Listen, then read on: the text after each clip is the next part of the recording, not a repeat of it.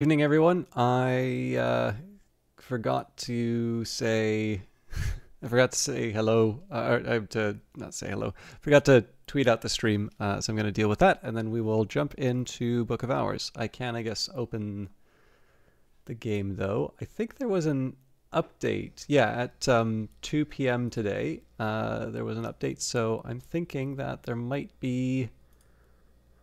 I also got an email. Ah, hell.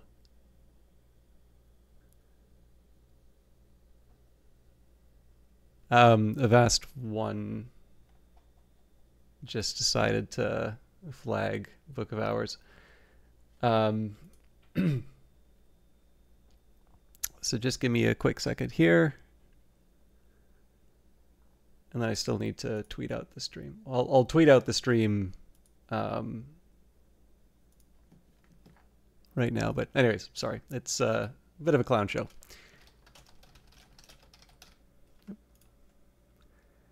Books are the memory which does not die, inscribed in 5 languages over the gate of Hush House. Go quietly. Book of Hours is not a punishing game unless you want it to be.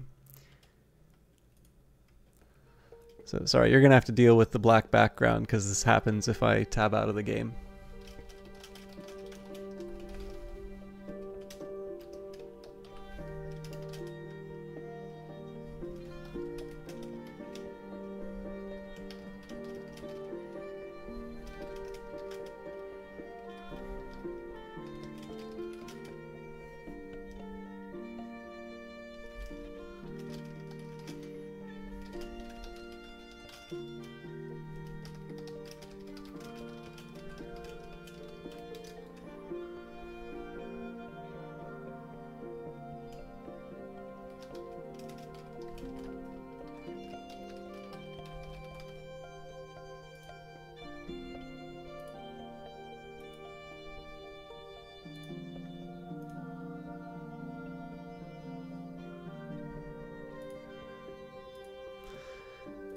Okay, so we've got the tweet out. Let's make sure I'm tagged up properly. And I know there's someone else currently streaming Book of Hours, so I know probably it's going to be the dedicated ones, but or for me who come by, but that is fine. It's good to have multiple people playing a game that we're all interested in. So we're back. Let's take a look and see what the news is. This special guest preview edition of Book of Hours. It's as close to the launch build as we can make it. 2023 8A1 reduced VRAM requirements, fixed a bug where loading from the game wasn't possible, only from the main menu, added a music player. Oh, that's nice. If you run into problems, mail us at support@weatherfactory.biz. Please send us your autosave.json and your player.log from your save directory. Ask over email if you can't find that. There are actually some instructions on the Weather Factory website as well. I think if you click on this feedback and bugs link, it will help out. So, as mentioned, as it says at the top here, special guest preview. This is a backstage pass to Hush House. A warm welcome to you, librarian. Take a breath and come on in. So, Weather Factory very kindly gave me one of these fancy press keys to cover their game, and as a result, they've completely captured my opinions of it. I will say that this game is wonderful, even if it's not. No, they've not asked me to say hello, Charles Olmsted. How you doing? You know, obviously I like I like Cultist Simulator, I like Book of Hours. I got to beta test it, and my opinion of the game has only become more positive. But it is good to disclose this stuff, so I am lucky enough to have the Perpetual Edition.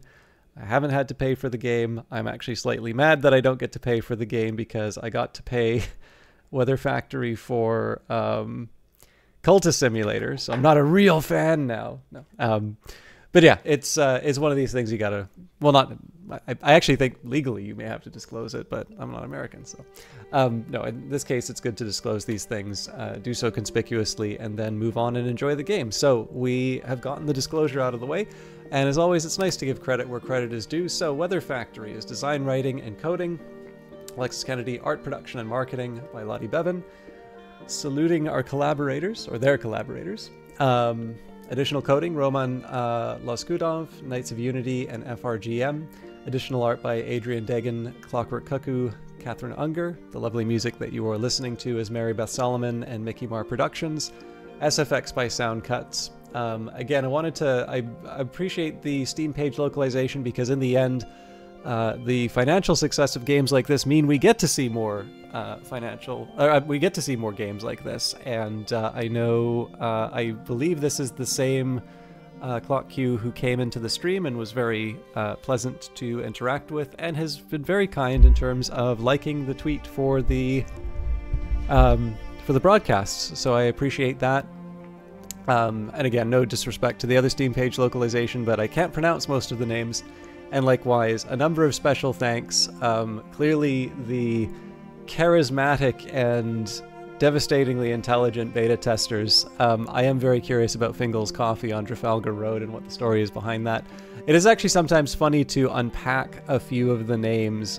For instance, I know who PK and Sonia are. And I do sometimes wonder if Matt is Matt Hosty from the previous one, but I don't know.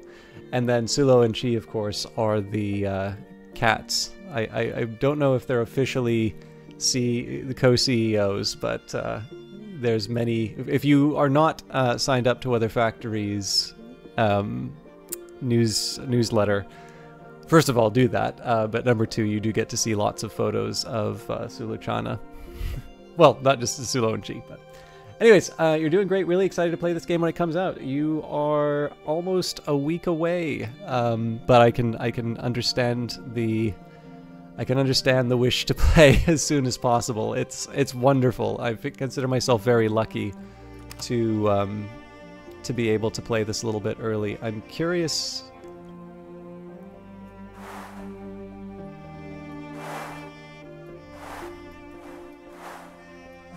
I'm wondering if I just, I'll put everything at 70% because that seems to have worked for everyone before.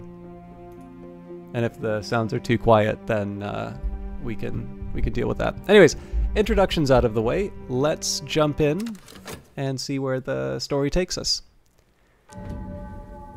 Welcome back, librarian. Everything is remembered. Hush House endures. Game loaded successfully. So I'm curious where this music player is.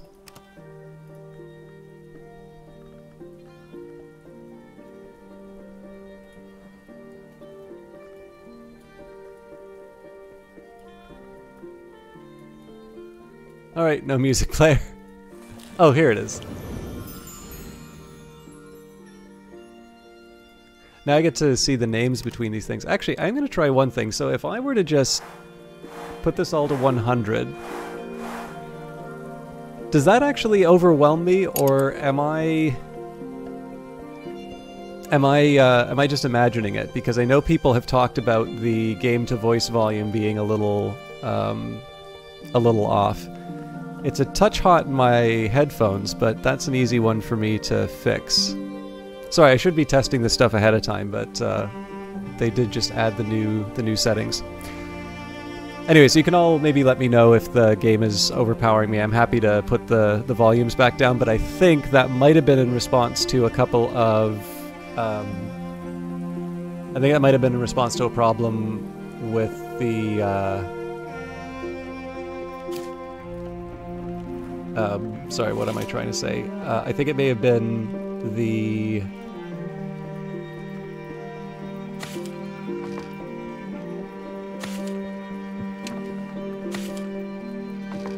There we go.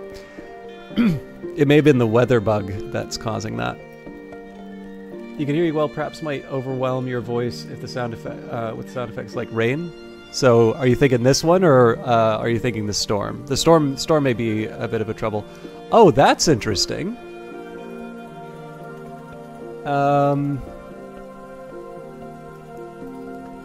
Sorry, I'm just gonna file this as a bug because I'm pretty sure that's not supposed to be this way. Sorry, I know I'm taking so long to get started today, but I was really late in submitting some of the bugs from before, so I want to,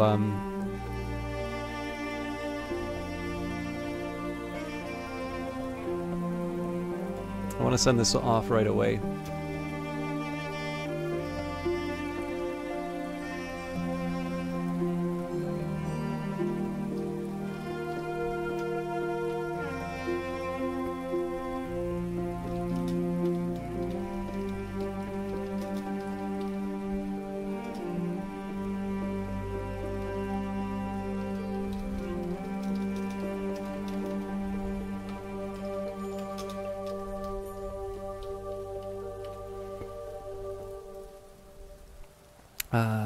Let me just think of the best way to do this. I can go to Settings, Browse Files.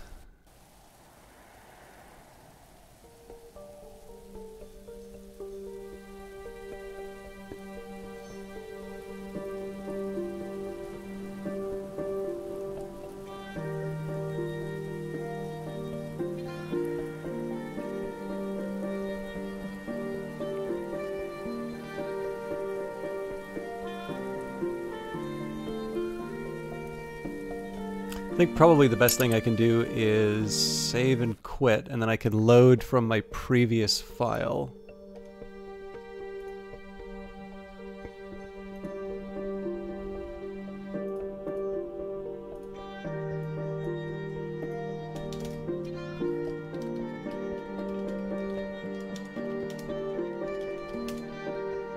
I won't take the time to write in every bug, but because I've got a screenshot for this one, I want to try and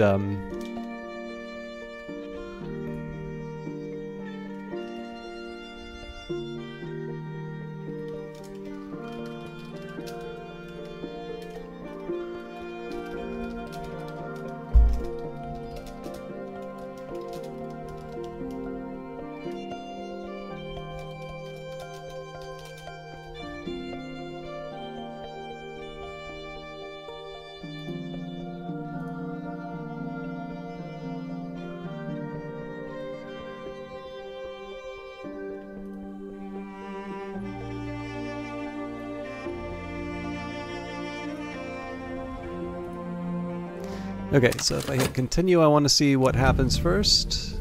Okay, so the keeper is still blocked up. So if we open the August 7th file... Okay, so that's consistent for all of them. Yeah, it's wonderful. I was actually going to mention the Perpetual Edition that I'm playing, and specifically as it relates to this music, so I'm sorry... I'm sorry I'm taking the time on the bug report here. I don't think this is going to affect our playthrough that much, and I might actually have a tool to be able to fix this.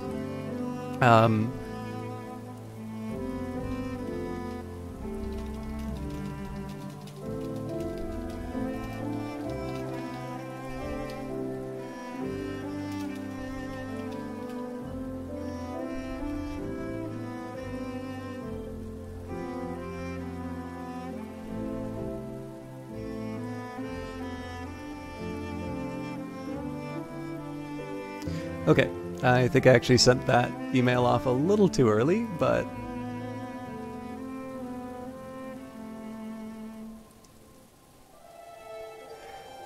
Alright, so I'm going to try one quick thing in the background here. Oop. Ah! Sorry, you're not supposed to see that.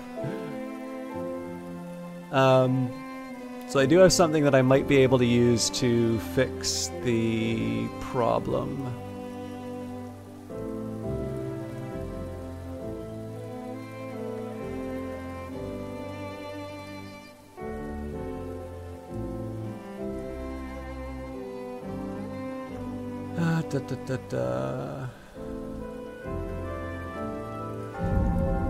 Oh, shucks.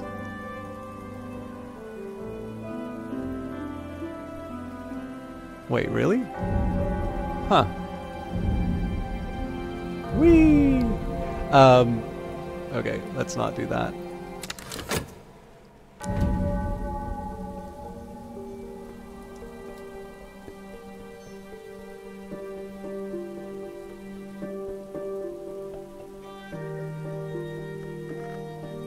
Okay, so as best as I can tell, we do not have access to the Keeper's Lodge now. There is a side of me that would be happy to try, I'd be happy to try this, like, on my own time, I can try playing the game again, and we'll see if we can maybe get this back. If it means I have to reset the run, I mean, so be it. I do have some options here where I could recreate the run up to this point. But I also don't think people mind seeing the introduction to the game again. So let's just move ahead and see where we're going. So Charles Olmsted, I really appreciate you hanging out for 15 minutes without gameplay to see the sights. The music is fantastic, and for those of you who are not familiar with this game, or perhaps with its predecessor, Cultist Simulator, Weather Factory does what are called perpetual editions. So if you buy the game in its first week, that gives you access to all of the expansions for the game for the life of the game. So this means that if you bought Cultist Simulator as part of the Kickstarter, or if you bought it when it was on sale for its first week, you would get the Dancer, the Ghoul, the Priest DLC, and of course the Exile wound up being an absolutely massive DLC. So in my opinion, it was a very, very good deal. Now, as far as Book of Hours is concerned, I believe Weather Factory is committed to doing DLC for the game no matter what.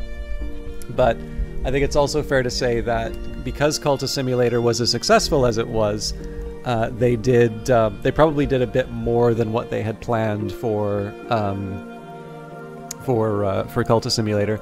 So again, it's a probabilistic statement. Obviously, it's a little bit like early access. You tend to want to buy the game as it currently is, you know. And if nice new things happen, that's great. I will mention Cultist Simulator has been getting updates since its release. I think something like 5 years of updates now.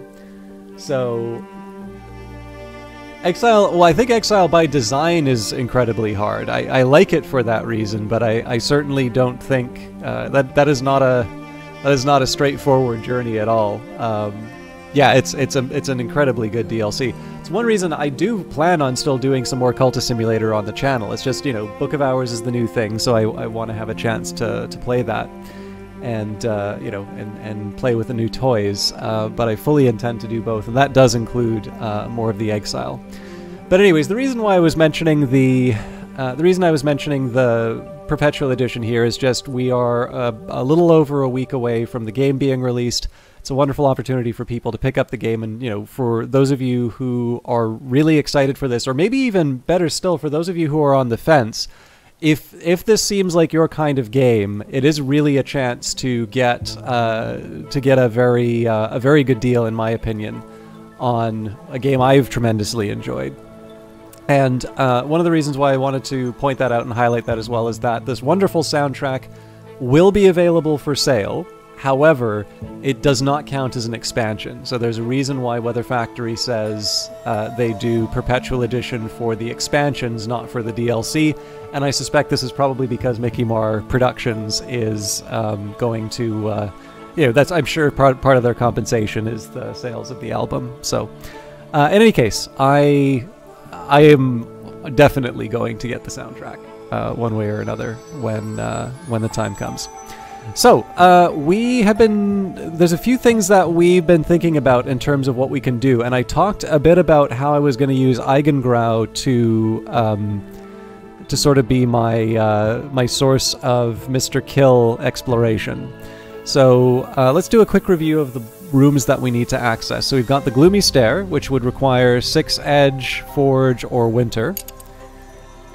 We have the Despoiled Laboratory, which again, 6 Forge or 6 Winter. The Icy Bedroom requires a 7th Winter, so that one's going to require a little bit of thought in terms of where I go with that next. The Dim Hall, 8 Edge or 8 Grail. The Rose Haunted Hall, 7 Grail or 7 Nectar. We've got the Wrecked Pantry, 7 Heart or 7 Nectar. And then the Ravaged Foundry, 6 Forge or 6 Scale. Oh, actually, I should maybe take some notes in terms of what I can actually get people up to in terms of their skills. I'll get my notes ready. So it's fair to say that as far as the winter aspect goes, we're still in good shape. And then once we exhaust that, excuse me. What I can do is I can apply.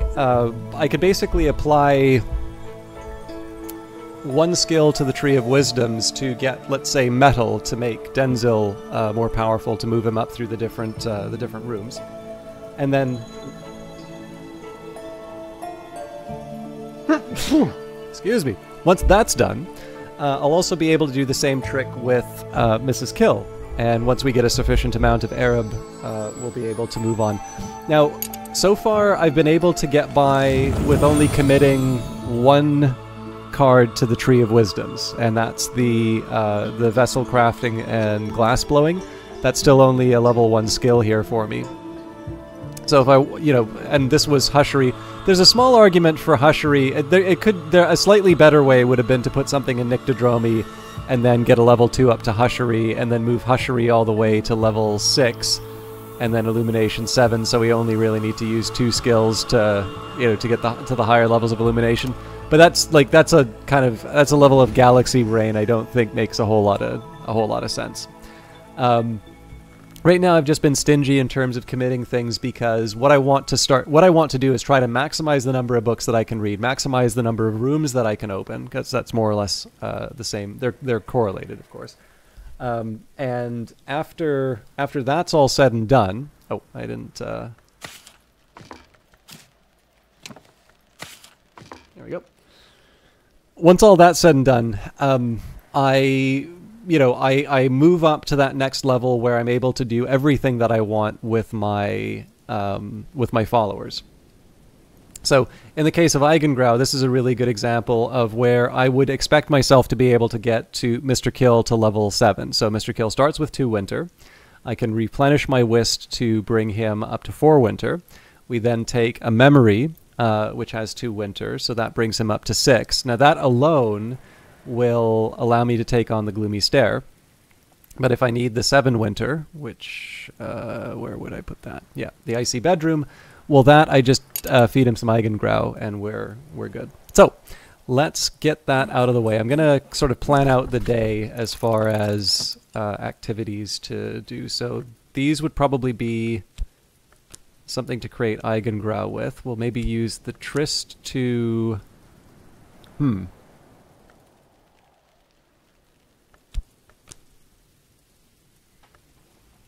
Well, I definitely would like to garden, so let's just decide what spring item I'd like to pick up. Cat's Claw or Trumpeter's Lily.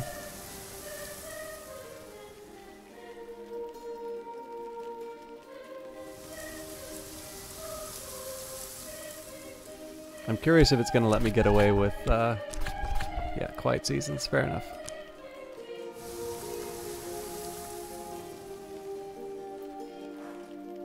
We can get another moth orchid.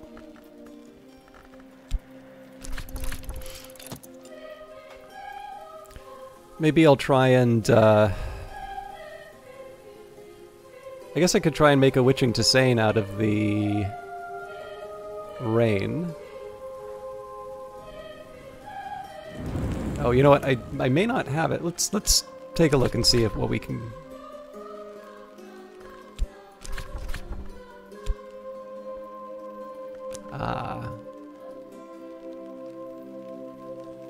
I wouldn't have needed to use my health for that.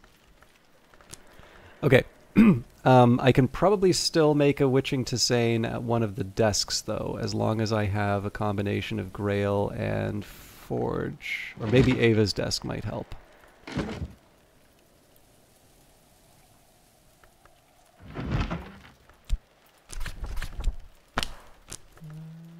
Tryst would work there, though.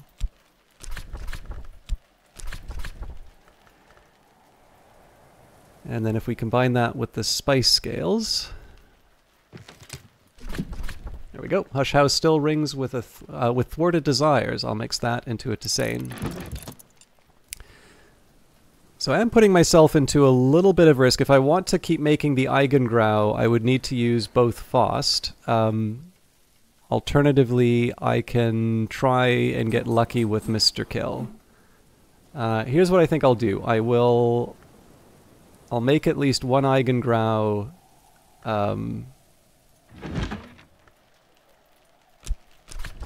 As it stands. I only need the one memory for Mr. Kill. Oh, actually, I've shut myself off from the pos... Oh, no, I haven't. I can still use the shaft to try and open the Book of the Centipede. Okay, I'm gonna leave the rest on it. I'm gonna leave the rest for now, because there's some other things that I need to do with Mr. Kill before we push ahead. But I think I've got a good idea about how the day is gonna go. Oh, time to go, eh? Forgot to pay him. Let's do it.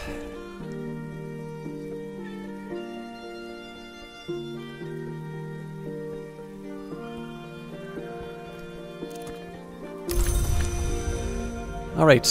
Coven Maker's Assistants, a tamer of trees, a worker of woods, a consigner of cadavers. He has also been known to try his hand very diffidently at poetry. So what we're going to do is we're going to start talking with Mr. Kill, and mostly this is just seeing what comes out. Now, while we do that, I would like to use the Motley Bed, and we're going to use that to restore our Whist. Now, it's very easy for me to make Eigengrau, so Eigengrau is basically going to be my throwaway elixir to get my abilities back. So, quick nap in a warm bed with something comforting to drink, while the winds chase the clouds and the clouds chase the sun. So, this is one of the reasons why I feel okay making Mr. Kill, like using Mr. Kill for conversation, because we can't actually get him to the level that we need until we live for 90 seconds. So in this case, we get basically 3 cracks at making an appropriate memory. Okay, so we've crafted the elixir. Also crafted the Witching Tisane. Not 100% sure where I'll put that. Maybe we'll put that in the servants' quarters for now. Nope, maybe that doesn't want to go on there. I don't mind hanging on to it. Is it possible to create wines and such? I forgot the one that is found in the groundskeeper's cottage. Oh, there's dandelion wine, which I had a little bit left in the bottle. But there is dandelion wine here, and I believe there's a wine cellar. I can't recall if it's here or a little bit lower. I don't know about creating wine, but it may also be that you can pick one of those up off of a, like when you explore the beach. Okay, there's an impulse. What we're really looking for are secret histories to give this a shot.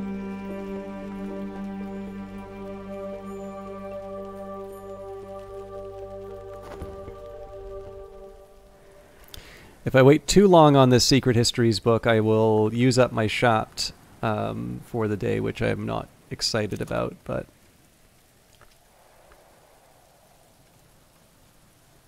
Something finished. That was probably the gardening.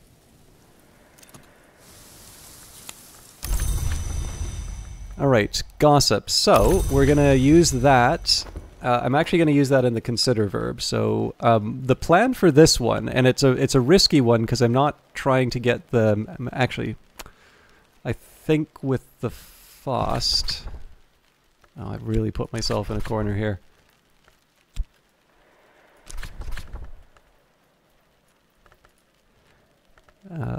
Where were we?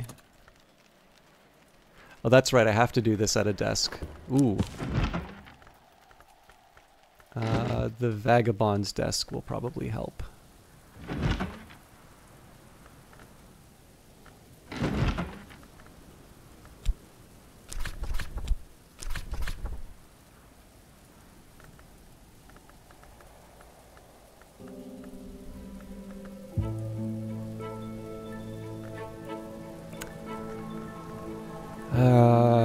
Preliminal meter.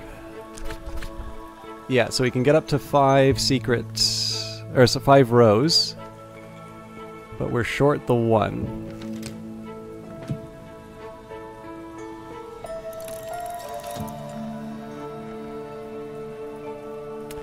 So I think what I'm going to do here, I'm going to chat with Mr. Kill. We should get 3 cracks at this. But that is going to leave me in a tight spot in terms of getting the room unlocked.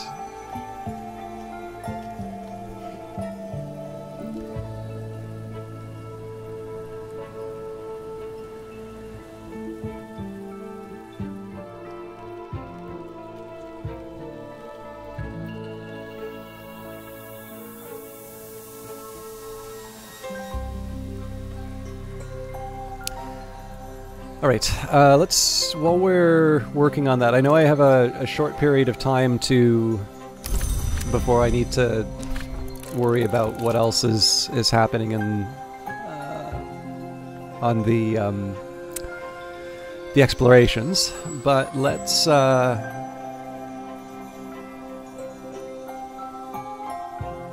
actually, at this point, I'm probably going to have to either commit myself to not getting the secret histories, or I probably need to crack and do it now.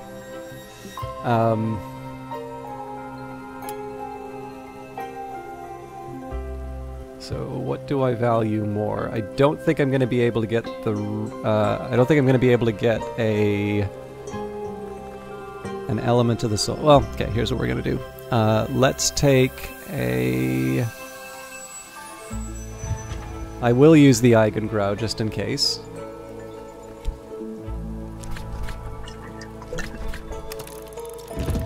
I'm going to go for the...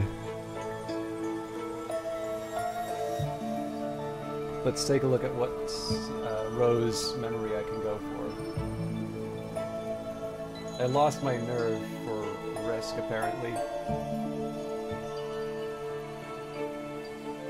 The Confounding Parable will help us with that. That's a 108 I can work with.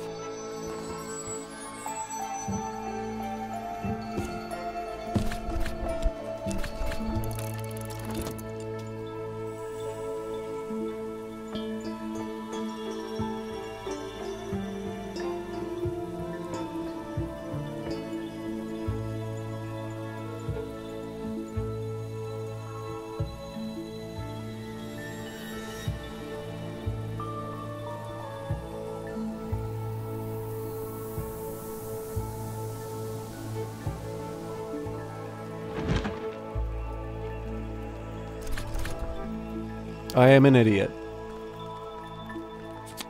So I made a secret threshold, which gives me 2 knock. I forgot to put the book that I wanted in, and so as a result I've just wasted a bunch of resources. I only have myself to blame, so...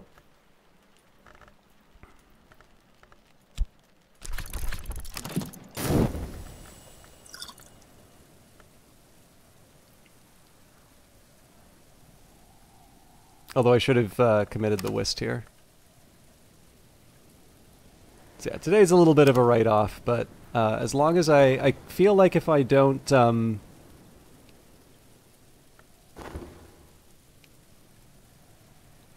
as long as I don't waste Mr. Kill, because that involves money, I should be...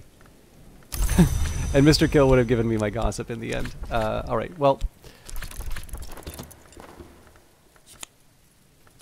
At this point, I'm sort of counting on using this restored Tryst to get the relevant winter. Ooh. That's cutting it kind of close, but we can read Keon at Abydos in a few seconds.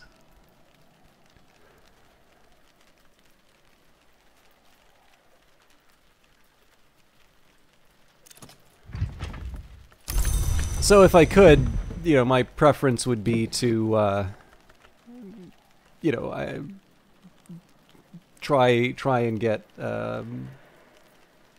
try and use the Trist to use this memory revelation to make a replacement Eigengrau or something like that, but I don't need to get too clever about it.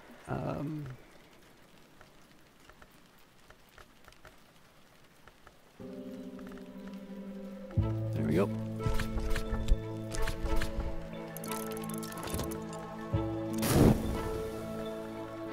My assistant and I will be prudent, so no harm in having another conversation. If we get the winter in 30 seconds, that's good news for me. What else can I do? In fact, I'm a little worried that this is going to take too long and that I'm not going to be able to get the... Hello, I'm Panzer. Have you seen me play... Have you seen me play Book of Hours before? Because if not, this is a really special game and completely different from Outlast. But it's a good one. I hope you like it. Okay, Stolen Secret again. Not the sort of thing I'll worry about. I think because we're so close to night, I'm just gonna let the let Keon at Abydos do its thing.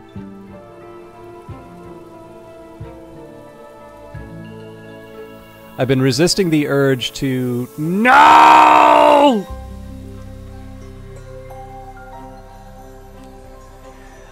This is about restoring an occult library. The shortest summary I can give you is you wash up on a beach. You were supposed to become the librarian of this occult library, Hush House, which has been abandoned for 7 years due to what is said to be a fire. And your ship is shipwrecked, so you actually wash up on the beach at St. Brendan's Cove with only a soggy book, the only possession that you grabbed from the wreckage. So you have your book, you have a couple of what we'll call the elements of the soul, so your health, and then a couple of these cards here. In this case, you've got Faust, Shapt, Trist, and Whist. Alright, let's see if we can have a better day tomorrow. This is definitely me taking my stupid pills. But yeah, it'll give me a chance to sort of introduce it. So, answering the question is like, what is the game about? I will have to say, please enjoy the 40+ hours that I'm going to play this game to learn what the game is about. This game is about a lot of things. And I actually have a really specific idea in terms of like, if you were to write an essay about this game. What is it about in terms of like the capital A? And there are a couple of things that are going to be happening over the next couple of weeks where I would like to try and share that with people who have the opportunity to buy the game. And it will be very clear why I'm holding back on it, and I think most of you will like this. But I wanted to, where I can, I wanted to... I'm not ready to announce this stuff yet, basically, and but I think most of you will be happy with what comes up. But the simplest thing that I can say is that you are restoring and exploring this ancient library, learning its histories, cataloging the books, taking care of visitors, while also sort of healing and repairing and learning more about yourself.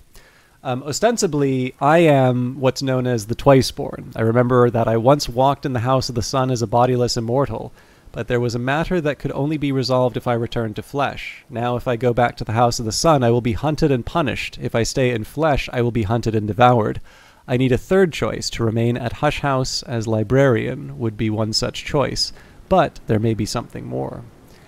So there's a number of different legacies in the game that you can sort of tell the story with, and you're not obligated to sort of follow the recommended path. So in this case, they recommend Illumination here.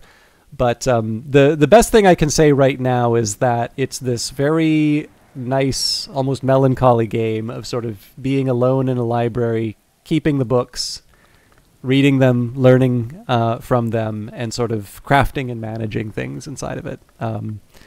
But it's usually the details of what's inside the books that make the game so exciting. So I am going to do some more gardening. So let's get the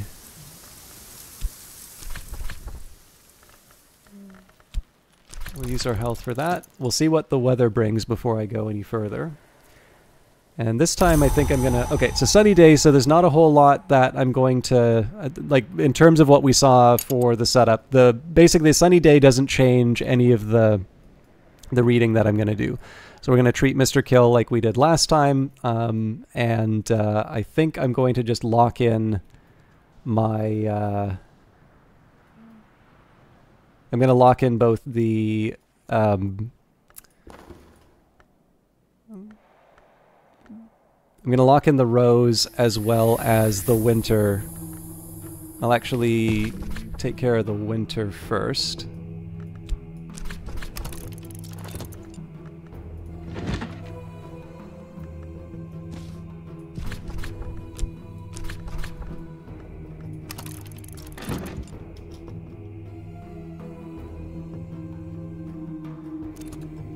Alright, we've got Mr. Kill.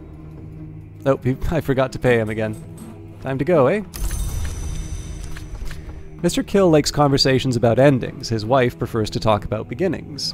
Schilling will buy his help for a day, so we'll give him a crown. That's 10 seconds. I'd say it's a pretty chill game. I haven't encountered something that will stop it, but it's not... There are curses and other challenges for us to deal with, so I'm not 100% sure if... you know, I may encounter something fairly nasty later on. I've not gotten to the end yet.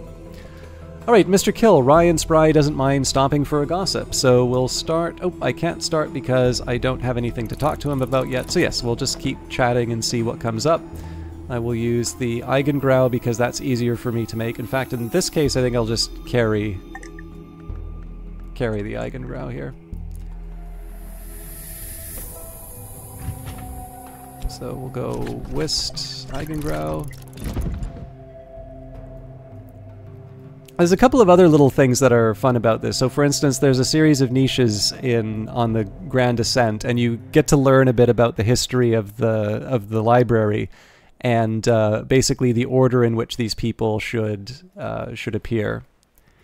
So I've been working on that. We have a lot of people. We have some suspicions in terms of who the various librarians are, for instance, but I want to try and lock these things in when I know for sure. Okay, Memory Storm. So good for Heart and Sky, but not relevant to what I'm doing right now.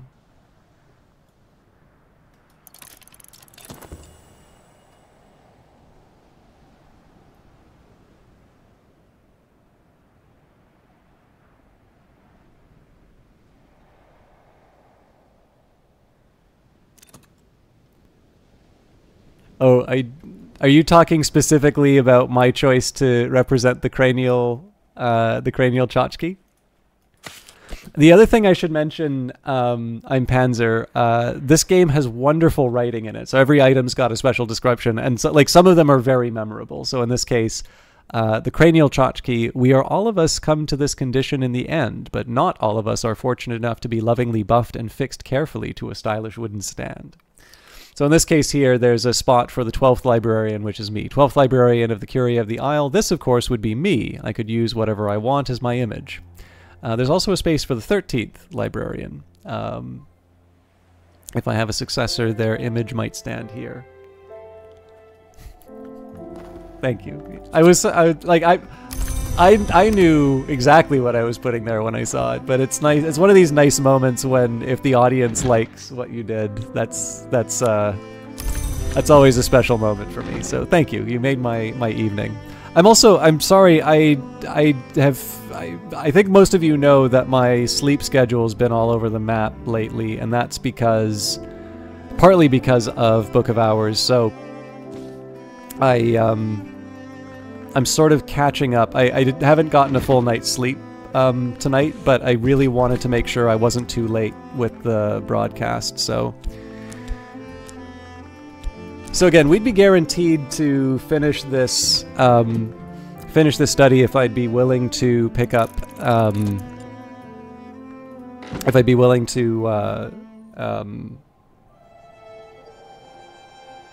If I'd be willing to get fat. But as it is, I'm still going to take my chances. We'll see if we can get an Eigengrau still. I don't need the sunny day or anything like that, but I can put it in if I'm so inclined. What I do want to see, though, is what... Oh, so Mr. Kill did wind up giving me my regret.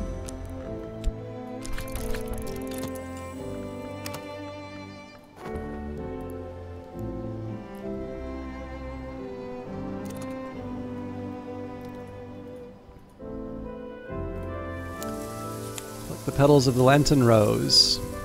Pretty, poisonous, no true rose. Alright, let's think about where I can put the flowers. Okay, deserved a little quiet time.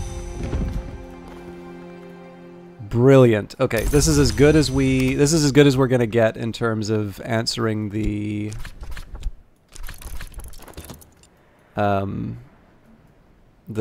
rose challenges. So we're not guaranteed, but we can give this a shot. Also, just a reminder, this is Letters from a Fugitive. Lars Westergren, explorer and murderer, spent 7 years escaping justice through his knowledge of byways and shortcuts in the bounds. Throughout that time, he wrote regularly to his daughter, possibly in part to taunt his pursuers.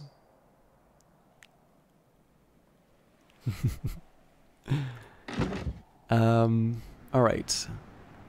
Where do I want to use my font? So I guess in this case, because there's nothing else that I need to get, we will use the Faust for Eigengrau, because I'm starting to get a bit low.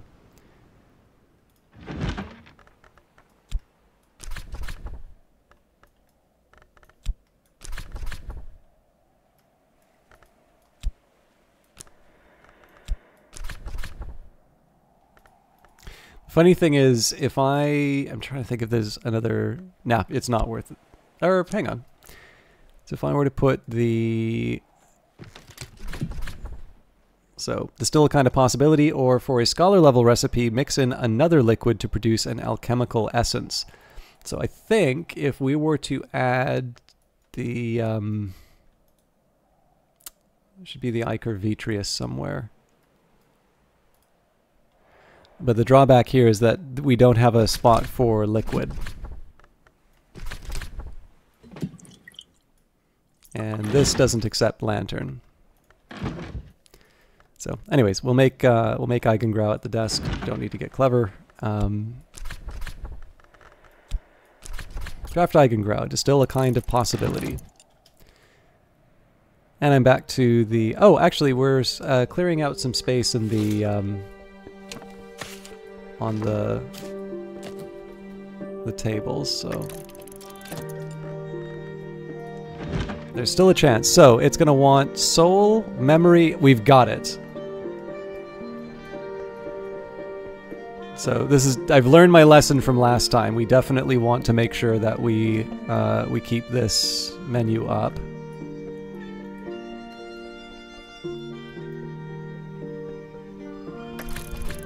Okay, so we don't use an element of the soul here.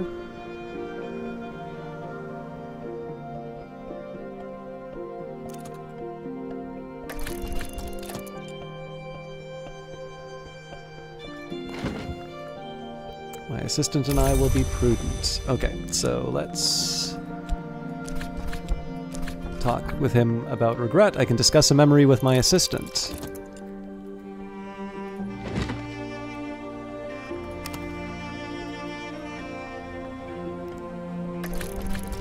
All right, here we go.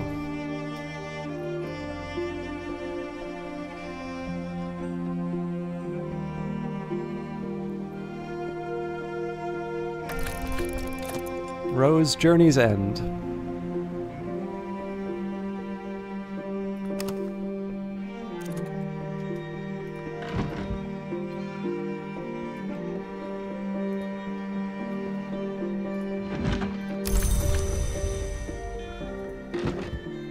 Now I gotta find a place for the moth orchid. I think we're full up here.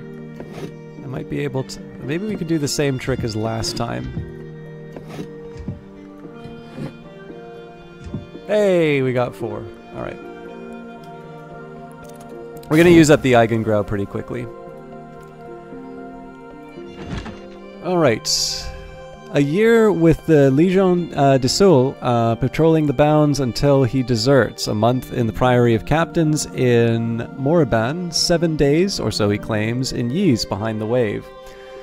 Cornered at last by his pursuers, Westergren writes that he will attempt the paths of the sun. He doesn't seem sanguine about his chances, and indeed this is his last letter. An editor's note adds that Westergren's whereabouts or end remain unknown, although he was supposedly sighted at the Christmas market in Vienna.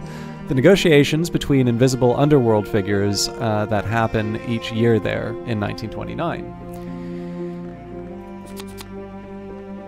And we get a confounding parable from that, so I'm going to take a quick minute to add that to my list, because I'm pretty sure I haven't read this book before.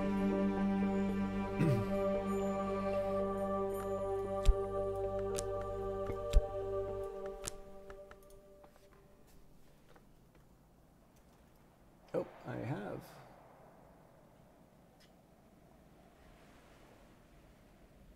But obviously that was in the beta when I didn't have all of the text. Okay, so we'll add this to our pile of knowledge. And we're going to do the same trick tomorrow with the Book of the Centipede. Now, it's Path and Pilgrim. So I'm going to want to make sure that I use... Like, in this case, it would have been ideal for me to have an element of the soul that I could... combine Confounding Parable and Path and Pilgrim with, but actually this will be a little harder too because it has to be rows or scales, so I'm going to need to use my health. But we should be able to get either tomorrow, even if it winds up being Numa. It just means that I'm going to use up more. I'm going to wind up using more elements of the soul.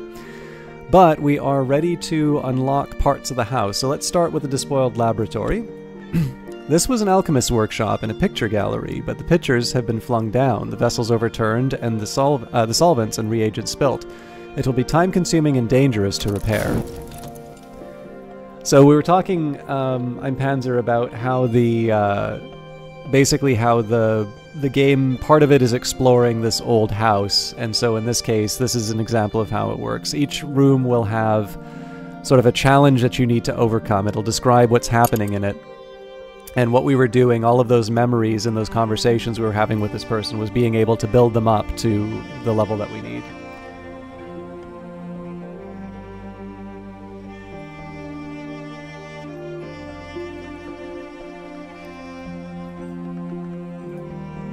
This one?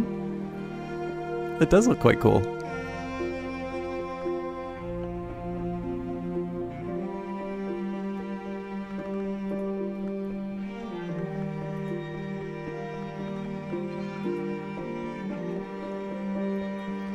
Sweeps the pillow clean. Thank you very much for the host. I'm sorry there's no alert for hosts, but they changed everything on us. So, Roy the Boy, thank you very much for coming along. Hello, everybody. I Sweeps the Pillow Clean very kindly stopped by yesterday. We got a chance to talk about the game. So I wanted to take a quick minute here. I know some people like to avoid spoilers and things like that, so what I'll let you know, I have gotten to the nave of the Abbey Church. We've got a handful of texts that we'll be reading, so I've got the Book of the Centipede, which I have a good chance of being able to do, and our stretch goals for autumn and winter will be the Queen's Turn, the Twin Serpent Tantra, and Musgrave sketches. And then, of course, we've got 2 books that we are going to catalog here. So this would be consistent with probably the second patch, the baronial patch, or sorry, baronial beta. I think this would be about the distance here. So nothing in my channel that people haven't seen yet, but I do know that Sweeps the Pillow Clean has been working quite well on Book of Hours and wants to avoid some spoilers as well. So I just wanted to let people know where we are in terms of the game. There's nothing here that I don't think would be too much of a spoiler, given that the entire image of Hush House is part of the marketing material for the game. But I do appreciate you all coming along and showing that support. I know you usually sign up for one broadcaster, and then if they host someone else, that may not be your style, but I do hope you stick around. I have been a very long time player of Cultist Simulator, and I was a beta tester of Book of Hours, and of course now one of the streamers of Book of Hours. And we are basically going to be sticking with this game until release, and then of course after release, although I might maybe split it up with some of the other games as well. But yes, thank you very much for the host, Sweeps the Pillow Clean. I hope you had a wonderful broadcast. If you don't stop by again, I hope to get a chance to see where you're at. I'm also looking to avoid spoilers, but again, I know your hours are a bit different from mine, which makes it harder for me to see yours. But again, thank you for that. And obviously for those of you who are looking for more Book of Hours content, Sweeps the Pillow Clean is a broadcaster who does that. We've got a few other people here. So, Birdman850, how are you doing? I hope your vacation went well. I know we were chatting on Discord a little while ago. So yeah, this is the full version of Book of Hours. I'm not quite sure what's going on with the Keeper's Lodge here. So, we've got it's boarded up apparently, and that seems to be a result of the current patch. But there've been a couple of like minor glitches for the streamer versions, but it's, the nice thing to do is just report what the problem is and then move on. Yeah, okay, I'm glad I'm not the only one. So I'm sure it's a little bit like the Tree of Wisdom's not popping up. I suspect that there's yeah, I think the only thing I've really been able to report have been the typos. So this is one of the things I always feel bad as a beta tester, because I sort of feel like all of the bugs I find after people have already reported them. But you report them anyway, right? Because you want to help as best as possible, and it doesn't matter who gets the credit. It matters that the stuff gets solved. Now, I didn't notice the other Curia books here, so that's actually quite a few that we need to catalog. That's not going to be a problem. I have a few things that I want to get through, but definitely cataloging is high on the list, because it'll help me hopefully be able to take advantage of some of these weather cards that I haven't been taking much advantage of. But here's what we're going to do. We'll unpause and we'll explore the Flood Gallery. Thirza Blake, 7th librarian of the house, extended this space, decorating it with semi-precious materials and filling it with the finest art Hush House's money could buy. Of course, after her enthusiasm brought the house to the brink of penury, much of it had to be sold off. So this is a Curia period room. Here we've got Ava DeWolf. This is the crystal called Scolecite, the wormstone polished to chill smoothness, and that is a winter statue for us. So fortunately, we've got a spot for the Baroness. We'll add her right away.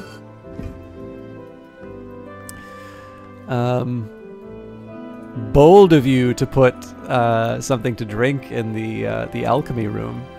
There's so much for us to look at here. So let's start with the paintings. So we've got the Foundlings. A pair of human eyes peer from darkness and a tangle of roots. A sacrifice. A silent crowd watches a robed priest drown a struggling victim in a bowl of rainbowed oil. Leaves in the Wind. A soothing but undistinguished work in oils. Someone evidently was good at trees and wanted you to know it. The Boy Prays. There's no sign of a boy in this distorted, menacing image, and no one seems to be praying. Lord Monday. A well-dressed, middle-aged gentleman with receding hair and a clear expression of astonished delight. As Above, So Below, a framed page of illustrated vellum. Up close, the colors dazzle and puzzle. Does anybody, out of curiosity, know where As Above, So Below comes from? I think this has a specific origin in a very old work, but I'm curious if this is a widely known thing or not. Dr. Serena Blackwood, no one is in the picture, only an empty garden. Alchemy is to be best performed slightly inebriated. Precise measurements and steady hands are mere suggestions. Glory's Gift. A human figure is silhouetted against a blazing sun. Departure. Here Valentine has painted gulls migrating across a darkening sea. We know that we're going to be talking with Mr. Kill again. All right, so another sunny day. So one of the things I want to prioritize is... One of the things I want to prioritize today is cataloging. So we may not be making as much Eigengrau as before, but that's fine. I'm investing in my ability to read future text. I also can't do gardening because I need to use the health, but again, not a problem there.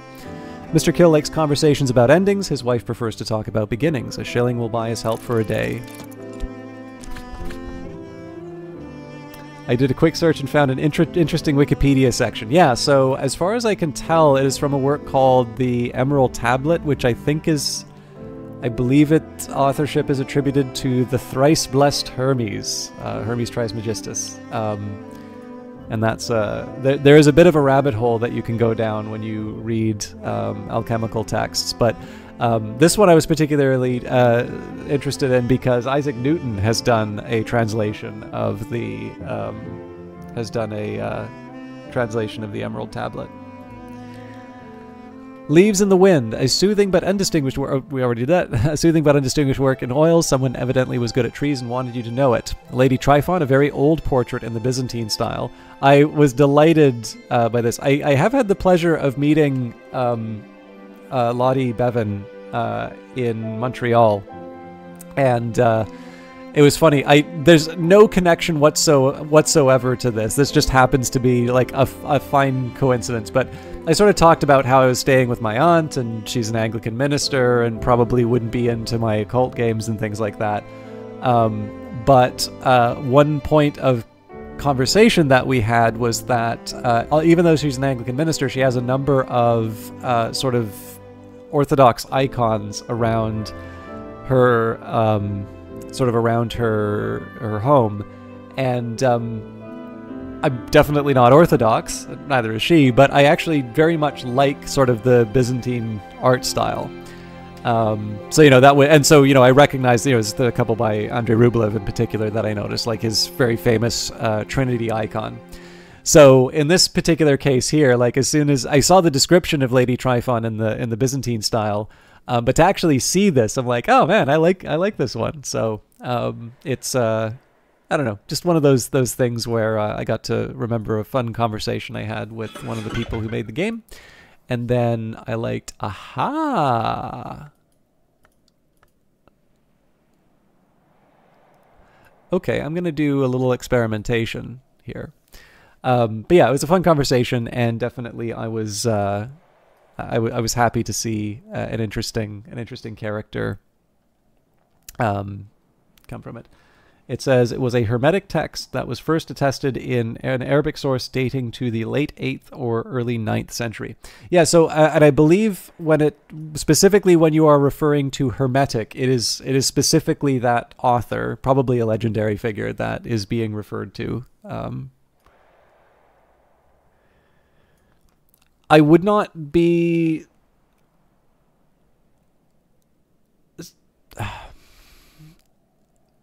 Okay, I'm starting to get into some of the stuff that I will be talking about later.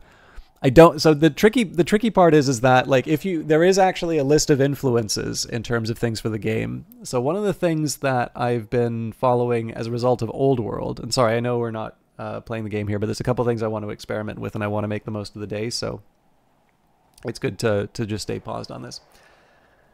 As a result of Old World, I have been... I've been reading a bit more of the Neoplatonists, so Plotinus, Porphyry. I'm 99% sure there is a reference to Porphyry in this game. I know there was a reference to Porphyry earlier in some of the Cultus Simulator material. And then another two interesting figures would be Iamblichus and Proclus, and they would refer to the idea of sort of theurgy.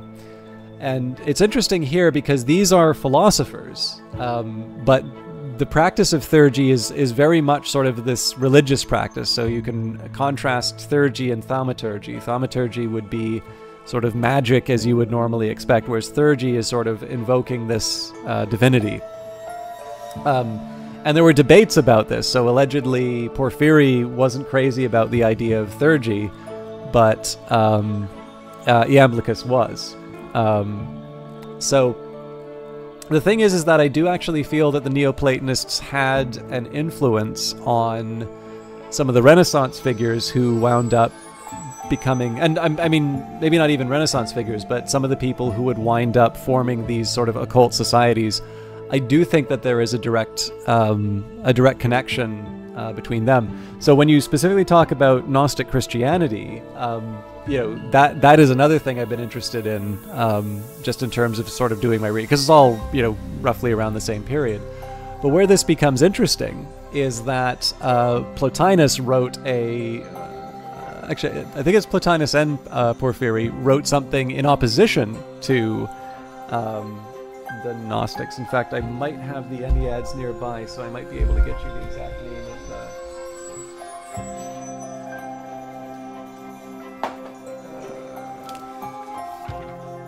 It's like an old... This book that I have here predates ISBN numbers. Here we go. Against the... This is the 9th of the second Ennead. Ennead means 9, so they're collections of sort of 9 essays each. So Plotinus wrote in the second Ennead, the 9th one, against the Gnostics, or against those that affirm the creator of the cosmos and the cosmos itself to be evil.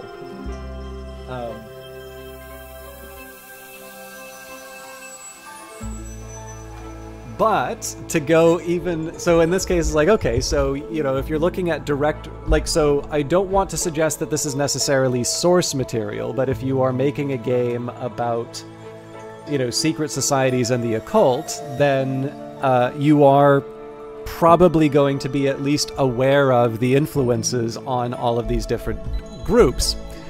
But the thing is that this game also has Deep Mandiac, and the Mandians are considered to be sort of the last surviving Gnostic sect. Now, they're not necessarily Gnostic Christians. I think for them, sort of the big significant figure is John the Baptist. But, you know, in this case, this idea of this Gnostic tradition that continues to the present day, it's... you know, obviously there is something connected to what you're talking about in terms of language. Now, again, Deep Mandiac is not Mandiac, but, you know, I think it's fair to say that the connections are not necessarily there, and are not necessarily, like, the connections you're drawing they're not just coming out of thin air. And then, of course, the other thing is that these things do tend to, like, there's a lot of sort of sympathy in terms of even if you have these authors sort of arguing with each other, I think there are people who do sort of find a harmony or a synthesis in terms of these different ideas. So, you know, just because Plotinus wasn't fond of Gnostics doesn't mean that people who would be more sympathetic to a Gnostic way of looking at the world, or people who find that type of thinking interesting, it doesn't, just because he didn't like it, doesn't necessarily mean that there isn't a parallel to be drawn between those ideas. So, because there is a very strong similarity to it, and it's really like once you start going into the very narrow specifics, when you actually start seeing the differences. So, interesting. Yeah, I think I actually have the book that National Geographic came out, or no, it wasn't the book of. Might have been, was the Book of Judas or Thomas? Anyways, yeah, it's again, it's really interesting. The whole idea of like what writings wound up, you know, becoming the Bible, right? What are the writings that were the most significant, and why were they chosen over some of the other alternatives is a really interesting topic on its own. So. And again, there's people who are far more educated on these things that can talk about it than I can. But it is just kind of fun here, where there is a set of reading that I did more from a historical perspective. But once I started going down the rabbit hole, I sort of appreciated that there was a closer connection than I had appreciated with. There's a closer connection than I had appreciated when it came to.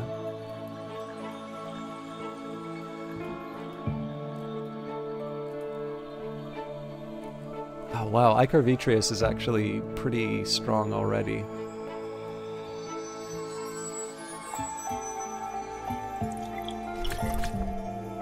Okay, interesting.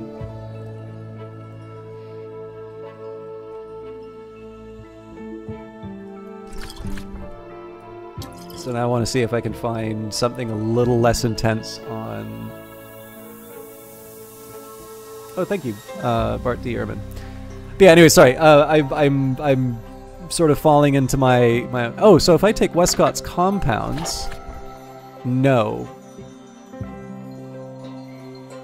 Oh, makes it another liquid. Okay, right. So a material is not the same as a liquid, but Thyrsus cordial. No, Thyrsus cordial doesn't have lantern. So what I'm looking for right now is just a lantern liquid that's not the Ichor Vitreous.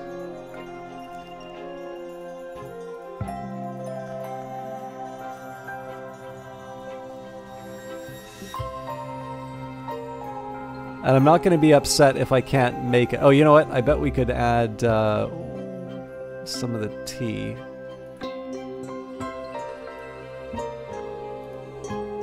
Yeah, I would not use that ink.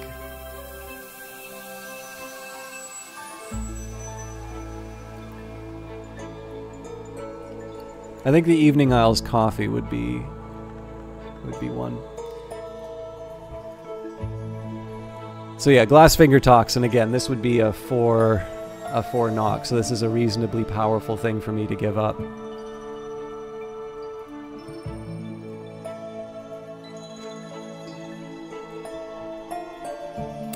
Chthonic Zoe says, all of what you were talking about is very new to me, but very interesting. Do you have any recommendations on further reading or resources? I realize I'm putting you on the spot like that. No, it's a very good question. And I feel like I owe you a better answer than I'm going to be able to give you, because the thing is that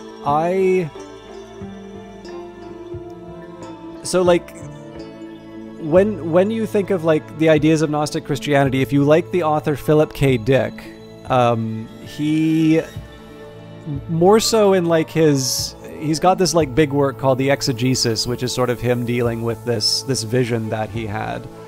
But even then, you'll still see some of these ideas kind of come up in his works.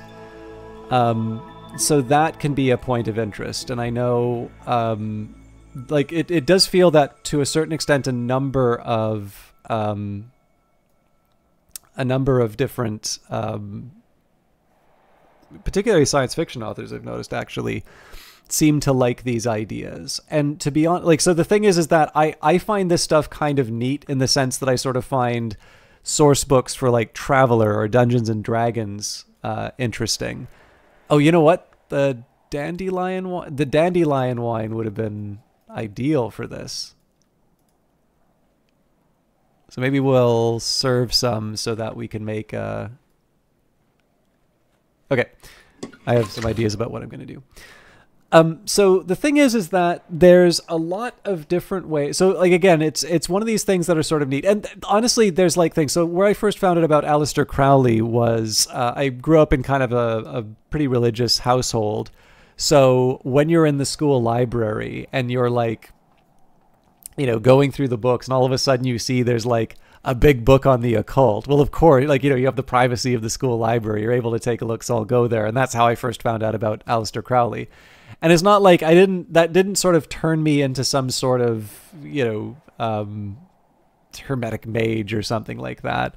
But it does make for sort of like fun reading in some cases. And the other thing is that there can be really interesting connections. So when you think about people like Isaac Newton, you know, Isaac Newton was an incredibly gifted mathematician. He was somebody who also, you know, he's a physicist. He, you know, changed the way that we look at the world in terms of, you know, in terms of his writings like Principia. But he was an alchemist, and he did not necessarily see like, to us, we sort of come up with this division between what someone like him was doing in terms of what we will now consider science, and then the alchemy stuff, which maybe we don't necessarily consider to be a productive use of his time. But for someone like him, I don't think he made that distinction. I think he probably thought that his work as an alchemist was as important as, you know, any of the other stuff he was doing. He also, you know, I don't know if it was a commentary, but I know he was sort of ransacking the Book of Revelation to try and find, you know, the date that the world would end.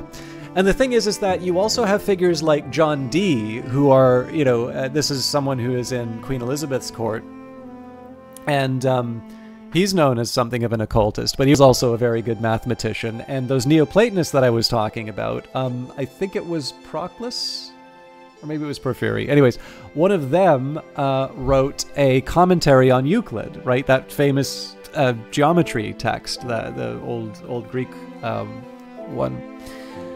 So the idea of these mystic practices and mathematics, like I like math, so these sorts of things become interesting just because these people seem to be treating mathematics as a lot more cool and full of world building than what people normally associate with it now.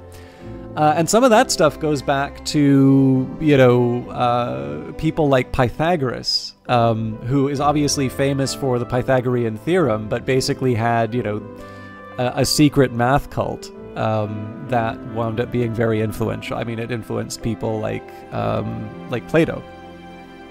So, but this is the thing, like where I know a lot of this stuff is not from a focused study. A lot of it just winds up being these bits and pieces that I sort of pick up as I go through life. Like my interest in Neoplatonism came because I am interested in classics, and I took a couple of courses on classics, and my prof was actually quite good in the sense that he didn't just end Neoplatonism with Plotinus, who would kind of be considered the founder, if not another person named Ammonius Saccas, but he actually talked about sort of the last significant ones, which would be Iamblichus and Proclus, even though this is where we start sort of the lines get very fuzzy between philosophy and religion.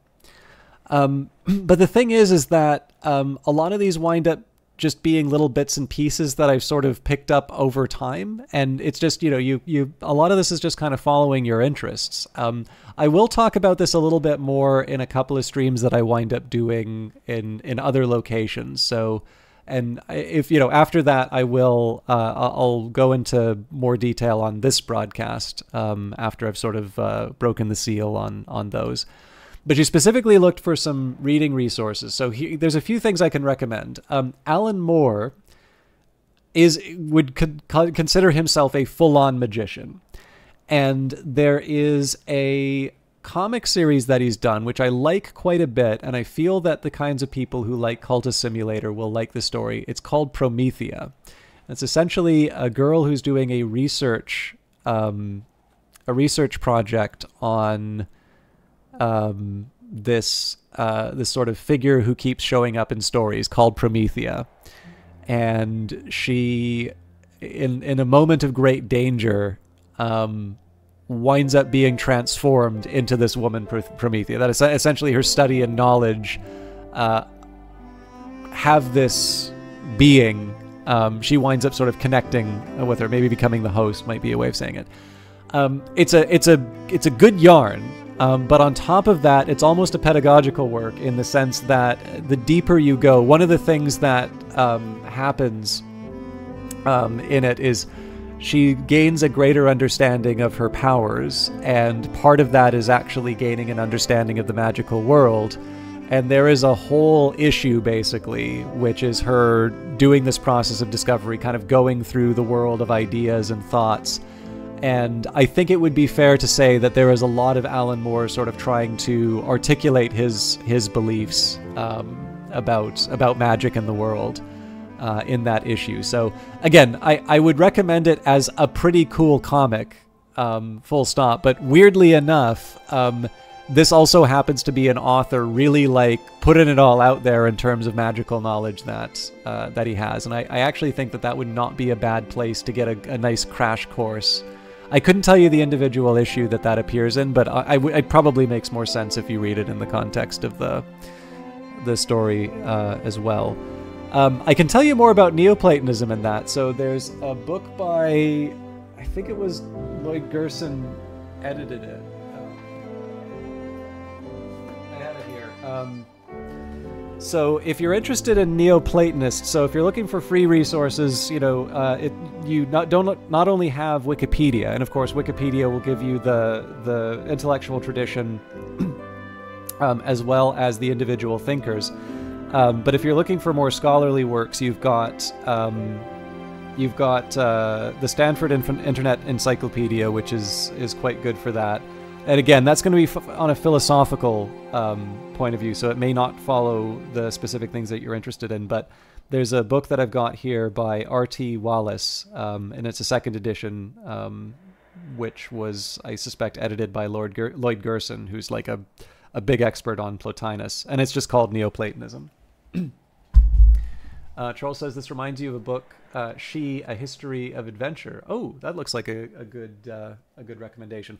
For those of you who aren't interested in this stuff, by the way, I am getting near the end. I know I've been going on about this for a while.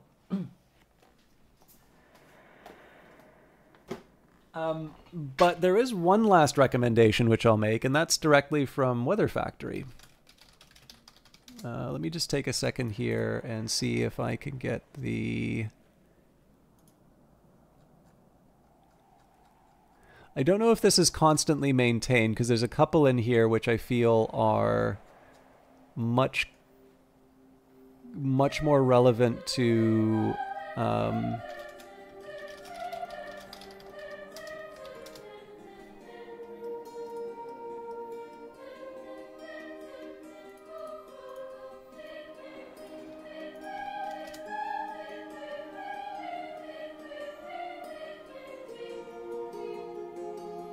There we go.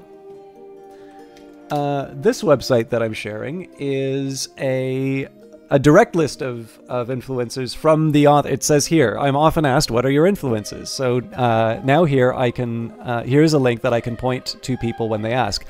Now, it's not going to be everything that we just talked about here, right? It's not going to be all...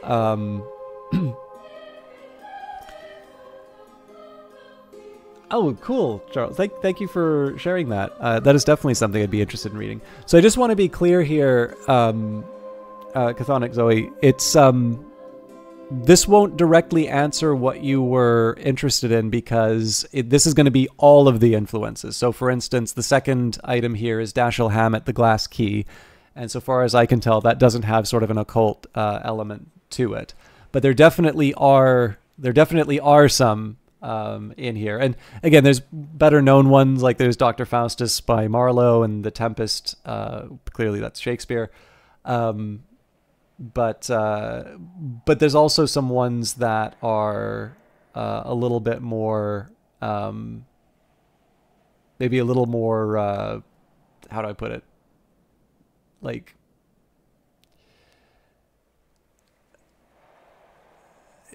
they're like, they're harder to... They're ones you probably wouldn't have just found through your own knowledge. So again, it's an imperfect answer. It's the best that I can do. The only other one I would say would be if you look up some of the old occult societies. So Hermetic Order of the Golden Dawn, or the Rosicrucians, and I think the Rosicrucians are mentioned in Cultist Simulator. But what you can usually do, like, that'll put you on another Wikipedia rabbit hole, and what you'll find is that stuff sort of winds up linking into all of those other things that I referenced there. So, like I said, the reason why I wanted to start by talking about how I have these bits and pieces is just to sort of say is that, first of all, this is going to account for the imperfections in terms of what I talked about. But second of all, thank you very much for the follow. I also kind of wanted to stress that, like, if you were interested in what I said, where the parts that might have been interesting to you are actually the product of doing exactly what's recommended here, which is, like, here's a few threads, pull on them as far as you find them interesting, and then, you know, you don't need to go any further than that. And that's kind of where I wanted to leave that off. Plus, I mean, again, it's a little bit playing this game, right? You're reading different texts and you're sort of seeing them all reference each other and trying to get a bit of an understanding. So if you want to LARP Cultist Simulator and Book of Hours, then that's not a bad way to go about it. Okay, and I appreciate the patience for people who didn't find that stuff interesting. But the thing is that it's like being able to sort of follow some of those interests is a real way that you can enhance your own enjoyment of the game. So hopefully for those of you who saw something that spoke to you in there, I do recommend that you follow it. So we wanted to get Mr. Kill to a level that he's going to be able to do work for us. I'm going to use the health to get Path and Pilgrim. So,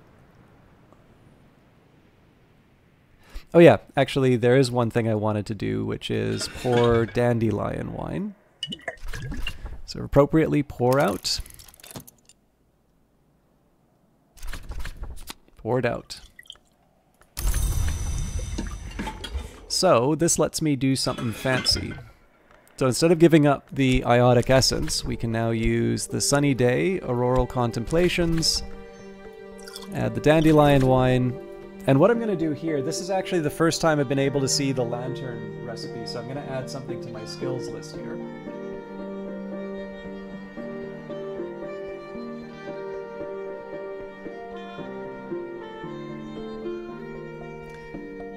So...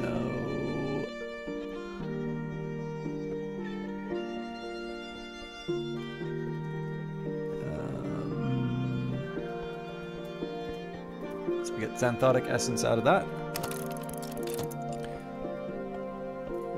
And that is... 2, 4... So the only thing is this isn't drinkable, so I don't want to use up all my Dandelion Wine that way, but... I did want to at least register that.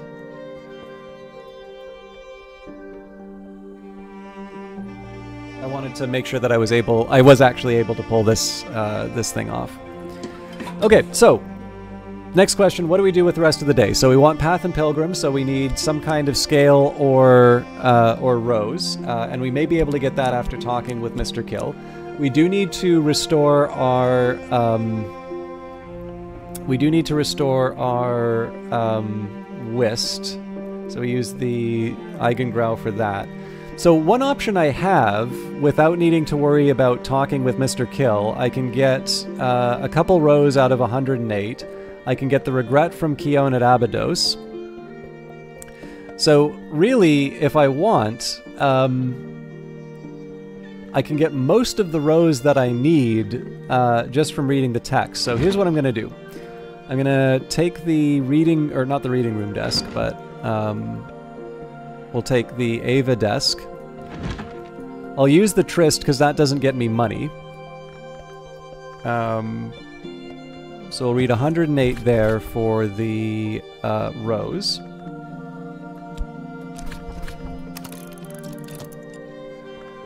Path and Pilgrim is only at level 1, so we don't need too much for that. I will read Keon at Abydos with Shapt, so we'll use the Ambrose desk for that because that accepts Forge. I think it accepts Forge and Knock, actually. Yeah. So this is to get Mr. Kill his extra winter aspect. And what I'm gonna do... Oh yeah, actually this is... I'm a little short on Elements of the Soul. I'm going to see if after a number of conversations I'm able... Actually, you know what? I don't need to risk it. I'd like to do the secret histories, or the rows, but maybe just using one... using one Foss... Like one Element of the Soul is risking a little bit more. So, when I get the Auroral Contemplations back, we'll just make a replacement Eigengrau. Yeah, I love the light. Like, Cultist Simulator is great. I am a huge fan of it. I really don't know what I was expecting for Book of Hours, but this game is well beyond anything that I was expecting. Like I'm really impressed by what they've done. Just the overall size is really impressive to me. But just also the depth in terms of like what you're going through. And again, what this game kind of seems to be about, how it's good at sort of creating these feelings. Like it is a game that I just enjoy spending a lot of time in. And it's why I know I already have a tendency to sort of like talk a whole lot during the streams, but like in this particular case, like sometimes like Hush House, contrary to its name, I sort of feel is the sort of place that I can kind of enjoy a conversation with some of you with. Okay, we're actually already ready to bring up the Path and Pilgrim, so we'll use the consider verb for that.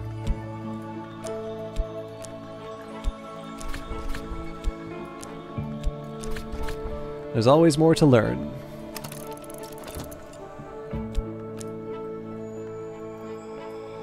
So if we wind up with a couple more Rose, I may actually use this Faust for something different. So like if we maybe get a gossip from Mr. Kill, I might be willing to risk the Secret Histories book.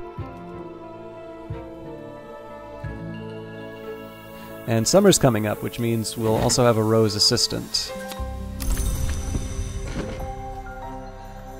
So this regret is for Mr. Kill. We should figure out what room he's going to, so probably the Gloomy Stair, but let's not rule out possibilities. So this gives me 3 rows and 3... Oh, actually, as long as I get... So this is a pretty big deal for us, because now that we've got 3 rows to work with instead of 2, I'm basically guaranteed the Book of the Centipede, even if I don't have Fett.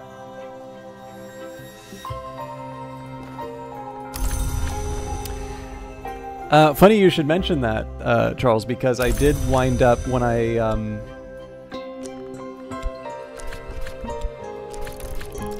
it was I think a day before the beta, or not the beta, the day before the streamer keys went out, I actually specifically thought to myself during a big rainstorm, it's like, I really wish I had Book of Hours today. So you're absolutely right on that. Where were we? Something clicked.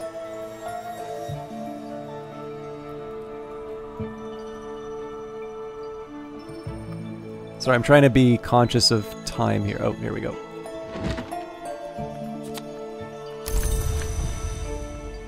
So, now that we've got this confounding parable, this isn't wasted, it turns out. We didn't get to catalog any books, but we've got something better now. We can take the Book of the Centipede. In the mid-1860s, when Madame Yi presented an entertainment based, she claimed, on this book. So we'll add our Faust. Now again, the Faust is just because it wants an element of the soul. So we add a memory. Oh, actually, I don't think I can do that. I usually get trapped by this. This is only 5, so I have to do this at a desk, and I might have... Yeah, we can't take Lantern... we can't take Faust and the Vagabond desk. So the question is, if I do so the problem is if I put the Shapt in now after restoring it, I don't think I'm going to have it back for the next day. So with that in mind...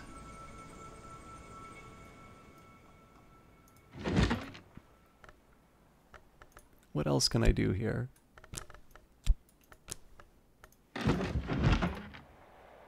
Weirdly enough, this would actually accept the Path and Pilgrim. Oh, but it wouldn't... well... Oh, hang on. The white desk does do the trick.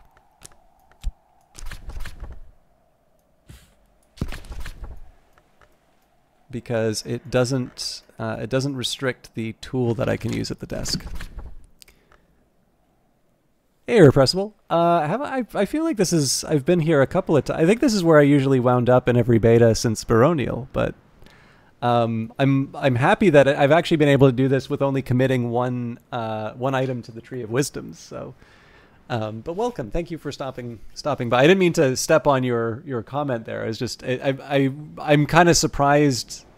I'm surprised to hear that, just because I sort of feel like I've been talking a lot and haven't been making as much progress. But anyways, so we got the Book of the Centipede. So until we catalog these books, these are all kind of targets of opportunity book-wise, which is, again, I'm happy to be in that state. Here's the Xanthotic Essence, so I got to find a place to put it. I guess we'll put this on the top shelf here.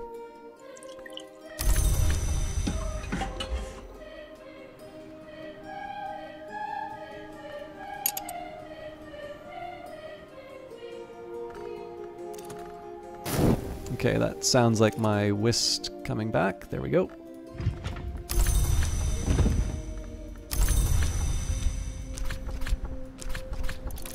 We'll watch for what lies ahead. Oh, thank you. Yeah, I mean, it's, I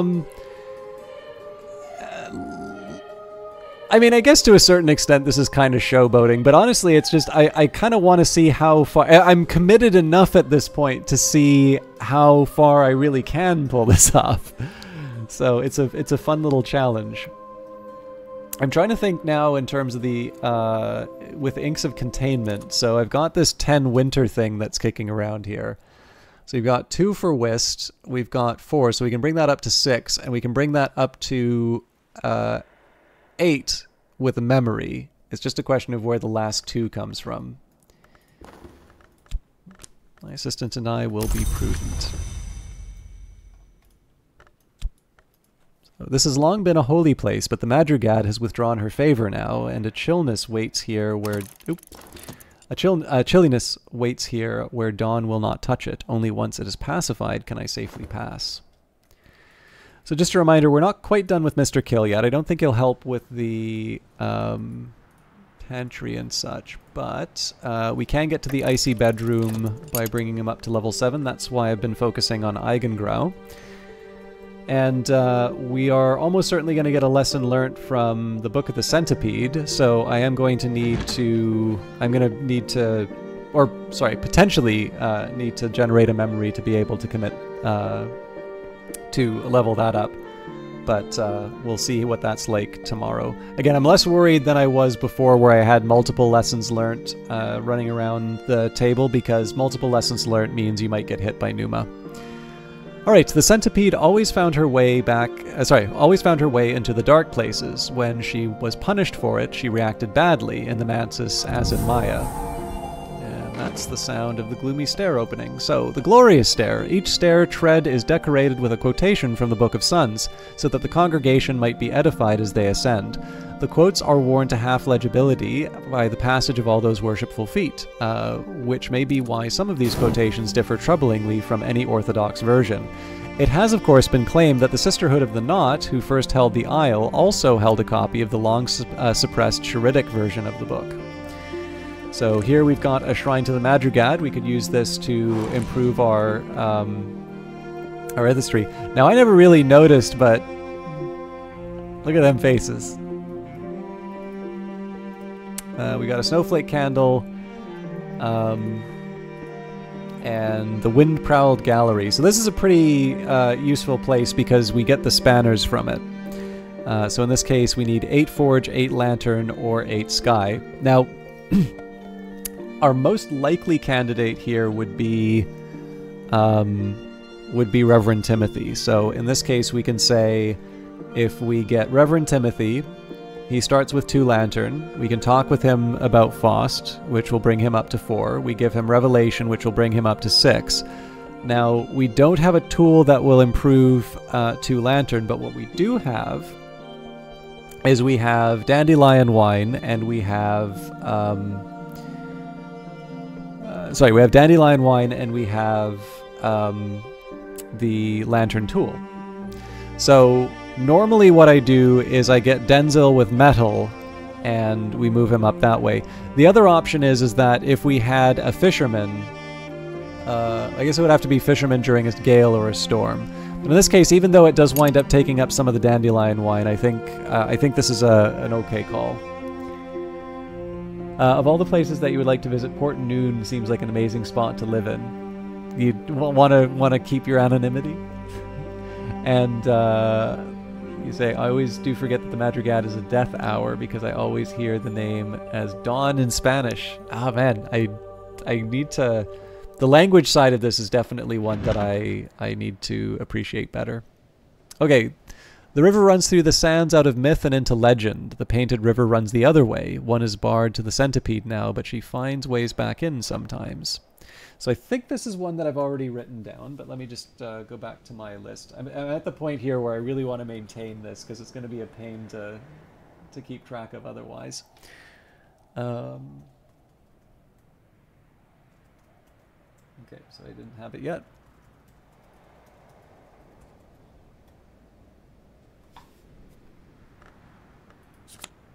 And that's intuition. And the lesson learnt, sand stories, so I don't believe we have that yet. We'll add that to the stack in the library.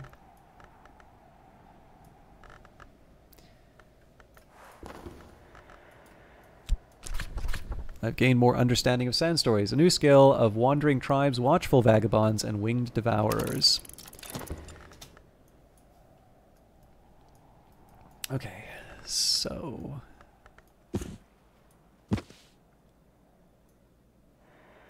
let's think about... okay, so we have a bit of a plan for Reverend Timothy. As far as Mr. Kill is concerned, I guess it's just the icy bedroom. There is a side of me that would kind of like to focus on the Windprowl Gallery, but the thing is that I know I'm going to need to use Denzel no matter what on this higher level. So maybe we'll just cool it for a bit there.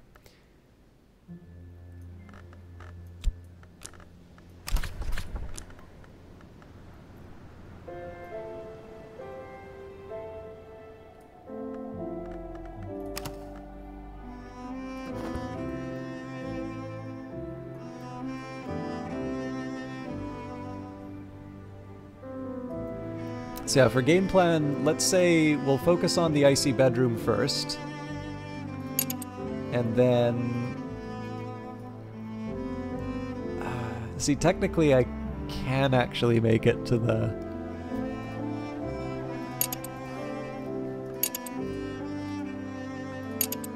yeah, you know what? I should probably be less stingy with some of my stuff. So let's say cataloging... I could definitely get Mr. Kill to handle the icy bedroom, so we'll do that, and then maybe the rest of the elements of the soul will go towards cataloging the books that I have.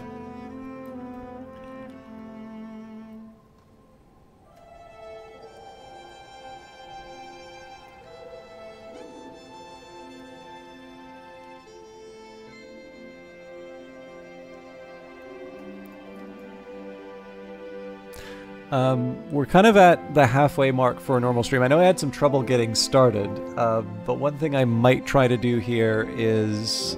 I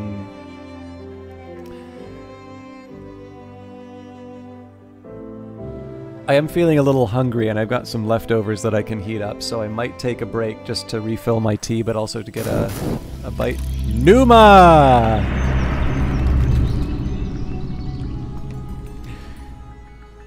We're at the threshold of Numa, the Labyrinth season, the season that lasts only a single day. When Numa ends, all memories will vanish with it, even persistent ones like skill lessons. A matter of what moves in the mist, drawing a new Numa incident. This is just cruel now. How you doing, Pandorian? Thank you very much for the follow. Alright, Professor Rowena Hengirst. For many years, under many names, Rowena has done, learnt, or eaten many things she really shouldn't have. But for many years, under many names, she's served as the protectress of Hush House.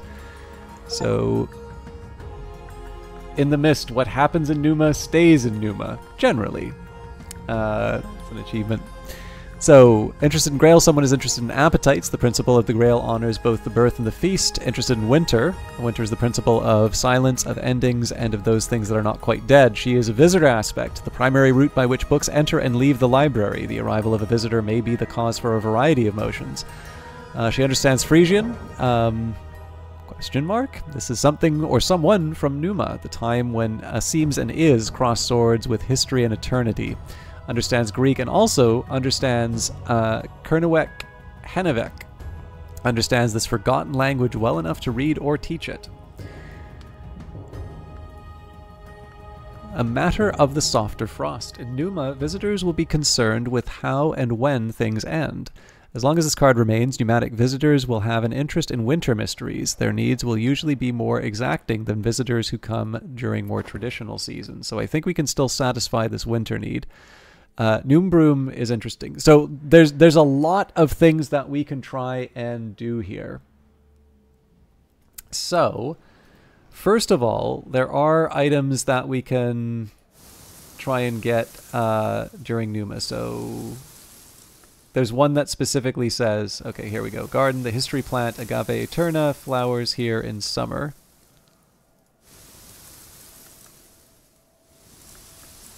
Yeah, fragrant chalice of summer, Lenten rose in winter, rarer plants might flourish in Numa. So like these are the one that kind of seem to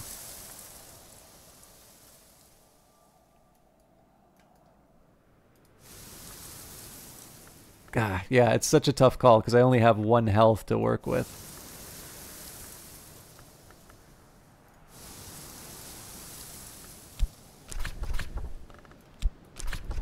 Gather Numa. Only in Numa can I follow the white flowers of Molly back to, or possibly Moly, to its potent black root. And then what would the alternative be? Aglophotis, the other rose. Only in Numa does it bloom. In Numa, the sea holly returns. Gather it carefully. Ah, we don't worry about the sea holly. What about the pears? Numa, Pyrrhus Oracle calcinus. In Numa, it develops quickly. The boughs of the tree bend with fruit. Okay, so we're not worried about the pears. Let's try. Let's see what this gives us. You did. It's our first Numa in the full game. All right, so we'll see what we can do about Numa's Brumous Vapors. So here's the real challenge with this. Deep down, what I want to do is I want to use that to read something like the... Well, actually, I wouldn't even try like the Twin Serpent Tantra. For that, we should probably try and go for something really intense in terms of, you know... So just as a hypothetical, so we do knock here, so 5, we add 2 for the shaft. Oh, interesting, we could only go up to 9 because we don't have a knock, tool yet. But I'm pretty sure there's like a moon text that we could get. Oh, wait a minute, hang on. No, I think that text would be trivial actually, so... an almanac of entrances, so 5 from Numa, 2 from Shapt, 2 from a memory, and then in this case I would just be able to use whatever skill and we could read that. The problem is it's very likely that there's going to be multiple lessons learnt that come out of that, and those lessons learnt go away during Numa, so if you don't have the elements of the soul to deliver on it, you know, you actually wind up losing the reason why you wanted to read that book. So... I'm going to resist the urge to follow through on that. What I do want to do, though, is I kind of want to make hay as far as the elements of the soul go. So, for instance, with the sweet bones, uncanny labors, the inn is crowded with Numa's heralds and pilgrims. They will be gone by the morning. Until then, I could offer my services for payment. I might regret it. Go for it. Mist and silence. The house is quiet. The signs above the door are written in a language even I cannot read. No one comes to answer knocking to my knocking. Numa. Reverend Timothy? The mists are thick, but as I approached I saw lamplight in the rector's study. Now, though, I see the windows are shuttered, and the light I saw was a fugitive wisp like a lost star. Numa.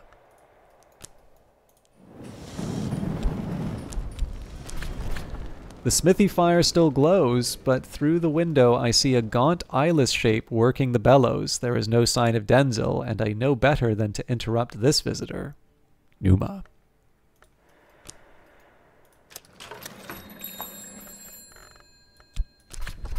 The telegraph line crackles, the mist surges and retreats. From far away, it might be the hills above the village. I hear the postmistress's voice crying out.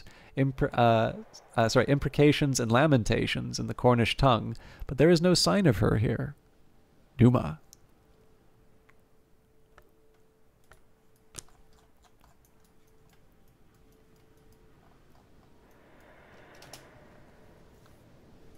Well, as we all know, that when it comes down to Cultist Simulator and Secret Histories things, you can it is the one time when you're allowed to use the canonical, I don't know how to end this ending, and it was all a dream.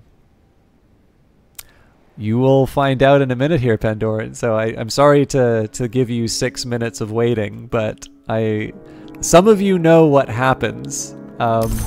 The game is pretty clear in terms of warning you that something happens. It's not always good when you go to the Sweet Bones.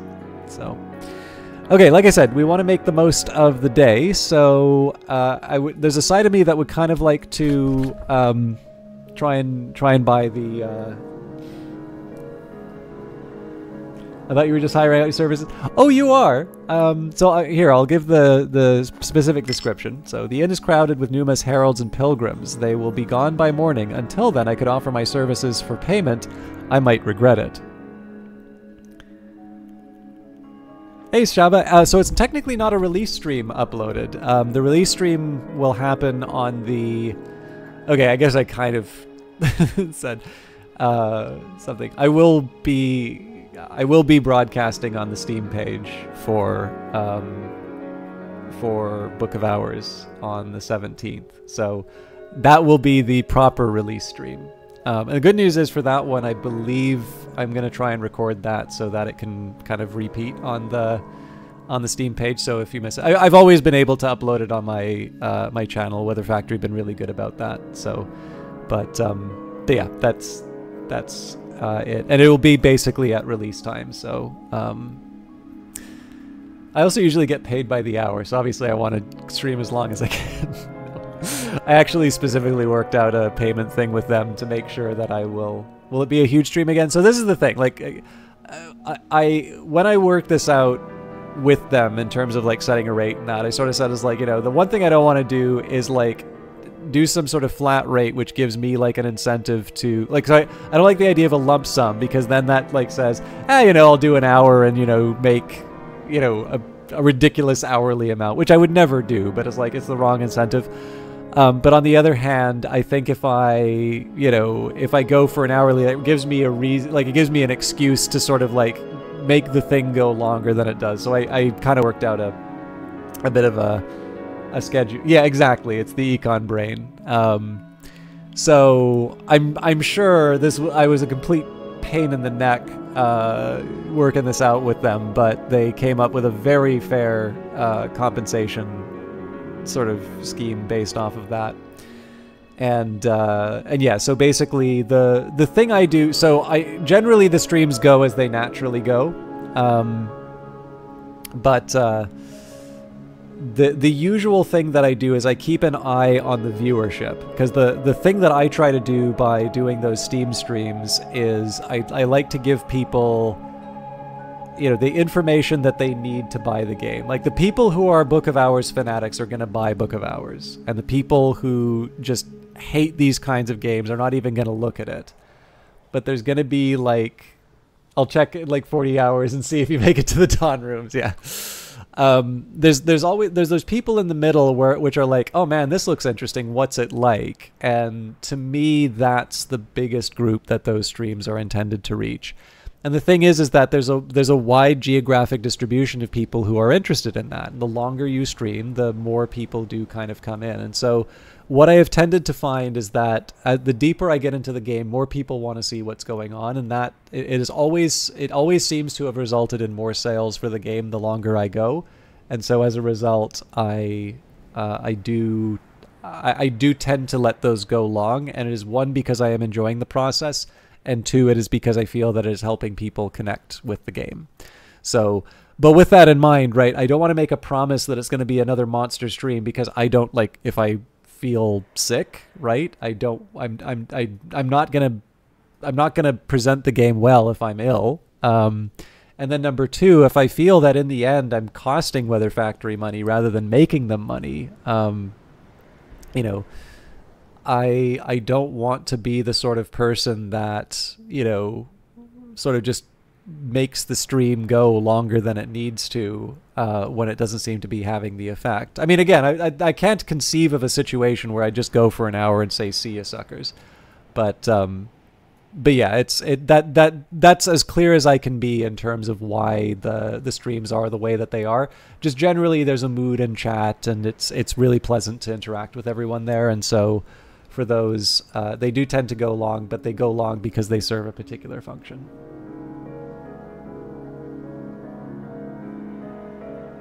For those of you that don't want pugs, cancel your wish lists. All right.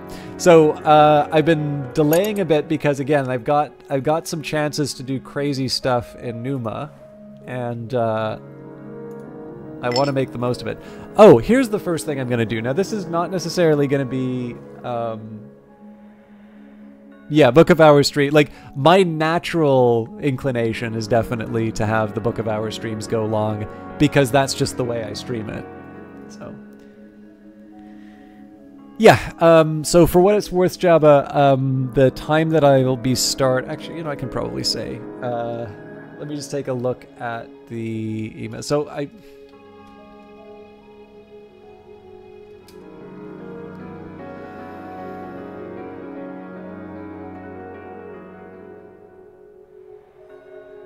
the big thing I do here is I don't like talking about things that are not official yet. But I believe the time...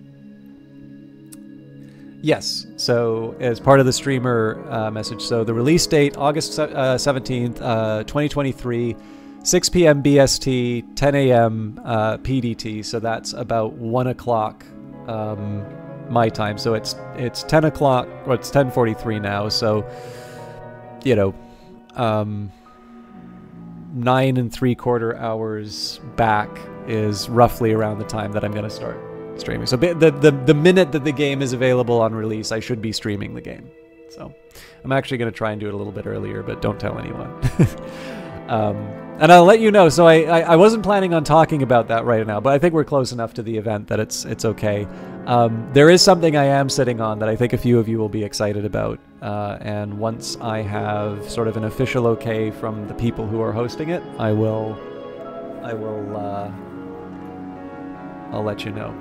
Okay, so one of the things I want to do here, because Noombroom is good for Nock, Moon, Rose, and Winter, the main thing that I want to do here is see if I can use these in the recipes. This is a great opportunity for me to really find out all about these different recipes. So this is, I do apologize because this is going to take some time, but this is a great opportunity for me to learn a lot about what my crafting options are here. So in this case, Sea Stories has Moon, so we take Noombroom and Sea Stories. So right off the bat, we have something to work with.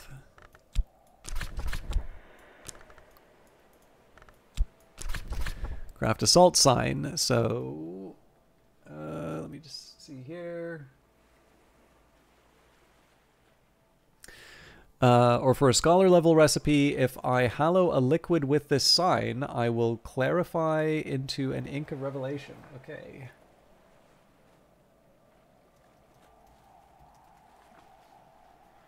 So I'm curious if the alchemist table will accept.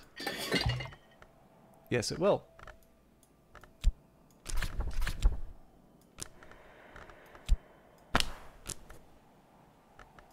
What? Now that's interesting. Oh no, it's the winter that it takes. Okay, my bad.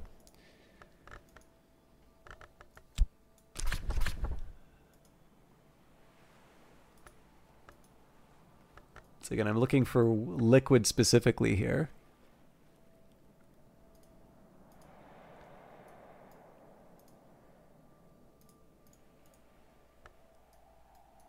I bet one of the T's will do. Okay, Armagnac D's would be good. All right, craft as Asmel.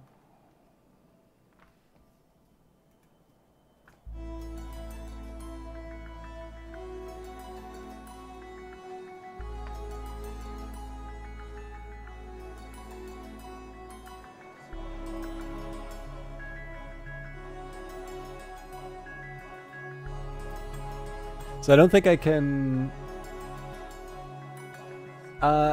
this is a different version of one of the Cultist Simulators. So this is a specific song that is... oh, actually, this particular track might be from Cultist Simulator. The 12th Stroke. there are a couple of familiar themes from Cultist Simulator that are that make appearances. Chthonic Zoe says, I'm a little confused. What is Numa supposed to be? I get that it's a one-day season, but everyone's just locked in, and the hireable person in the tavern sounds ominous. Maybe it's my conceptualization of seasons is too rigid for it. Yeah, so, I mean, Numa is kind of, it's a little bit of what you want to make of it. But specifically, so the idea, the big thing about this one is that I think your feeling is actually what you're supposed to feel. So the reason I'm excited about Numa is I've had this experience before. So the best way to think about this, a lot more than the Nocturnal run, and we've only committed one of them to the Tree of Wisdom so far. So Zoe, your reaction is actually probably a lot closer to my first reaction on it, which is all of a sudden stuff just looks different and it's weird. So I can describe this mechanic, and you can just see like the whole environment is completely transformed. So the mechanically, you're right. Like you can't hire people. I think it's because they just become ridiculously powerful in terms of unlocking rooms. But yeah, like in terms of the seasons, like this is something basically supernatural that's kind of happening, right? Is that it's a one-day season. You know, we have these descriptions again. Oh, actually, I don't even need. The smithy fire still glows, but through the window I see a gaunt, eyeless shape working the bellows. There is no sign of Denzel, and I know better than to interrupt this visitor, Numa. The telegraph line crackles. The mist surges and retreats from far away. It might be the hills above the village. I hear the postmistress' voice crying out, imprecations and lamentations in the Cornish tongue, but there is no sign of her here, Numa. In this case, it's this time. Basically, you wake up one day, and nobody you know is around, and things feel different. You know, there's this strange mist going around, and an unknown and strange visitor comes by, right? So for many years, under many names, Rowena has done, learnt, or eaten many things she really shouldn't have, but for many years, under many names, she served as the protectress of Hush House. There are plants that grow that don't grow in any other time. And so in this case here, like Numa is just, its nature is to be mysterious. So again, mechanically, you don't have the hirelings that you can do. You can try and do a dangerous thing by hiring yourself out at the Sweet Bones. But it is actually, it's a lot more about the feeling that you get. It's this idea that you're in a weird season and everything's kind of, all bets are off, basically. So I'm treating this in a kind of boring way, in the sense that I want to learn, like, because this is a very powerful season, right? You know how I kind of talk, well, in a previous stream I've talked about how like storms have 4 sky and 4 heart, and as a result the legendary dark and stormy night is actually a thing that happens in Book of Hours, because storms happen to be times where the aspects are very powerful. It's even higher when Numa arrives. And so in this particular case here, I'm sort of serving 2 masters, which is, one, I'm playing a game, so I want the mechanics to work out. But in this sense here, we are dealing very much with what you've said, which is a season that should not exist. And we've got a couple of people in chat here. Says, my opinion of Numa is that is broomish, and I would hate it if only because I would have to wipe my glasses every 10 minutes, and also because the sky scares you. And Pandoran says, sort of like an alignment of the real world and the Mansis, which, for those of you who know about the Locksmith's Dream, you get to experience a combination of the real world and the Mansis in that event. Okay, but yeah, I do want, as much as I can, I want to try and gain an understanding of what my different abilities are capable of. So, add a crush in a flower, and mix for a pale and chilling draft. Oh, this is Solomon's preparation. This will actually be very helpful for. I'm probably going to make Solomon's preparation out of this, but.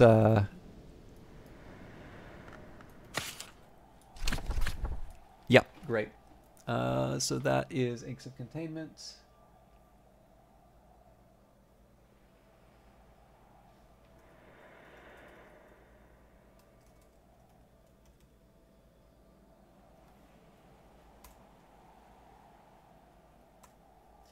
So the fact that we can make Solomon's Preparation is a huge benefit to our ability to unlock more parts of the house. Okay, so Edict's Liminal is good for not... Ah, right.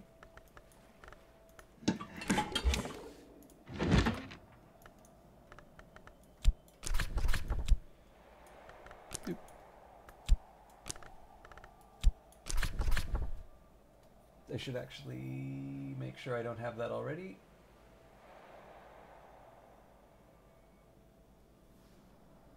That's a... Edict's Liminal is actually primarily Moth. Scholar 2 for me. All right. Call on lesser names of the Chancel to hallow a new threshold. So that makes the secret threshold. Edict's Liminal with Prentice level creates a secret threshold. Now this is interesting. Oh, because we're not up to 10 yet. So... the Lapsang Suchong... okay, let's try the second Flush of Sound. Oh, cool. Glassfinger Toxin. All right. So, plus a liquid.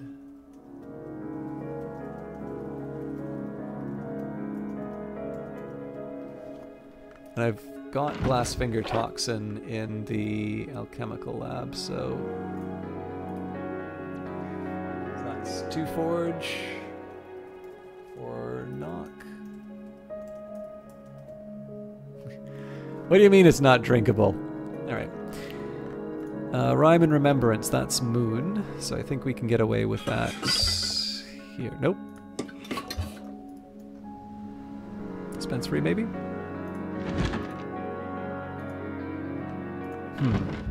Well, let's try Ava's desk for a start.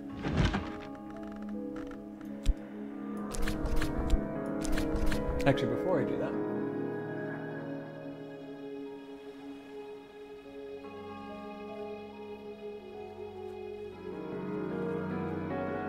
So for the winter, we already know we can make the Essential Paroist. For Moon, though... Ooh.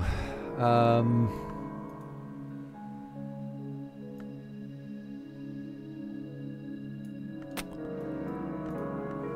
don't think I have a Cat's Claw ink, which would be helpful here.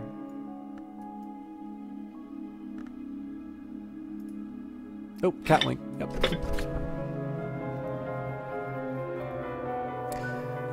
If I add an egg to the soak, I'll hatch something mischievous and silvery. Interesting.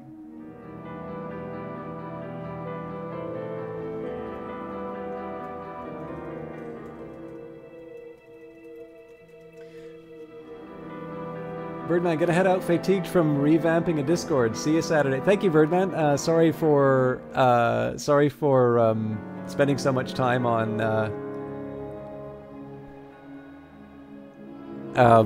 sorry for spending so much time on like recording stuff, but this is a rare chance for me to see the see what some of my skills can do. Brilliant. Oh no! All right. Oh, you know what? Nuts.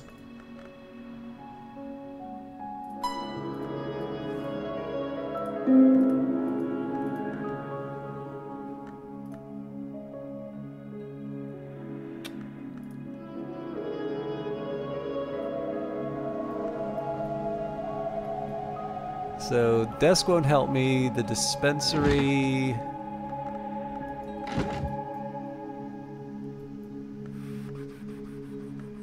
Well, the other way around this, I guess, is if I get something that will take Winter and Moth.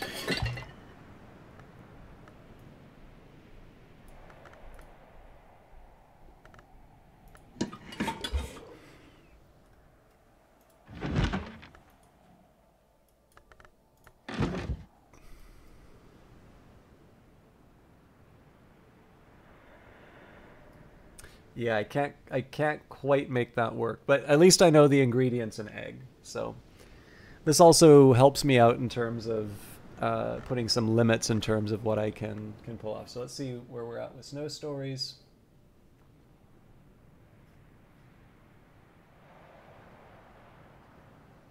So it says add remains. I'm pretty sure this is going to be Essential Paroist, but let's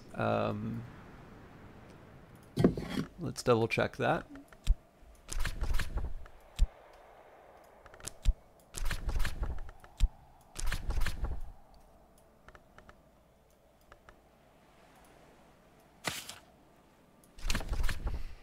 Yeah.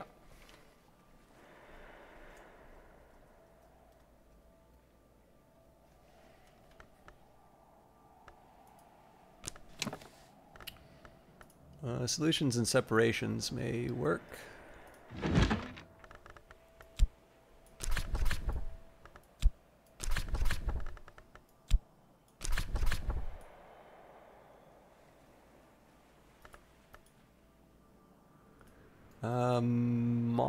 The orchid should work.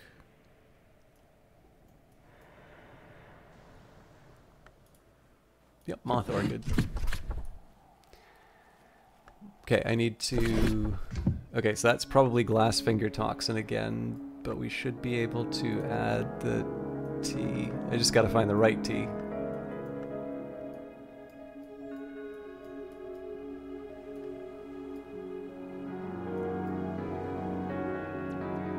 Can't be that one, no.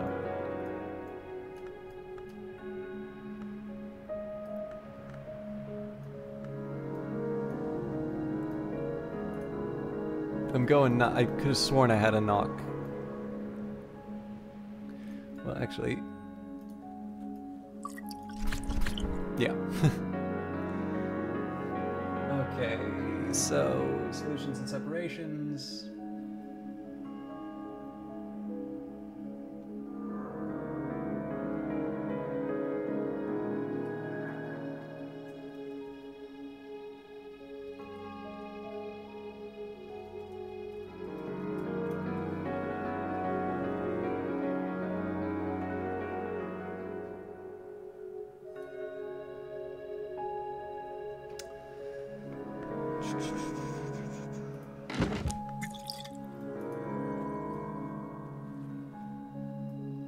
I don't remember what skill's supposed to be here.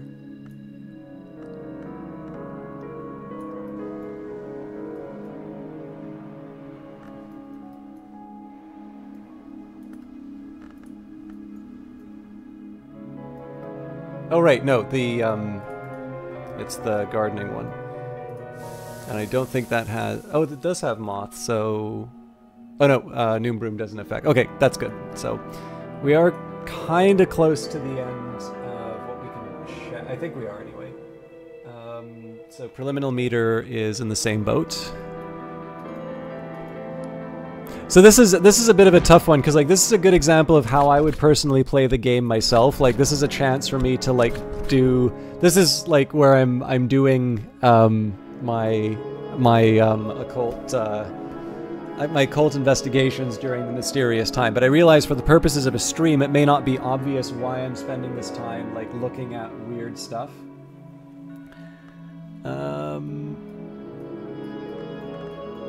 And like the basically the main focus right now is to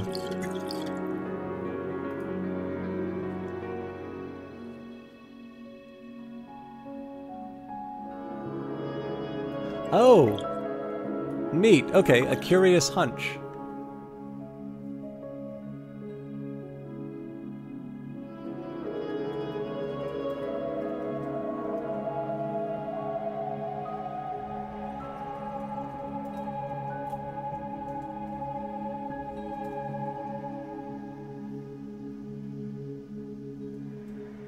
So I don't know what that gives me. That might be a good there's almost an argument for me to try that, but I won't.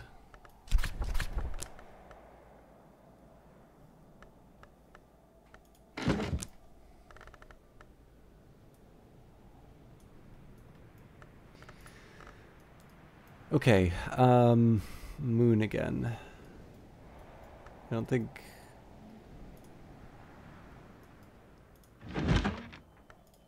That's... would need Grail. Yeah, I might be able to make something work here. Right, but it wouldn't take the...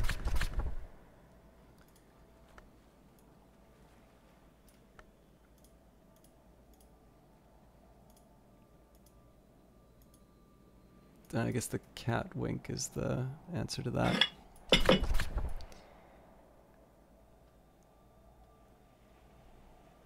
Okay. Oh, interesting. Okay, so unfortunately I added too much knock.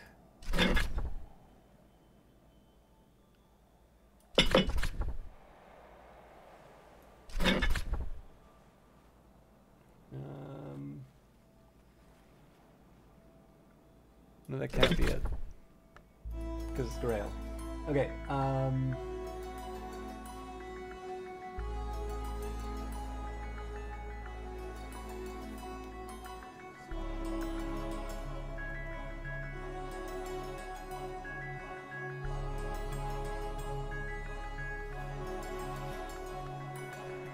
I'm really curious about this egg thing now.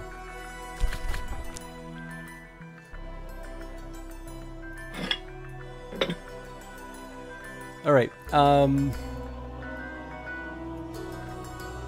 Path and Pilgrim does have Rose. The question is, where would I go with the Rose? I guess this is the best I can hope for.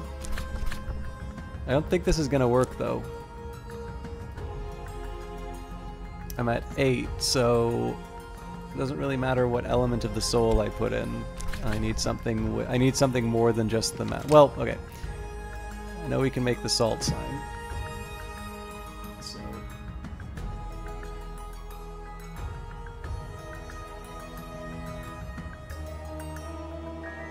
But I feel like I should be able to get a. Well, I guess the Porphyrite doesn't show up as early as it did before.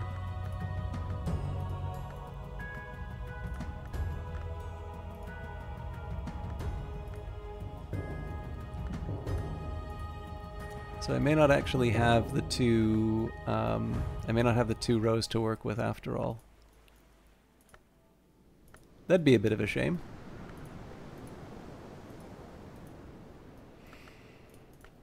Okay, so I guess the other question would be, what other crafting...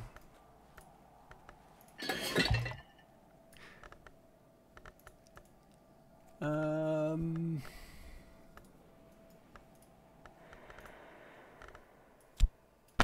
right. Maybe the dispensary? We'll take that.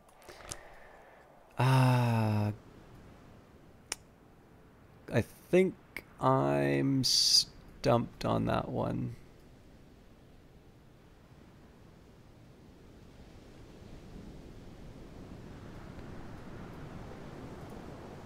I'm pretty sure I don't have any rose plants. A very strange statement, except in the context of Book of Hours. So we'll move past that one. Aranoscopy, I don't think it's worth. So I'm going to say everything kind of to the right here. I'm going to take a quick second to make sure that I've got the basic levels. So sky, moon. So I don't know what this does with moon. So this should be pretty straightforward for me to figure out. And this is just me getting very basic information.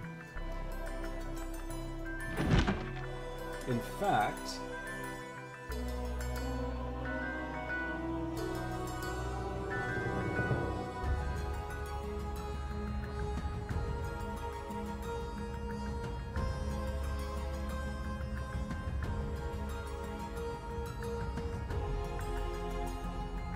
okay, so sharps is a good example of something I want to learn more about. So if we add the... Okay, so that gives me a midnight mark. Sickle and Eclipse is another one that I need. This is the nice thing about spreadsheets.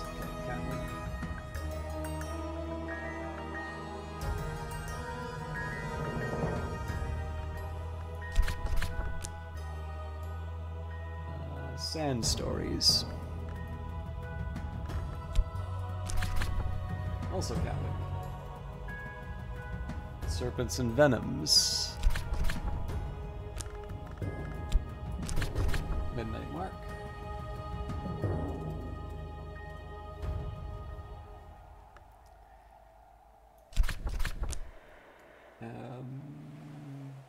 Aronoscopy. Bittersweet Certainty.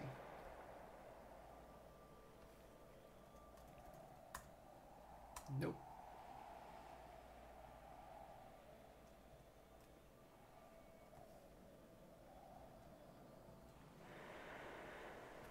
Putrefactions and calcinations.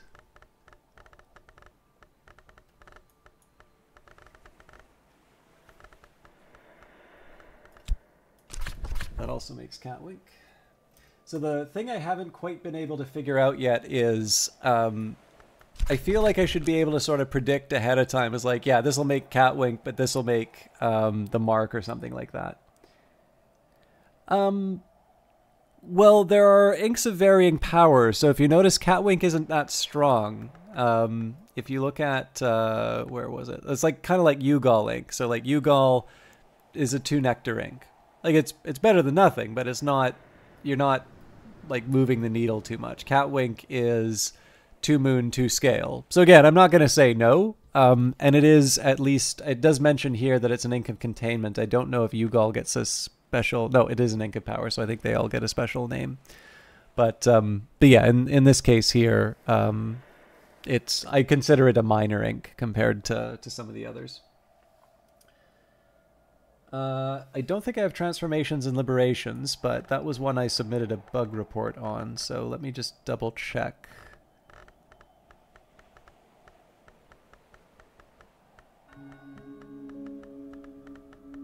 Okay, yeah, I don't have that one. Okay, so basically what I've done here, this is going to be a little bit more sort of straightforward for me now. Unfortunately, we do need to do this for 4 different aspects, but essentially what I'm doing right now is I'm filling in the gaps for each of the different aspects that I need. So for instance, for Moon, every skill that I've got that has Moon in it, what I usually do is I will call a skill, basically sort of, it'll have a primary and secondary. So I consider the higher level aspect to be the primary, the lower level aspect to be the secondary. And what I'm doing here is I'm recording the information as to what the recipes are for both the primary and the secondary. So every skill that I have for Moon, I have an idea of what at least the apprentice level, apprentice level crafting's going to be. So what I want to do is I'm going to just scan my list, and I'll make sure that this is true for Nock, Moon, Rose, and Winter. Now it's not going to be as long because as the last one, because the first ones that I was doing was really about finding out what the scholar level recipes are.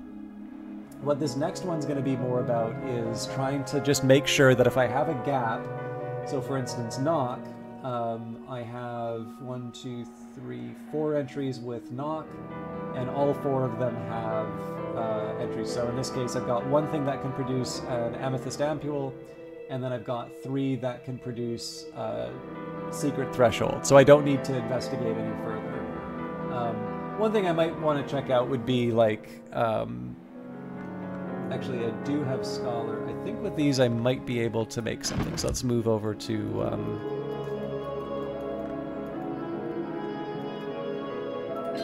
I think I have enough Nock that I should be able to learn a little bit more about these. So we'll add Noombroom, Shapt.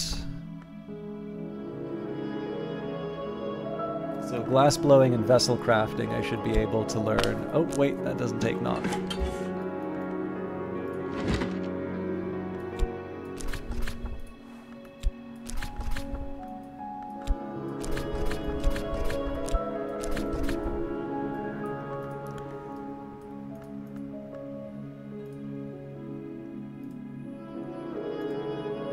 So in this case, I really want any kind of knock.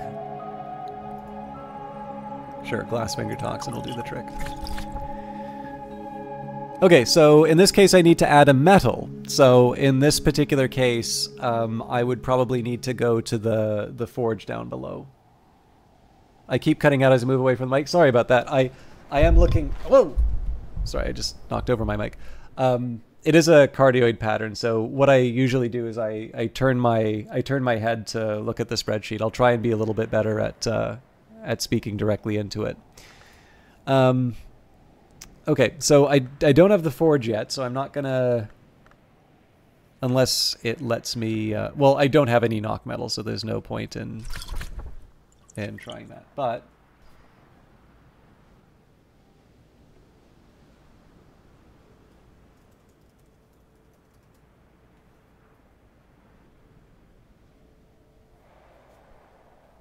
Oh, actually, before I do that, we can try door and wall.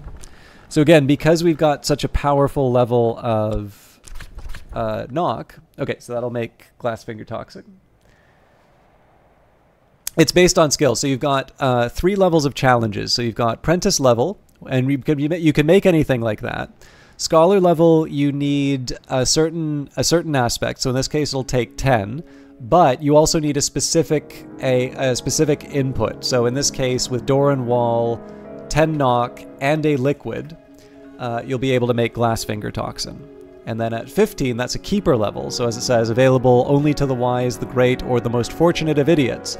For the most challenging recipes, provide 15 degrees of the relevant aspect. For every keeper level recipe also needs a very specific ingredient. The perfect ingredient may even mean that you need less aspect. So it's a combination of your aspects as well as the items that you're bringing in. And as you go through Hush House, you learn that you don't have all of the workstations. So for instance, I know that when it comes to the metal, I didn't even try to make that one because I don't have knock metal, and more importantly, I don't have a workstation where I can actually put metal in yet. So that's why some of these I've just sort of said, I know, you know, it's not going to happen.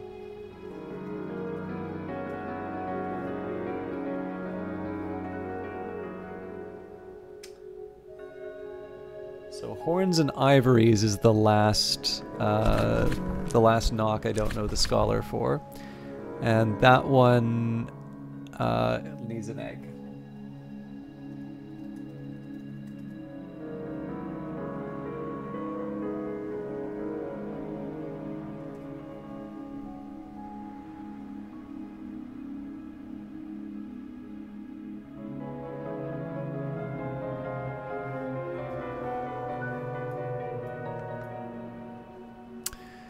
Okay, so,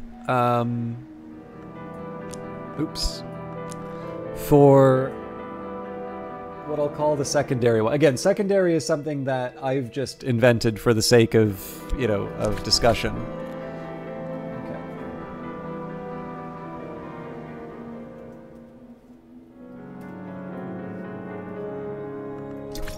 And Amethyst Ampule.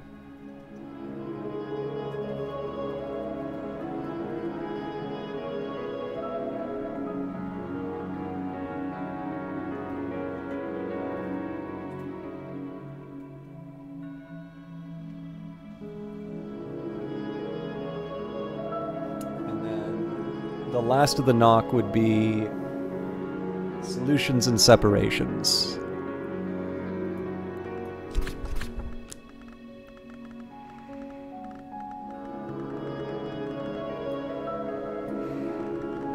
Oh, do I not have Solutions and Separations? Here we go. Also.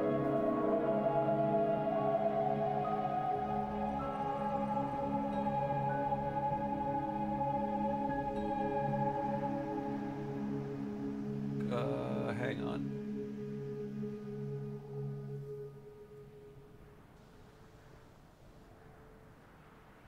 I think I messed up on this one.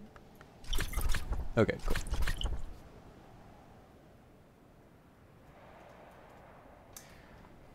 Okay, so at this point, I can say like I know as much about my Nock skills as I can at this point.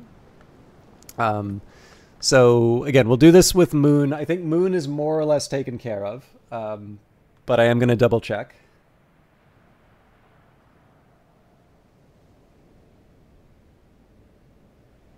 Yeah, so for the primary side for Moon, I know the apprentice level recipes. Now the catch is that because I don't have a workstation that will give me enough Moon. Oh, sorry, hang on. I did have something that would let me use the ink. So now we're gonna do this with the Catwink.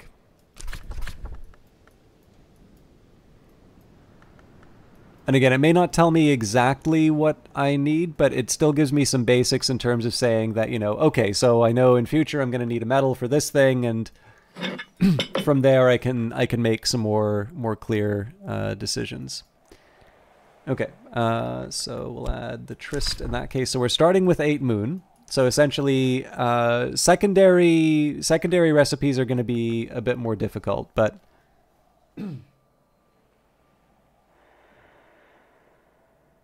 so yeah, this was I think the first example that we had was this one where we needed an egg.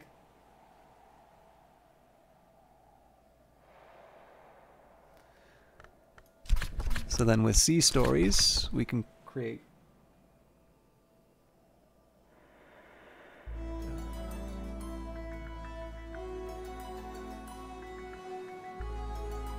Okay, so that's the second time we've encountered that ink.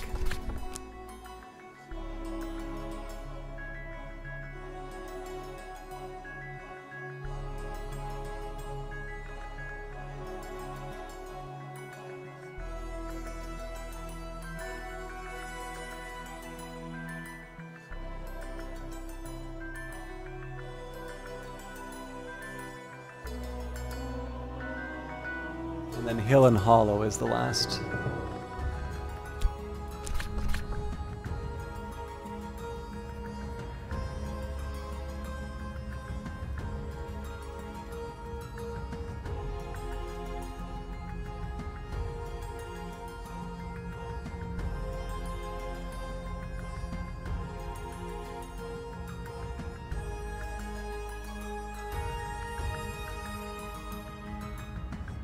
Okay, so the thing that's interesting here is that for the secondary ones, there are a lot of scholars that are missing, but I think we're just short of what we need. Yeah, we only have 9, so unless I have Moon Papers, this is like a non-starter. No!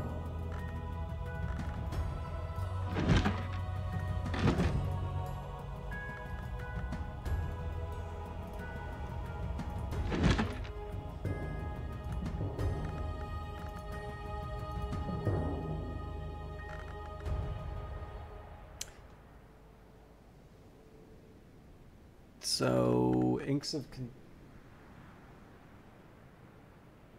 Okay, yeah, I do need to do this with Inks of Containment. I will try and not have things fall apart like that in future. Okay, use it with a beverage.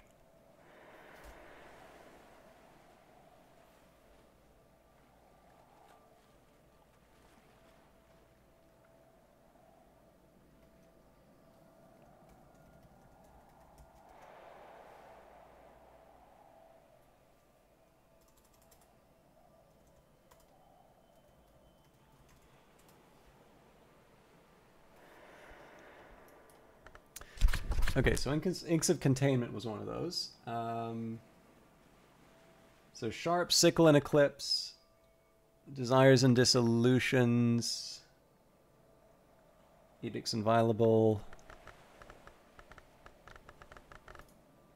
Anything that's 1 moon. Actually, you know what? I can make this pretty simple for myself. We'll just click on all the ones that are level 2.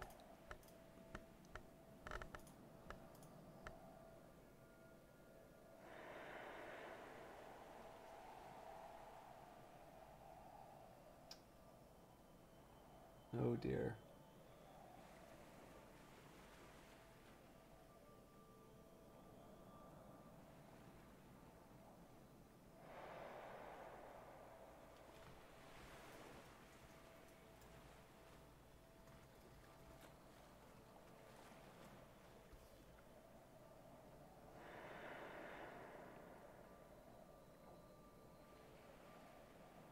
Okay, snow stories are accounted for.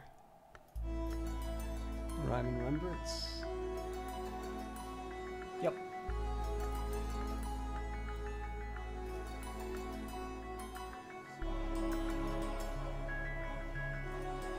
Okay, so that's Moon taken care of. Rose. Rose is going to be even harder because, like, in the end, we don't have the Rose Soul and we don't have Rose Ink. The best we've got is the Lunar Globe.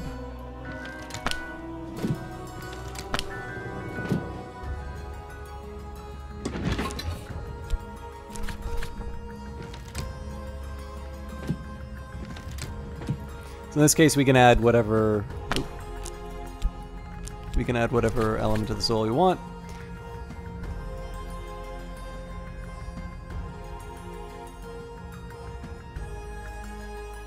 Okay, so pentiments and precursors and... nope.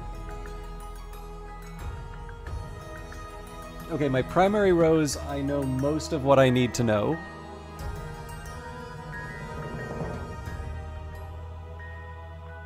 I don't think I have Inks of Power.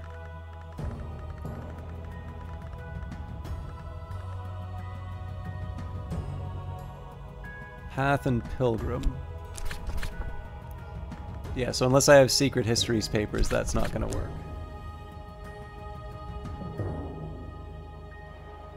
So if I can't make that work for the primary stuff...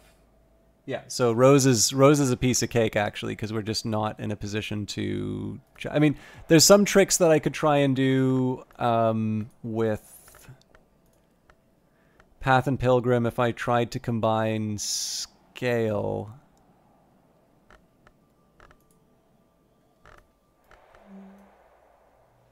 well, no, even then, it's not going to take... well...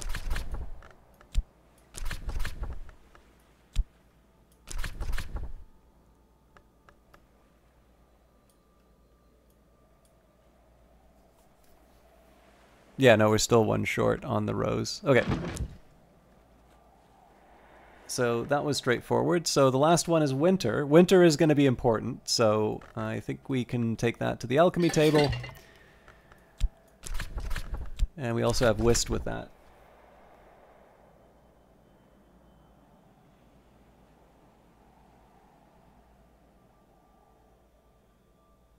Okay, so I don't know putrefactions and calcinations yet. So that makes Catwink. We've got 9 Winter here, for heaven's sake. I don't think there's a way I can avoid this. So I'm actually still going to... it's still going to be a mystery.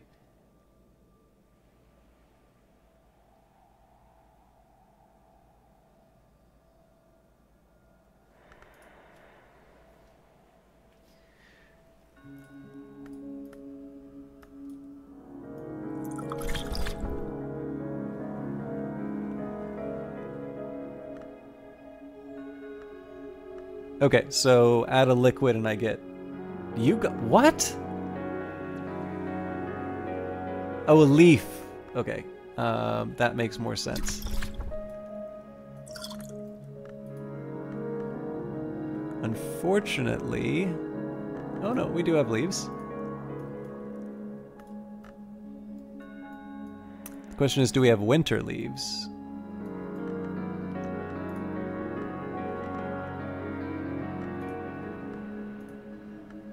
Surely the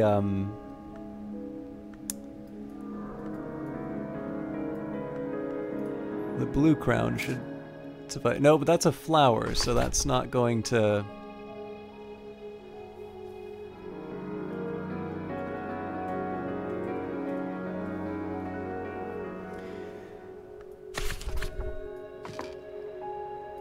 am I truly at a point where I don't have a winter leaf?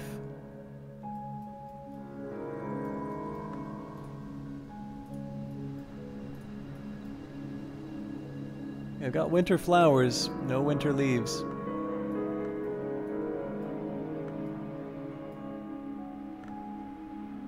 Interesting.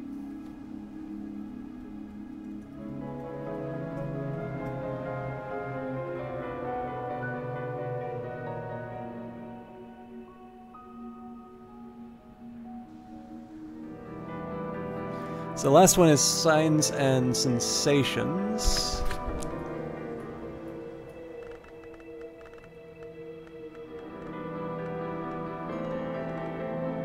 Or sorry, Sights and Sensations. So we'll add the we'll add Solomon's Preparation again.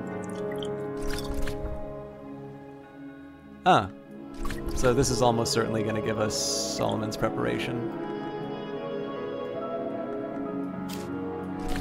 Yeah.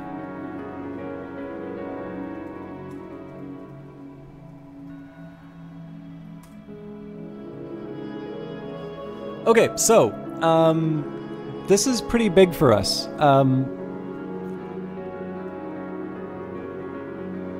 So in this case, I'm going to use Solomon's Preparation. The reason why, I'll just draw your attention to this. So Solomon's Preparation, Solomon Husher would take this every night without fail before sleep, so close to his ear, to close his ears to the sound of the waves.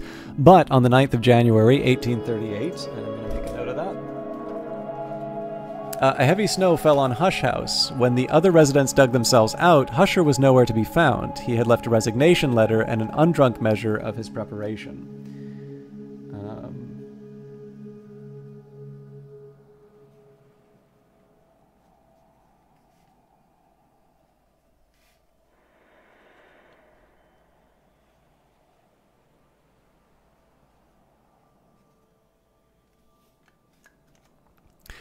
So notice here that it gives for winter and that it's a beverage. So I can feed that to Mr. Kill, and remembering that with Mr. Kill, at minimum, without having to wait for the weather or anything like that. So he starts with 2. We talk to him about whist, which brings him up to 4. We talk about a memory, which brings him up to 6. And giving him Solomon's Preparation will now bring him up to 10 winter. So Solomon's Preparation is a way that I'm going to be able to get even deeper into Hush House without having to push things even further. And then, of course, if we wind up having something like snow, that will actually be 11 winter. So this is the reason why I want to make Solomon's Preparation. And more importantly, that was a lot, right? Like that was, you know, at least half an hour, I think, of you know, of just going through skills and working and like just talking about them basically. But the thing is that I have a big spreadsheet now with like there's a few gaps in it, but the gaps are for things like nectar and scale and all of that. And so the biggest thing is that now allows me to plan in terms of saying, you know, what are the skills that I want to advance because they will give me powerful the ability to craft powerful like items, beverages, and so on and so forth. And what are the ones I can sort of afford to keep back because as cool as it is to make some of these things, you know, if I already have a way of making Solomon's Preparation easily, then I'm not going to worry as much as when, you know, I don't. So because it's in a spreadsheet, I'm able to sort of filter the columns by saying, it's like, okay, what's the easiest way for me to make Solomon's Preparation?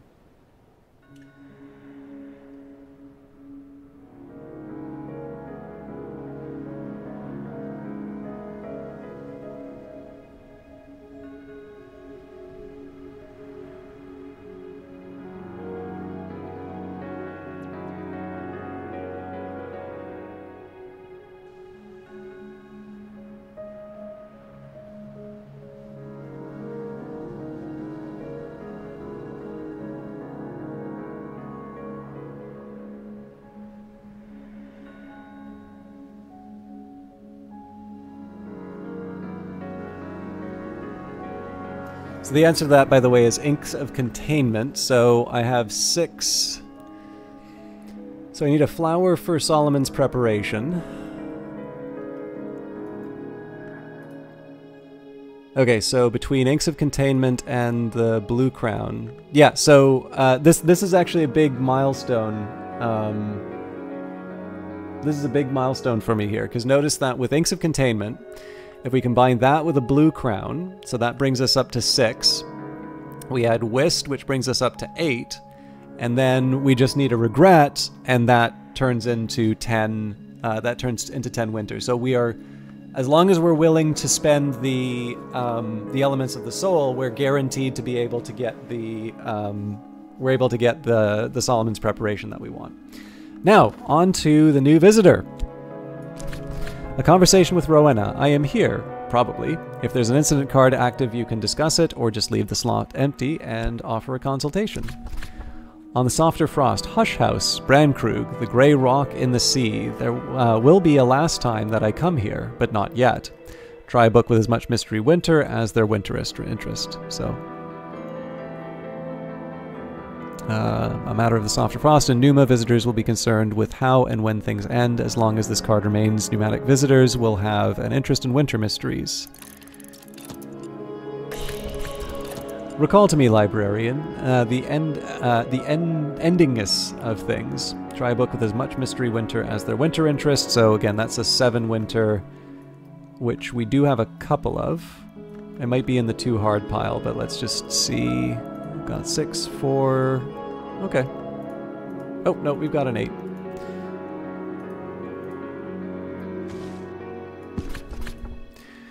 When I came here the first time, I was so angry that I had been cast aside after I opened the way. That was the least of it. That I had opened the way, that was the worst of it. Though once I thought it was the other way around. Okay, so the next question would be, what do I want to do with my remaining elements of the soul? Now, I'd like to see what happens with Rowena first.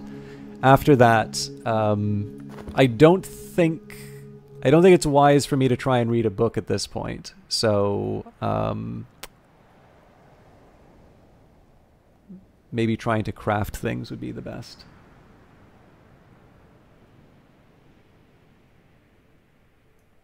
Oh, you know what the funny thing is? If I'd been more thoughtful... Oh, and this is still 10 winter.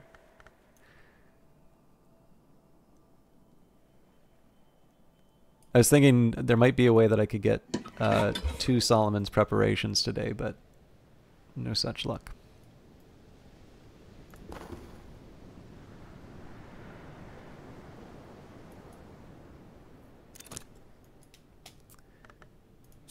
Alright, a silver spintra for our trouble.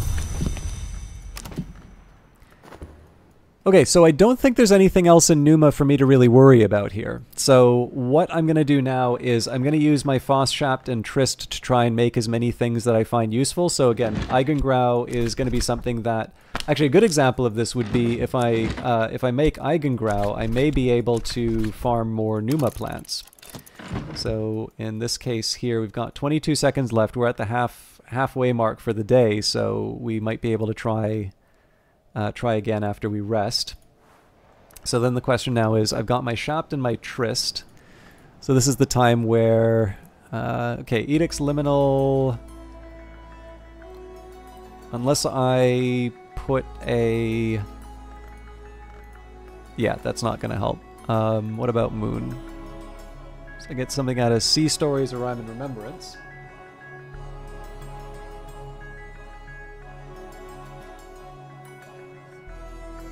The Magaphine Mysteries will get me...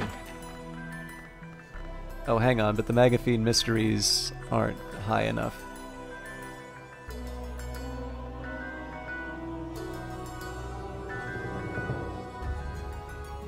Well, we can still use the Sea Stories, I suppose. Actually, we can use the Sea Stories with the Forge.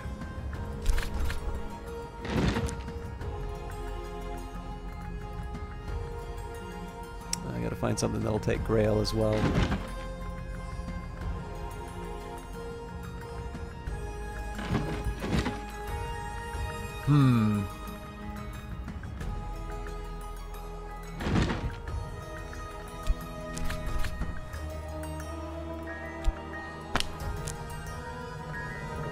Why did I think that it would take Moon?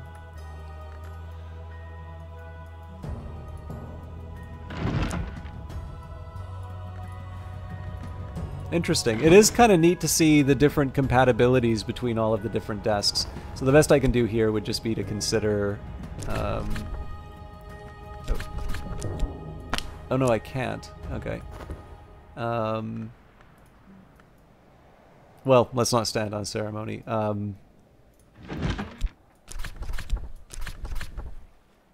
Wait, but if I'm gonna do that, I should get the... Oh wait, I can't get the Eigengrau, right. So the last would be to say preliminal meter. We can do that at a forge desk. Oop.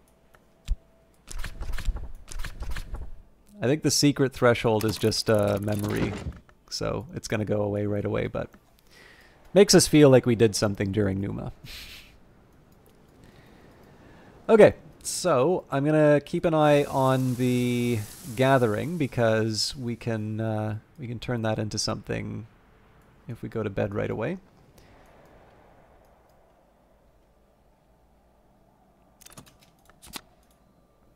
Right. Only the gods call it. And it is hard for mortal men to dig, but with the gods, all things are possible. So 2 moon, 1 nectar, 1 heart, and 2 moth, 2 scale. And it is sustenance in addition to being a root. Interesting.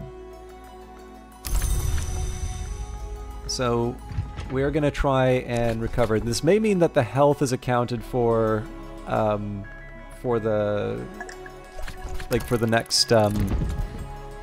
next day, but again, that's fine because after Numa, what we're going to do is catalog a whole bunch of new books. Okay, so we've got Solomon's Preparation. That makes me happy. We'll maybe put that in the dispensary.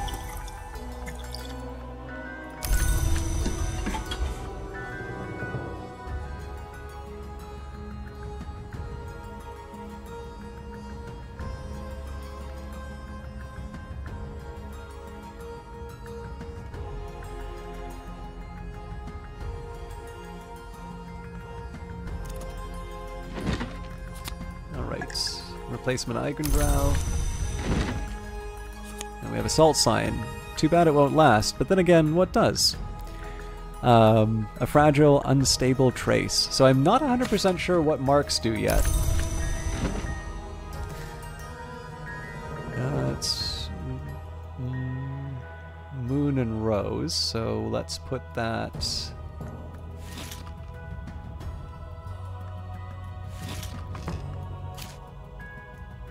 There we go. Seems appropriate for the room. So again, we're getting close to the end of the day in Numa. Numa, the shortest season, the labyrinth season, when the year loses its way, when time is a river and memory is a winged bird. In Numa, oddities ripen in the gardens of the isle. Unexpected visitors arrive, memory departs. So, we've got our health back. With luck, we'll be able to gather before the day is done, but Aglaophotis, the other rose, only in Numa does it bloom. So yeah, if we can finish the gardening before the end of the day, that means we get our health back. But because it's worth remembering. So the secret threshold is just a memory, 2 knock, 1 rose, which again, I'm not going to complain, but you know, being able to get the secret threshold memory is not critical at this point. It's more just a, you know, because I can sort of decision. So we still need to catalog 5 books, and it's worth remembering that we're at this point where I can't actually do anything else. So my main focus is going to be on cataloging these 5 books tomorrow. If the weather winds up allowing us to do something, I'll you know, work around that. I suppose it's also time for me to get Mr. Kill working the icy bedroom.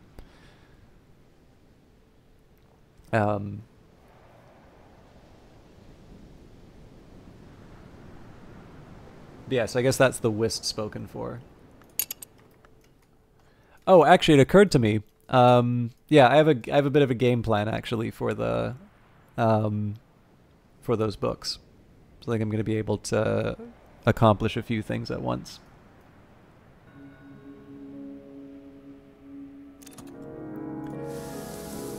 All right. Aglaophotis, the other rose, only in Numa does it bloom. The rosy color of good memories, but not the color of the rose. So there's my rose flower if I needed it. Feel like that's one that we can put on one of the pedestals when the time comes. I don't think I can move someone though.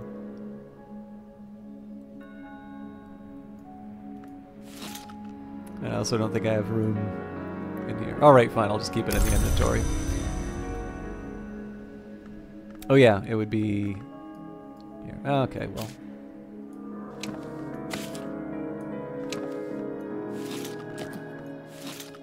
There we go, the Numa plants. So,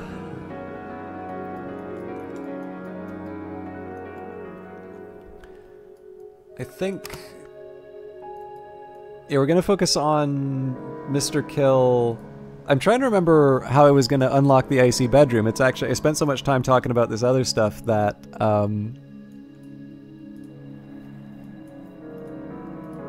I think there was a water that I could give him.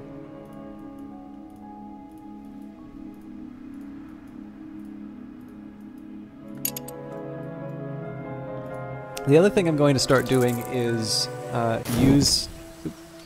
going to wind up using beachcombing more. So we're on to summer.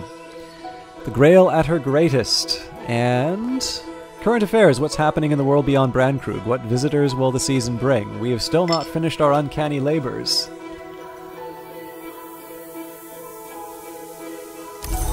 Okay, we've got another sunny day. My inner light gutters, then flares. I am snared in a dangerous fascination. Your Faust now has a malady. So we knew that this was going to happen. Afterwards, I don't remember what work I performed, except in sense and sensations. Leaf mold, a rhythmic musical clicking like melodious castanets, soft blue flame like antique gaslight, and cold. I remember that where we went, it was cold. But we get a silver spintra for it. So we're doing well. We've got 2 gold spintra. They're each worth a tally of 5, so we'll basically be able to buy whatever we want from Oriflammes. Now, let's start thinking. This is the time when I need to start thinking about my different approaches. So my preference will definitely be to... Oh, actually, I'm going to take the Agave Eterna in... This tree plant has risen, gather its blooms. So, what I'm going to do now, because I'm cursed, this is a great opportunity for me to be able to catalog the books while still using my other elements of the soul for other things. So that's exactly what I intend to do here. In fact, one thing that's cool about this Faust is once I'm done cataloging books, I could just keep making Eigengrau over and over and over again using Auroral Contemplations. Now, I'm not going to, like, I don't need that much Eigengrau. But I figure in order to, like, because I knew I needed to catalog some books, and also because I knew that, so like I knew I needed to catalog some books, and I also knew that I,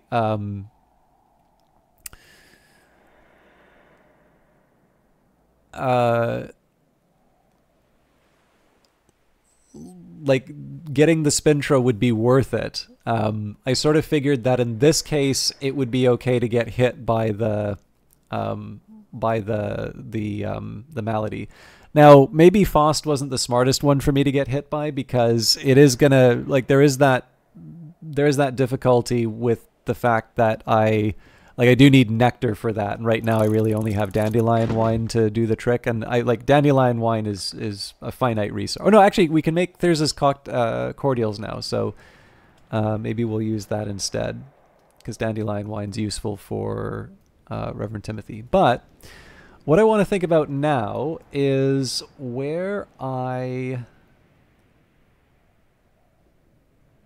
might be able to get my 7th winter, because I felt like I had a game plan for that, and it sort of fell apart. And that's not really going to be helpful for me. Like, I need to actually think about how I'm going to be accomplishing this. A glass of water would make the most sense, but I think this is Miskist. Yeah, I mean, if I have to. This Mist-Kissed Water's still locked away.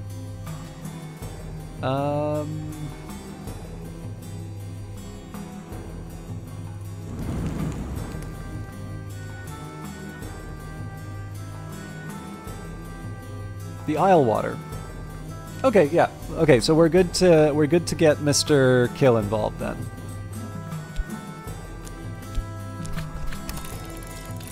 Now, you'd think that Trist is the one that I'd be willing to throw away, but Trist actually has a bit of a special role in the sense that I can do beachcombing with it now. The more I don't think takes Moon, yeah. So in this case, what we'll do, my Trist is reasonably powerful now, so in this case, take a long walk along the ocean side. If I know what to look for, I might find something the ocean has forsaken. So we'll add sea stories there. So that brings us up to 6. What has the sea seeded today? So now this leaves me with the Faust and the Shaft. So one thing that I can do with the Shaft would be to get the Regret from Keonad Abydos for Mr. Kill. We still have the opportunity to like talk with him and maybe get the memories other ways, but this is a safe way. So at this point I've got my Faust, and the question is like, well, do I want to go and work at the Sweet Bones? Maybe, but I've already got the £1 note and the 10 shilling note. So for that, I think it makes as much sense for us to take the Auroral Contemplations. Oop. I guess I needed a different desk for that.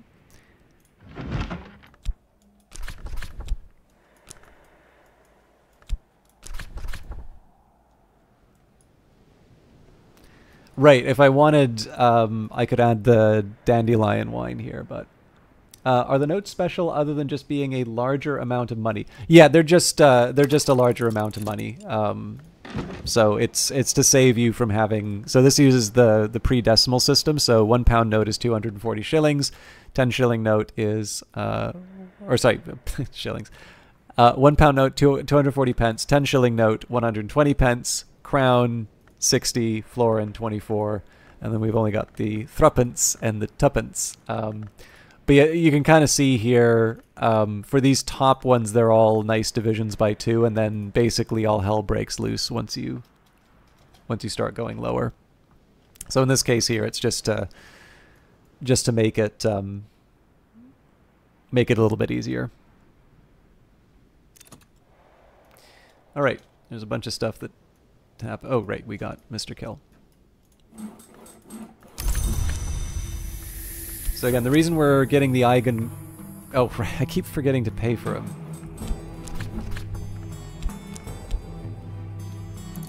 Mr. Kill likes conversations about endings. His wife prefers to talk about beginnings. A shilling will buy his help for the day. Let's do it. So one of the reasons I want to keep going to the beach is that Mr. Kill, remembering that he is the Undertaker and that he crafts things out of wood, there's something special about him and Denzel. So I'm going to draw your attention to this because we're going to... This is going to be something that we take advantage of over time. So, talk to Mr. Kill. Mr. Kill, Ryan Spry doesn't mind stopping for a gossip. So, my collaboration options. For everyone, I'm able to give an element of the soul, a beverage, a memory, sustenance, and a tool. Now, I don't have any winter tools right now, so that's not too helpful. But if I give him wood... I'm also going to be able... That's another specific way in which Mr. Kill can become even more powerful. So if I have wood with winter aspect, this means that I'm able to get even further in the house than I would normally. So let's say that each of these things was worth 2. Maybe we'll say the tool is worth 1. So with Mr. Kill, we have the 2 winter by default, 4, 6, 8... let's say that the wood is 10, and I don't know, maybe we'll say like sustenance and tool are worth 1 each. That could be up to 12. You know, like it depends in the end, like what you wind up crafting. I think you probably get the idea that you're going to be able to craft things that maybe help people later on, like Solomon's Preparation. And this is the thing, like Solomon's Preparation actually gives 4 winter. And so in this case, I'm going to make him even stronger. So the problem is right now, I don't have any way of getting the wood. The only wood that I have is this Lignum Vitae Blank, which is good for 3 edge, 3 nectar, and 3 scale. I can give it to him, right? I can offer my assistant any suitable timber I have lying around. This will increase their aspects. They'll keep any of the wood that's left over. So in this case here, I don't want to give this up because it's not going to improve Mr. Kill in the way that I want. But let's say I can find some, let's say I find some wood which is winter aspected, then that suddenly becomes very helpful. How are we for getting the... we've got some time for the memory. And I'm sorry to do this, but I think I am going to take a pause midday for something to eat. Did I forget to... Yeah, I should have recovered the whist. A quick nap in a warm bed with something comforting to drink while the winds chase the clouds chase the sun. Okay, so we've cataloged a Curia period book. Now I have an idea of the book's nature and its content. So this is a 6 knock. This should be pretty straightforward.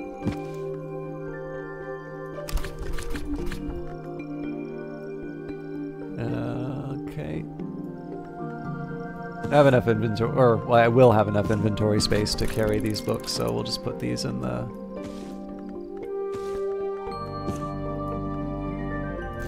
So the thing that's nice about this, while Curia is a low chance of carrying a curse, it's just nice that I'm able to, because I'm already hit with that curse for Faust, it's just nice that I have the option to...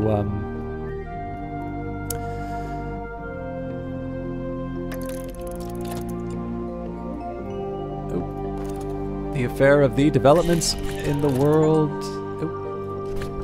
Developments in the world beyond Brandkrug. The affair of the unstaunched wound. In a highly specialized clinic in an obscure corner of the capital, specialists study the ecstatic agonies of the case known only as the Open Reverend, who once was the vicar of the parish of St. Agnes, Fore Street. The blessings of St. Agnes of the Fires and St. Agnes of the Shears are ungentle, but the St. Agnes of the Threshold may be her cruelest aspect. Visitors with an interest in heart or winter mysteries may want to talk about this. Okay, so we got a foresight memory, not all that important, but we'll get our regret soon.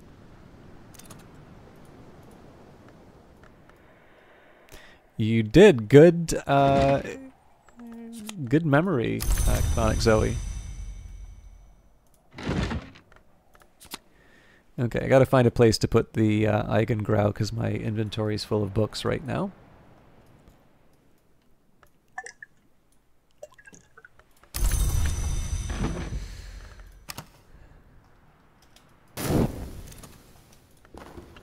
Now here's a question for you. Do you recognize this name?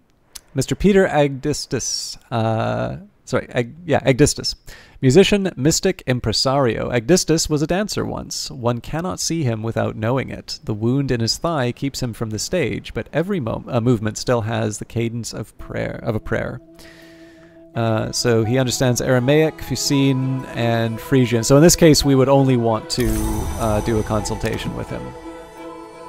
Now we do, he's going to be around for about 6 minutes, so we do want to buff Mr. Kill before we do anything else, so we'll talk to him about a memory regret. Correct! Yes, he is at the Ecdysis Club. So lots of familiar people. The Weary Detective also shows up. The Devoured Tantra may be a little tricky for me. I'm going to put that off to the side for now.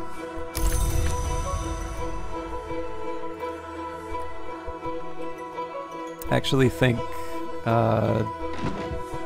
Sea Stories will probably help me out with that book. Actually, yeah, no, that can go on the far left side. But yeah, so the Weary Detective shows up. Zachary Wakefield shows up. Trying to remember any other familiar faces from... I know Huckabald of Posend is referred to, but I don't think you ever get to meet him in Cultist Simulator. I'm spending all this time looking for the books, and I kept them in my inventory to avoid having to do that. Yeah, we'll point out the callbacks to the Cultist Simulator people. Okay.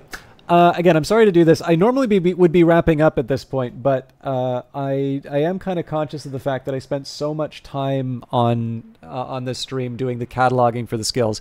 And again, it's important to remember, like, if you think it's kind of cool that I've been able to get this deep into Hush House without getting all of the elements of the soul, and that I've been able to get this many skills again without the elements of the soul, like, one of the reasons why I've been able to do this is that I'm actually taking the time to sort of map out what these things will do. And in this case, it's just giving me some more options. So this is a fun little challenge for me to do on the first playthrough, to just sort of see how far I can go without committing things to the Tree of Wisdoms. And so, you know, I kind of consider that to be the price that I pay in order to, you know, accomplish the specific target I'm looking for. But I am kind of conscious of the fact that it does drag for people who maybe aren't as interested in terms of what the outcomes of certain recipes are. I prefer writing it down rather than doing the trial and error. Like, there's going to be a trial and error point, but I'd like to minimize the trial and error because there's just so many skills for me to do that, and Numa is such a powerful period that, you know, I don't want to wait for Numa every time to make something big. But I am quite hungry, and I could use a refill on my tea, so I am going to take a minute. It's probably maybe 2-3 minute break, just so I can heat some stuff up and get a little food in me. I think if I do another 10-hour stream, I do have an important meeting like early in the morning, so I don't think I can do another ridiculously long stream, but I do think it would be good to. I think it'd be good to try and do a little extra time. So if you have, especially if you've been here since the start, or perhaps if you came in on that raid, first of all, I appreciate you sticking around after the raid. Definitely, I would recommend that you get up, have a stretch, maybe get something to drink. I'm going to run ads for a little bit. That's just hopefully so that people who see, for the people who come in after. You know, they don't get hit by the pre-roll ads, but I'm certainly not interested in Twitch selling you more stuff, other than, of course, my green eyes and mysterious sexual charisma. So feel free to go off and do something else for a couple minutes while the while the ads run. But we'll see you in a little bit.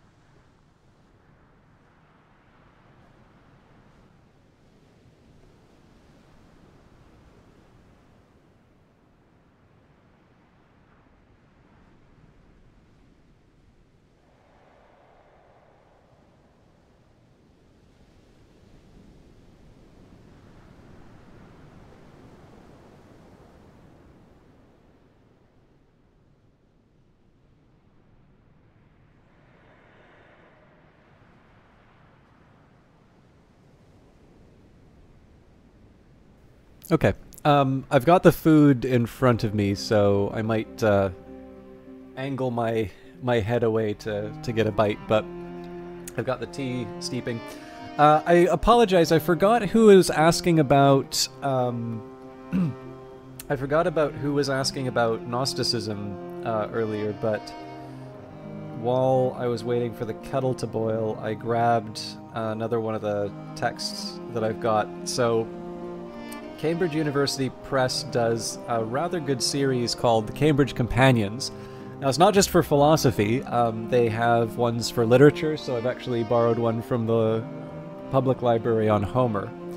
And then I believe they also have some for music as well. So anyways, the main thing I want to say here is it's not just philosophy, but in this case it's relevant to philosophy. So anyone who is interested in the conversation about Gnosticism earlier, I notice in the new Cambridge Companion to Plotinus, so there's two. There's an earlier version. This is the one that was published, I think, in 2010. Sorry, let me just take a look here.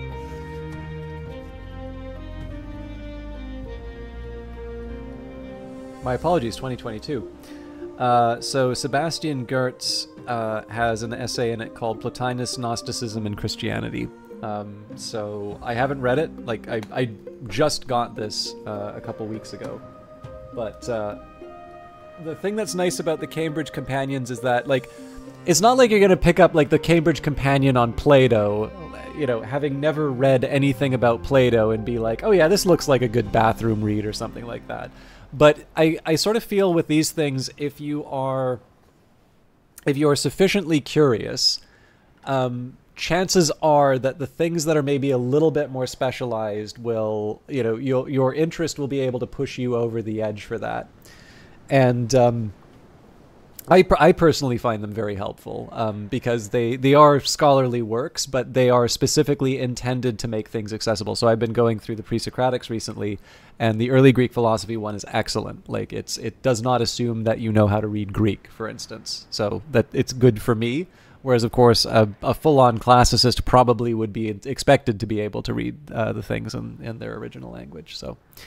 For what it's worth, and actually, Chthonic Zoe, this isn't, I think the thing that you were interested in was a little bit more of the occult angle, but I got a play recently, Arcadia by Tom Stoppard, and so if you're interested in Book of Hours, and I get the impression that you like reading, I would strongly recommend Arcadia, and it's not necessarily because it's going to like crack open the meaning or anything like that, but there's a it's kind of one of these things where it'll probably make more sense when you read it. There isn't a direct through line, I don't think, but there's enough. I think there's enough similarity there to make it worthwhile. And again, it's a stage play, so it's not overly burdensome. Plus, like, Tom Stoppard is a really good writer, so you know there's good lines in it. Like, it's fun to read. So, but that's a recommendation I was meaning to make. And again, thank you. I want to make sure I got that earlier book recommendation. I think it was Charles Olmsted that said, yeah, I almost lost that, so sorry, give me a second here.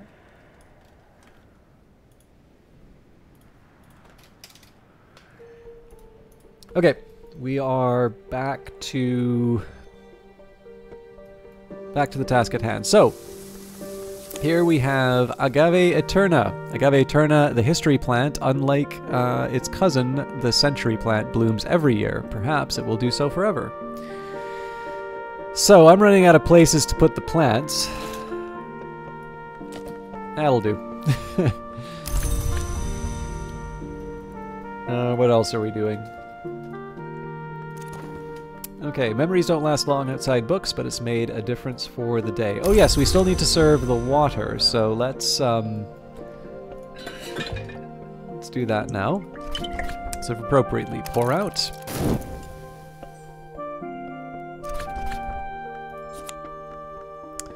Isle water from Brandkrug's Deep Springs. Nice drop. I can offer my assistants something to drink. This will increase their aspects. They'll also be glad of the refreshment.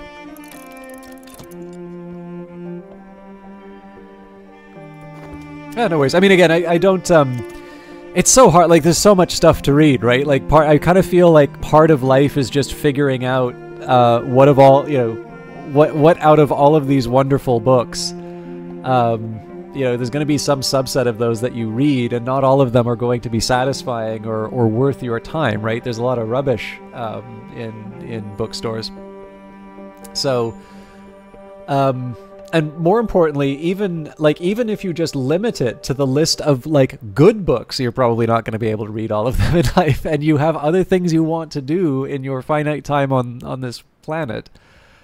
So my recommendations have been somewhat scattershot, but my hope here is that they're sort of clear enough in terms of where they become interesting or not interesting, that, you know, anybody who's listening and interested will be able to exercise some judgment, because certainly I would be willing to say that my preferences probably don't generalize to everyone, nor should they.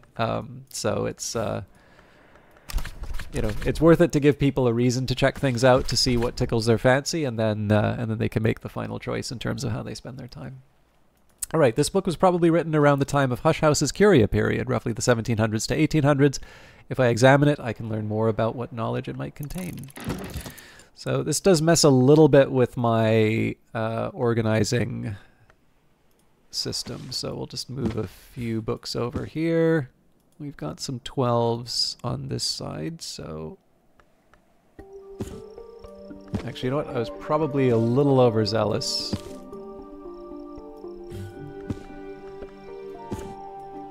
Yeah. So that's the too difficult pile.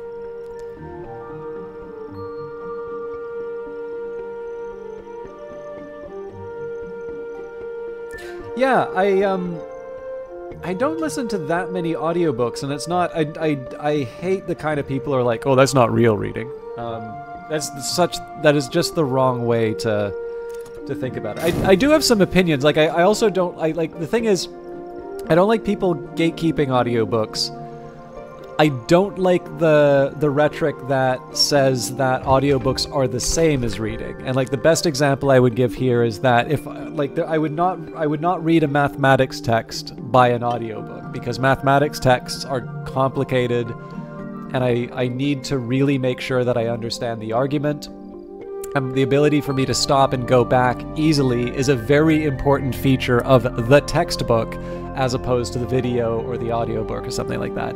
But not every book has to be experienced that way. That is a specific subset of works. And honestly, especially because, you know, audiobooks are also very good for getting the imagination going. Like, I really wish that people would be taking the time and embracing and encouraging people to do the sorts of things that allow them to experience the things that, you know, they value. It's already hard enough to find the time to read that I think we need more reasons to get people, you know, doing those sorts of things. And honestly, some of them are really, really good. Like, I'm fond of Neil Stephenson, and he's got a series called The Baroque Cycle, which I really enjoy. And I have read, like, Audible... I don't think Audible has this program anymore, but they had Audible Frontiers, which is still audiobook narration, but they're of a quality where it's just on the border of a radio play. Like, they don't add anything extra.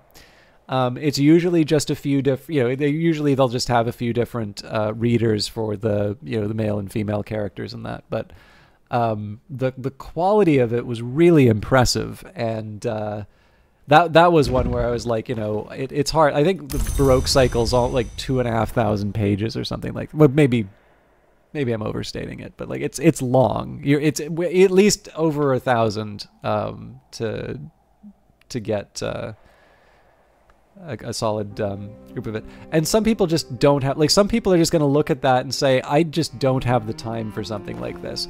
But being able to put on the headphones and like listen to that. Yeah, I can definitely see some people being willing to do that. So again, like I mean, I guess for some people maybe it doesn't matter what other people are experiencing. It's more about their ability to talk about how good they are for reading stuff on the page. But But yeah, I feel a certain need to get defensive on my part, to just sort of say, I don't do audiobooks as much, just because of the type of stuff that I'm reading. But I really like that people who otherwise wouldn't have found the time to read are actually able to experience things that they wouldn't have otherwise. It's one thing that I want to do more of for the stream, actually, is do more audiobooks. Like me reading them. But the thing, I definitely need to work on my delivery. But we did A Christmas Carol, we did an essay by Stephen Leacock called My Financial Career, which I really liked. Ah, the Bancroft Diaries.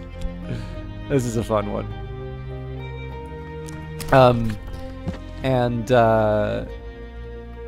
I got a couple of things coming up at some point, which I think people will like. But yeah, I'm hoping to read more things for people, because I know it's a common request that I get. The problem is if I mess up a delivery, I need to re-record. So.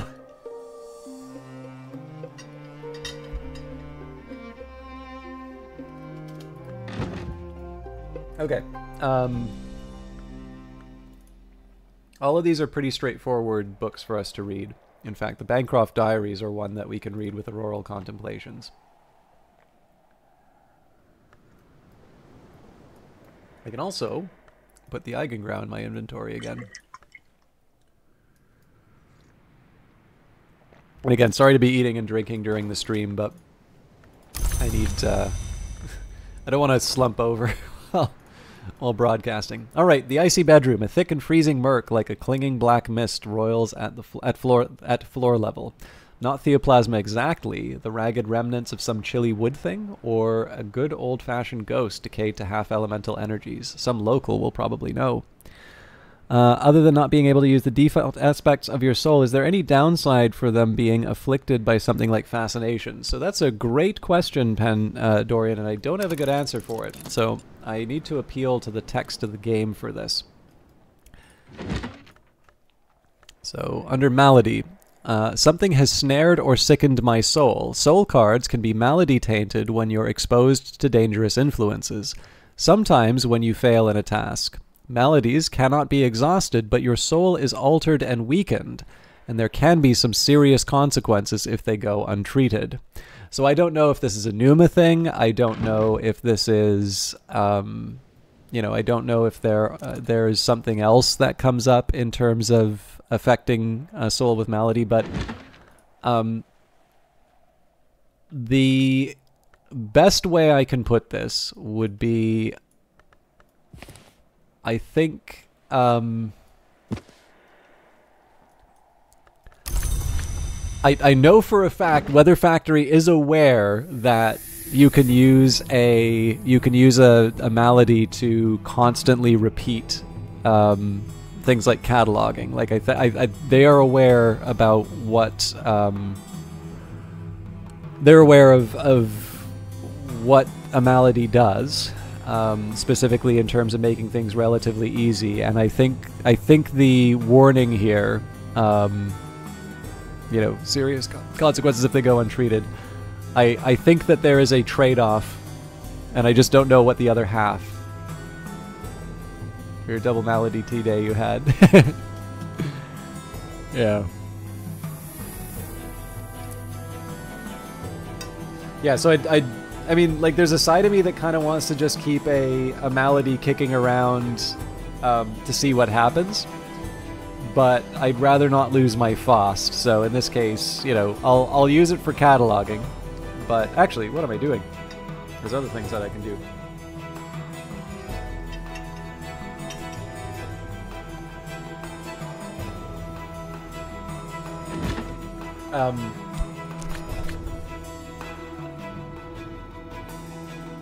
There's, like, basically, I will make use of it while I can, but I'm not brave enough to, like, just kind of lie down and let the train run over me. So, Bancroft Diaries. Lord Franklin Bancroft was initiated into the arts of the flower maker by the rose witch Fiona Ayrshire. He rose to become a society provider of occult services and secret pleasures before his abrupt disappearance in 1790. Revelations. I can master this mystery. Enough lantern to match mystery lantern. We also have less to worry about in terms of Numa because it's only just recent. Like it arrived. Like I think it only comes once a year, if that. So I can sort of afford to be a little more risky in terms of the difficulty of the texts I take on.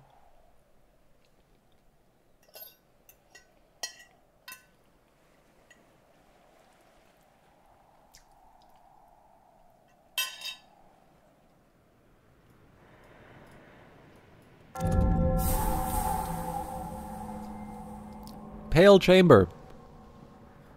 In the time of the DeWolfs, this magnificent bedroom was reserved for the Baron, or in Lady Ava's time, the Baroness. Ava had the whole room decorated in black as a gesture of permanent mourning for her father Valentine, or, according to ribald rumors, to set off her own paleness for her lovers. It was Kitty Mazarine much later who freshened the furnishings and made it the Pale Chamber. We've got a number of things. So first of all, Thyrza Blake, like I said, a very distinctive, which I think they said she was the 7th librarian. Yep, Thyrza Blake, 7th librarian, so put that in the inventory.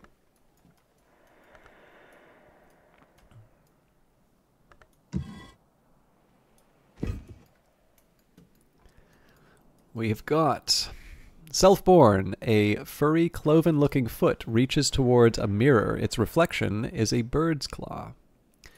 More Armagnac D's. That's a bottle.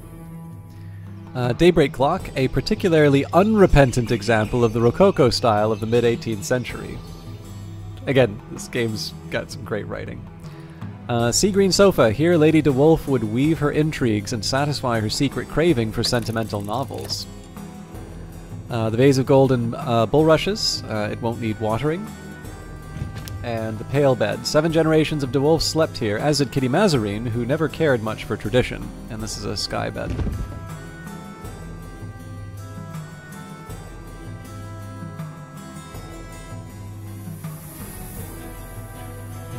The Thyrza Blake. Carved from malachite.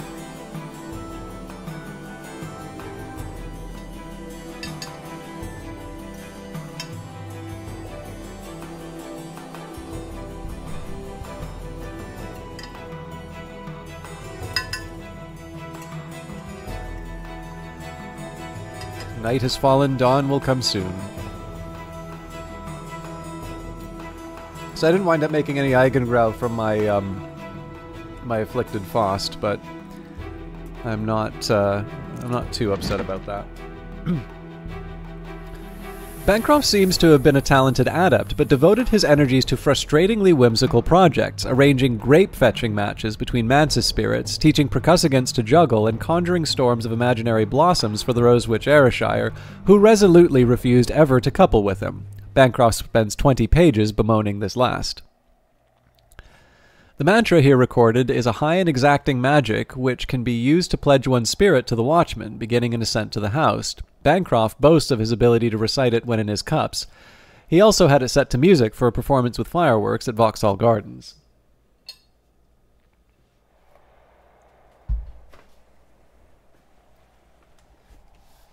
Yeah. We'll see what happens. Now, I should have followed up with good Peter. So, to credit the Cultist Simulator community, I don't know who it was. Okay, I do like that you get pyroglyphics out of that one. So I don't know. I don't know who's responsible for it, but I believe there is a Tumblr. Actually, you know, I can probably find it. Just give me a second here.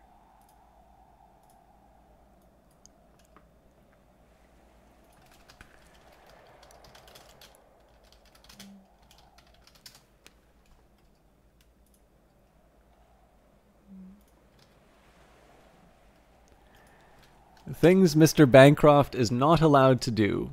And apparently it is also on Twitter.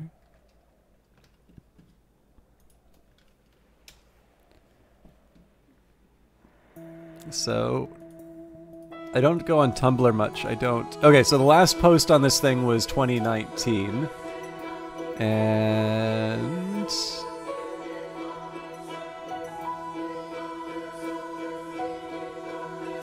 yeah, okay, fair enough.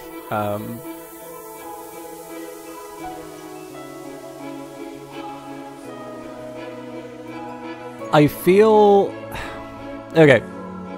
I didn't really want to talk about this, but I didn't actually quite realize this at the time. Some of you may know there was controversy regarding the developers about this game. And it looks like the Twitter account that's associated with it retweeted one of the Medium posts. Needless to say, there's been quite a bit that's gone on about it. I'd really rather not relitigate all of that because this happened back in 2019, but I maybe didn't realize that they'd retweeted that. If you don't know about it, it may be something that you care about. Needless to say, that is, one of the posts that went around it. But in any case, what I wanted to highlight was the list of events from the Tumblr account, which had some funny things from the Franklin Bancroft Diaries. Just for people who've read that medium, obviously I am not endorsing one way or the other, whatever somebody's written on that. So sorry, again, that's probably me making it sound a lot more conspiratorial than it should be. But I don't know. Where I can, I try not to stir the pot. And I kind of only realized after looking at the Twitter feed that I think I know why they stopped posting in 2019. So sorry about that. Okay, so we've got Pyroglyphics, Foresight, Moral Contemplations. So let's add this to my Things I've Read pile. I don't believe I'm going to be able to add this to... So Pyroglyphics is already at level 1, so if I consider... I would have to put... Oh no, it does accept something with a malady. Okay, so we'll level that up right away. That's a really good day for us then. So there's no books in the Pale Chamber. The Abandoned Librarian's Quarters is actually very straightforward to go into. We just need Reverend Timothy for that. So that'll probably be Shapt and a... Actually, no, if I just keep talking with Reverend Timothy, we'll be fine. So I suppose I should think about what my next move in the house is, because So I was kind of expecting to spend more time exploring all the different areas. And as it happens, or like checking out the different texts and such, but we've kind of used them all. So I've got the Devoured Tantra, which in that case I'll... oh yeah, I gotta get my gardening back.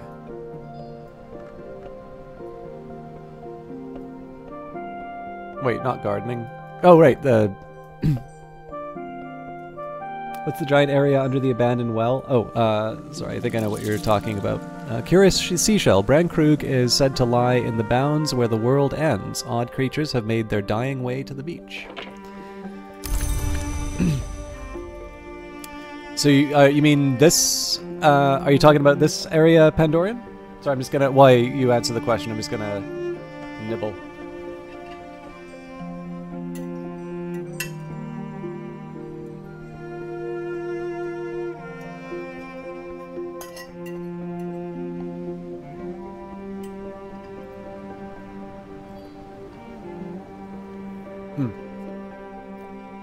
So the fun part about this is I believe this was not made available during the beta at all.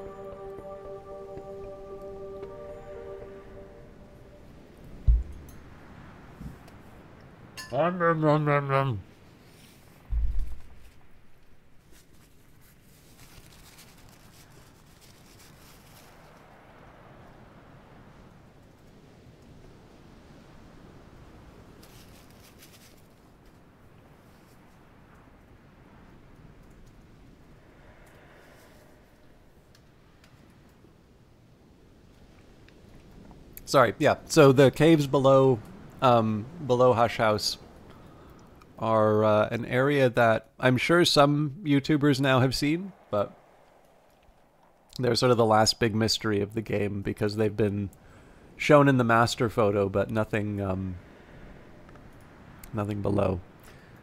Sorry, I needed a second to figure out my next steps. There was something I wanted to do with C-Store. Right, so I needed to get a satisfaction to be able to read the Devoured Tantra. Oh yeah, this will be a piece of cake. Oh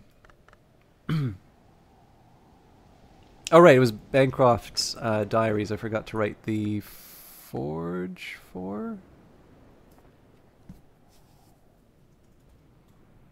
Pretty sure Bancroft's diaries was Foresight.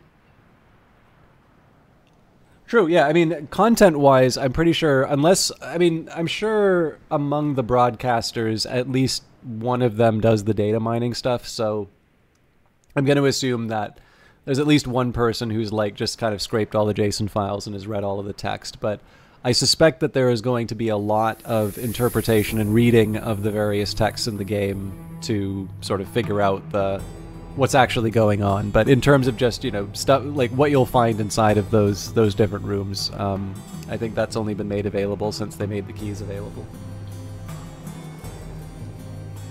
Okay, I'm sorry to do this. I got a little bit of bread left over. I'm just gonna finish that up because I can't talk with a mouthful of bread, and then I won't have to eat anymore for the rest of the stream.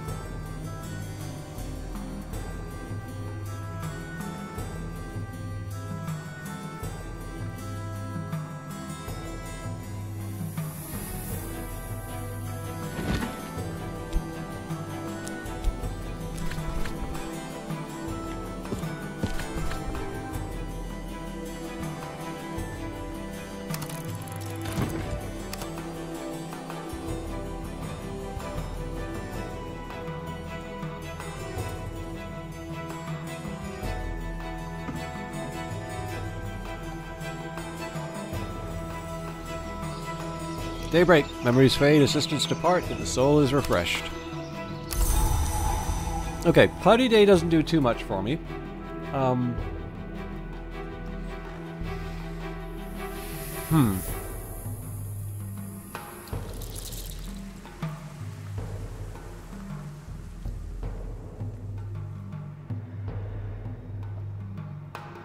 So I think... So it's worth remembering it is summer, so if I need Rose, this would be the time for me to try it. The Abandoned Librarian's Quarter, so a bright haven on the house's seaward side, innocent of protections and menacing influences, though it'll take some work to set it right and clean it. So again, we've got 3 Forge, 3 Heart, 3 Lantern, 3 Scale. It seems to me Reverend Timothy is the easiest way to handle that, so we will... use the Shapt. So the reason I'm using the Shapt is that I still want to hit him with the Faust. I mean, I could also hit him with the Whist, but... so that's going to unlock a new room for me at minimum. So... is there a clever way...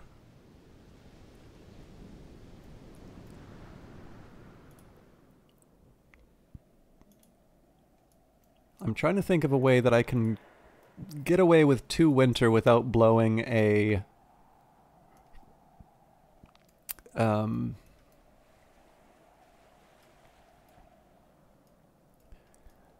Solomon's Preparation. I'm going to assume that most teas are not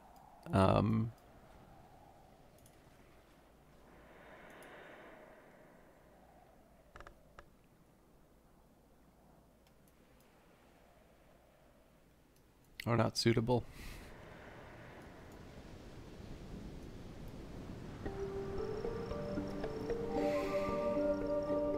Okay.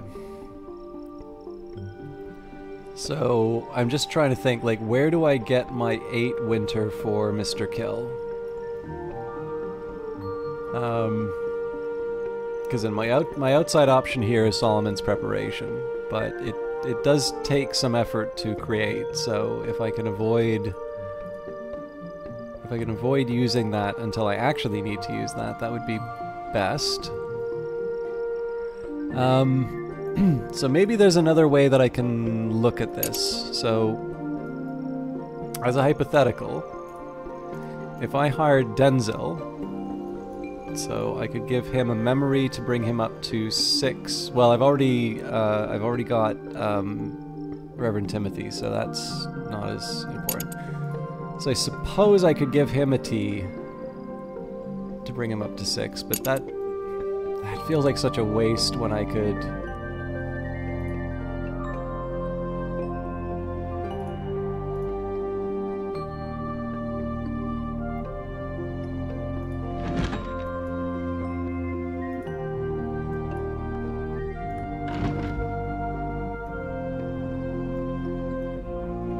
Yeah, I'm getting close to a point where I'm going to have to go for the metal, I think. I am slightly inclined towards feeding Reverend Timothy the second Flush of Sam, though, because it's only 1 edge, knock, and lantern. And that'll save me the Faust. So, the question is, what do I get with the Faust? Well, the easy answer there would be Eigengrau. Okay.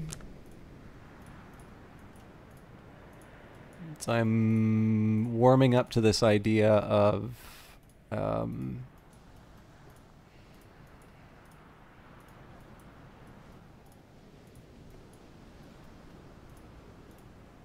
warming to this idea of using Timothy for that. The other alternative, so if I try to get him up to 8 lantern, so Faust, Revelation, can't be the dandelion wine, can it?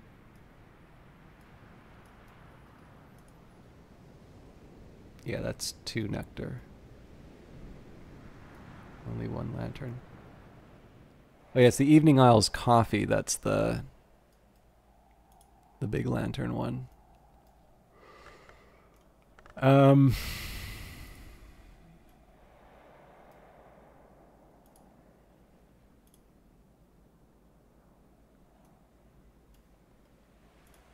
I may have finally hit my limit in terms of what I can access in the house.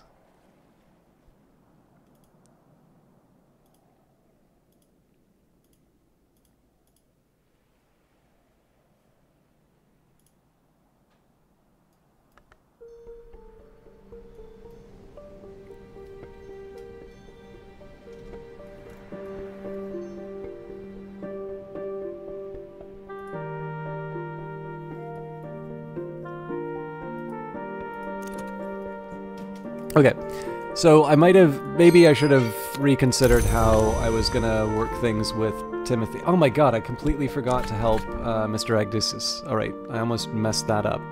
Okay, let's read that again. The Affair of the Open Reverend. In a highly specialized clinic in an obscure corner of the capital, specialists study the ecstatic agonies of the case known only as the Opened Reverend, who once was the vicar of the parish of St. Agnes, Fore Street. The blessings of St. Agnes of the Fires and St. Agnes of the Shears are ungentle, but St. Agnes of the Threshold may be her cruelest aspect. This could also potentially be the follow-up to the priest, incidentally. So, there are many of us, you know, who have what you might call unhealed wounds, and many of us would not choose to heal them.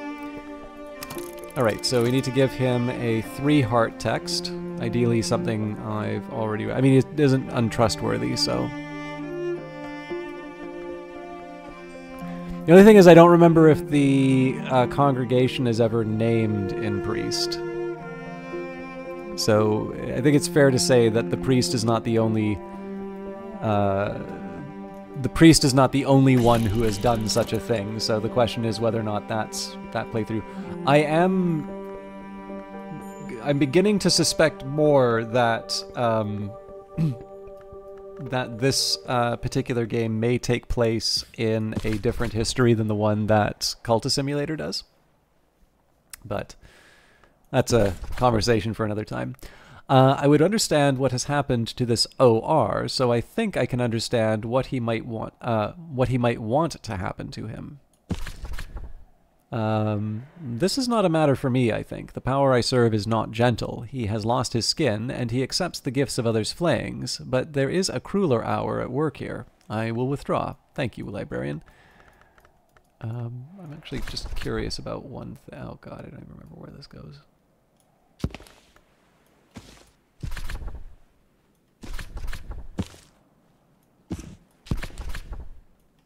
Yeah.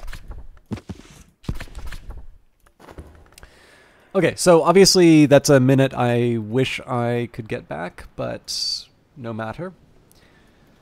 I'm still on the fence about what to do with the day. Well, hang on. I could make a Solomon's preparation. No, okay. So you know what? Because I can make Solomon's preparation without too much trouble. Let's say.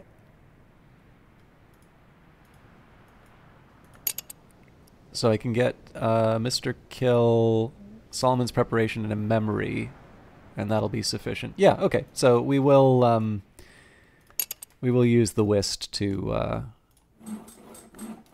bring him in. Speak with Mr. Kill. Mr. Kill likes conversations about endings. His wife His wife prefers to talk about beginnings. A shilling will buy his help for the day. Let's do it. I will set someone to work at getting a regret. We won't use the tryst though.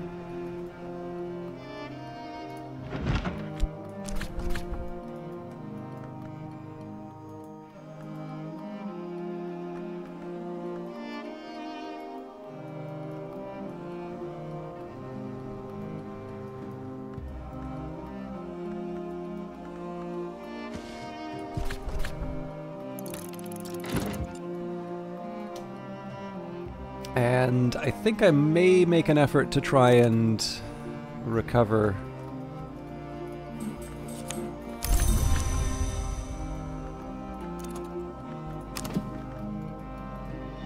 I got a few irons in the fire now.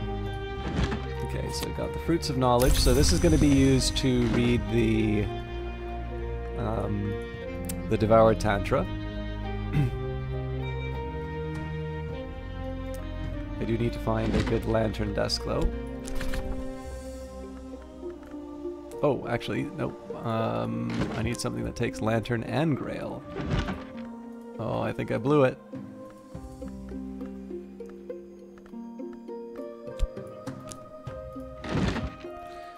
I don't think I have a desk that meets these requirements. Oh, but if something takes moon... Okay, what about lantern and moon? Yes, this will work.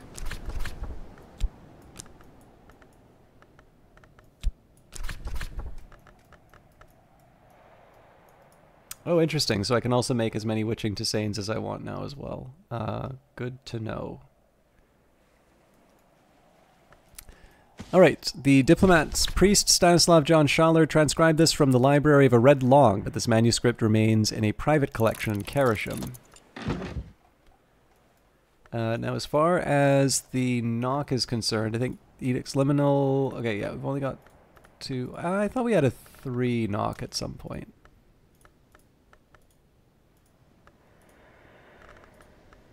Yeah, so... I need the shot, but we'll get on that next. I'm going to use the health to recover, and then we will go we'll visit the beach. What was the name of the congregation mentioned again? That is St. Agnes of the Threshold. Alright, a bronze spintra for our trouble. So, first things first, let's talk with Reverend Timothy over a cup of tea, and we will get him to open the librarian's quarters for me. A nice drop. I can offer my assistant something to drink. This will increase their aspects. They'll also be glad of the refreshment.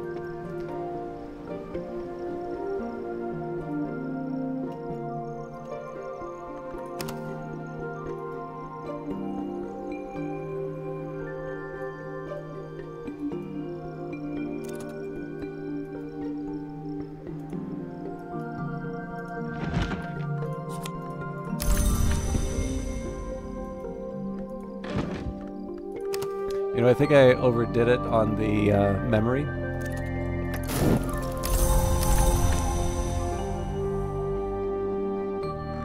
Oh no, we're still one away. So now we'll talk with the Coffin Maker's assistants. Exalt with the memory. I can discuss this memory with my assistant. This will use up the memory, but boost the assistant's abilities for the rest of the day. So we take the abandoned librarian's quarters, a bright haven on the house's seaward side, innocent of protections and menacing influences, though it'll take some work to set it right and clean it. So we'll get the rector's assistants. In the visions I have seen St. Agnes, I have learned not to speak of the form she takes. Sure, so again, that's a worship of St. Agnes. Whether or not the congregation itself is St. Agnes of the Threshold is the question. It's kind of like there's multiple references to Lady Tryphon. So we know we're talking about the same person, but if we were to talk about a group of... If there were multiple groups of people worshipping Tryphon, we would... you know, it's mostly just a question of geography here. Like, is it the specific one that we know from the DLC, or is there another one? Again, I wouldn't be surprised, but the reference to St. Agnes is consistent in the game, but for me it's not necessarily consistent. It's not enough for me to convince me this is the exact, these are the events of the priest. Because again, there's 6 histories, and so it's possible that this is an event similar to the priest, but not the one in the game. But again, I'm probably overly cautious on some of this. All right, I can offer my assistant something to drink. So I think any surplus I'll use to, I'll get him, any surplus time I'll get him to generate some memories. We'll see if we can get something, something out of the memories.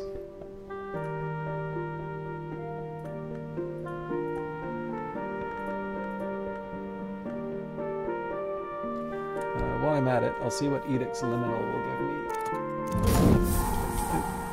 Lots of stuff just happened.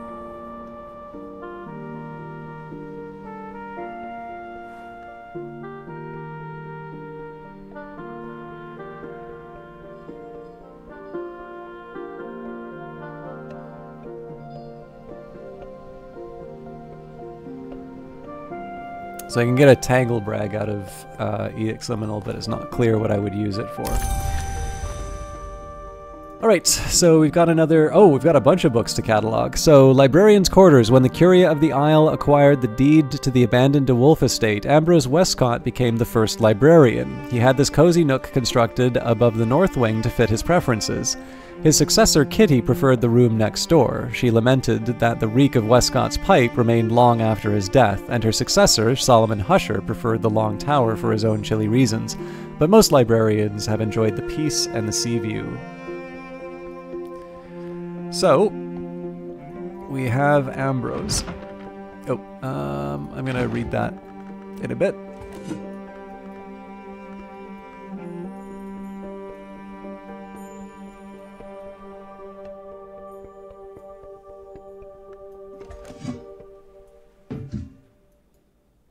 All right, it's starting to fill up. I'm happy about this.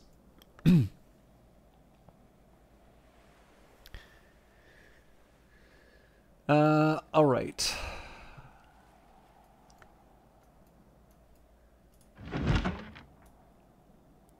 The Devour Tantra warns of the uses and dangers of appetite, but devotes an entire passage to the star-limbed hunger-bringers who it describes with obvious affection. So let's just make sure I've got that in the list.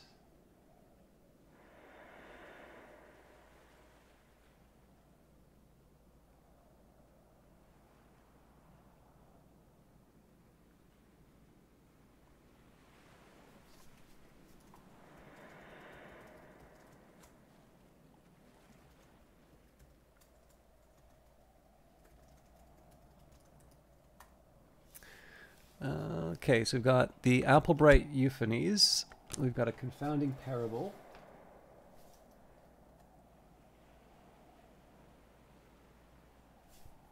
I now have 80 entries in my spreadsheet.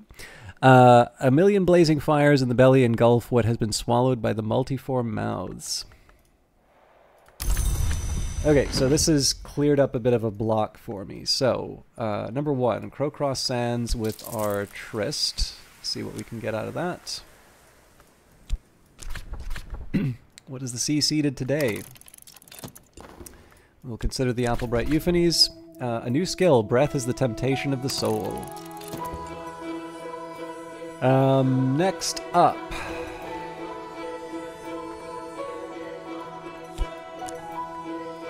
Let's keep... I'll talk with Mr. Kill. Yeah, so the idea of me... I don't think I'm ready to recover the Faust yet because we needed... I wanted the...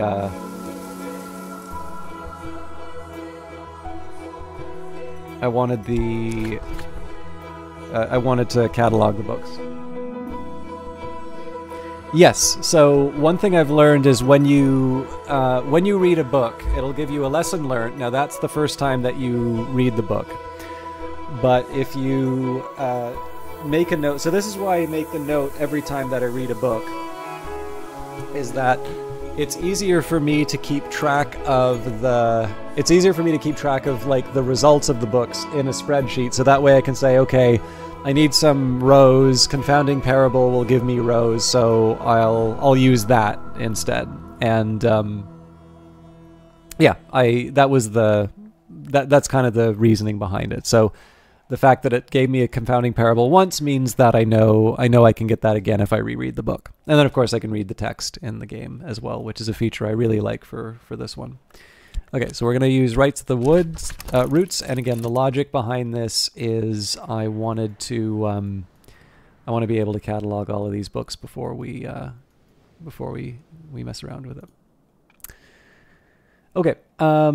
Also, I seem to recall that we got there's a few other details. So, Librarian's Quarters. This one is interesting. Oh no, hang on, it's just Lantern. So, oh right, okay, it accepts Lantern, Rose, Sky, and Heart.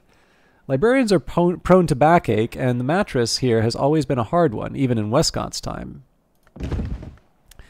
Number of plants, so potted bamboo, potted white orchid, potted fern, pot of malachite daisies, potted pink orchid, potted avidity, a watering can, good for pottering. So this is a nectar instrument, so that's a pretty important one for me. The pale bust, a delicate-featured young woman. An inscription reads, Abra Southey. God's Return, a green shoot splits a rock. The librarian's glasses, these are no longer a tool, these are light, so they're not lenses, just plain glass, but a certain sort of visitor is disappointed by a librarian who doesn't wear glasses. Got a Witching Tisane on the shelf. We got 7 books, an inscribed stone, a stone tablet with rows of badly worn scratches that once probably were writing. The Twinfish stone, this stone disc is lighter than it should be, and the surface is soapy smooth. And a half-faceless mask, a scale thing, a mask to fit a face that at the very least began as human. We also have the Librarian's Armchair, a sea-colored star-ornamented armchair, and Librarian's Footstool, a sea-colored star-ornamented footstool. So, pretty helpful room. So as long as I keep producing Solomon's Preparation, we should be able to press on. Now again, that's going to exhaust my supply of Blue Crown. Blue Crown, I believe, is limited to winter. Yeah. But like I said, I mean, we buy these things, we collect these things for this very purpose. So yeah, I actually need to use the Foss that I'm keeping in reserve.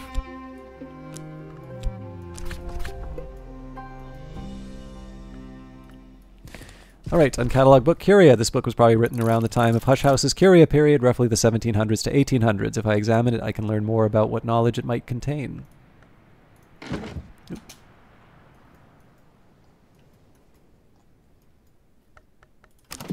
So this is definitely going to be a period where I draw down a number of the things that I've been hoarding. So we're going to use as many of these blue crowns as we can.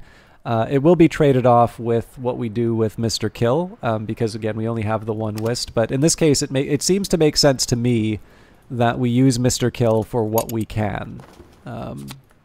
Okay. Another leaf on the Tree of Wisdoms. I'm just going to take a second here to add this to my list.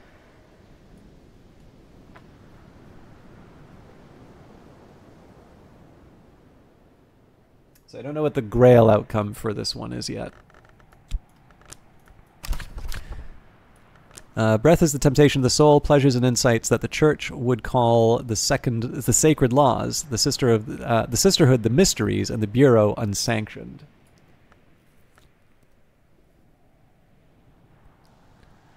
Has my spreadsheet been consistent through the beta, or are the memories randomized? So far as I can tell, the beta, the stuff I found in the beta is mostly the same. I will say that there have been some changes both in terms of the names, and then I think there are some things that might have been bugged.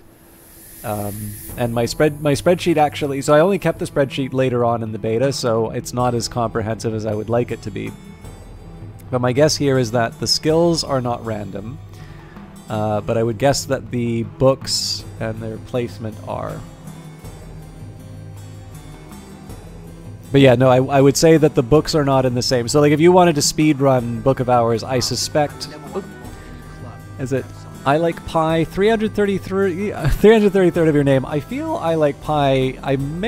Yours name sounds familiar, so I feel like you may have been here before. But either way, if you're new to the channel, welcome. Thank you for the follow.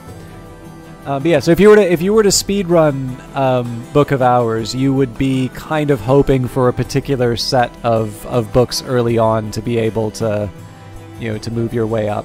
You wouldn't be able to sort of like follow a guide to say, read this book first, then that one. So like that cursed book you ran into, Nocturnal, wasn't there this time. Yeah, I would say I don't know if specific books get specific curses at a given time, but I wouldn't be surprised if the curse was randomized. I don't know though. Like I haven't put too much focus on what's the same each time. Sometimes I'm just trying to get through the story. Alright, where were we? Yeah, so I've been talking to Mr. Kill. At some point we do need to get him to unlock the...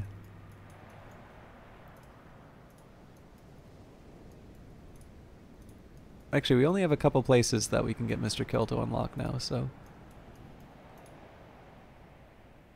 But yeah, we're going to be using the FOST to... We're going to use the FOST to catalog these books, so we might as well deal with the Silvered Snares. The mirrors in this room teem with watchful spirits and perilous reflections. They can be mollified and banished, but only a fool would try to exercise the room of dualities alone. So just give me a second here.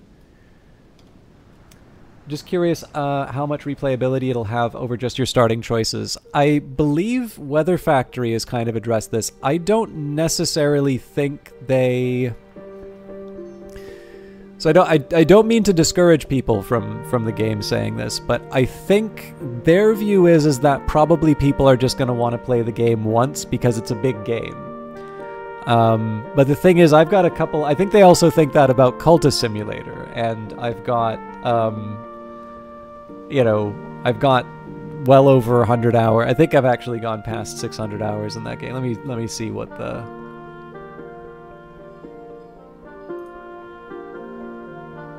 ...692 hours.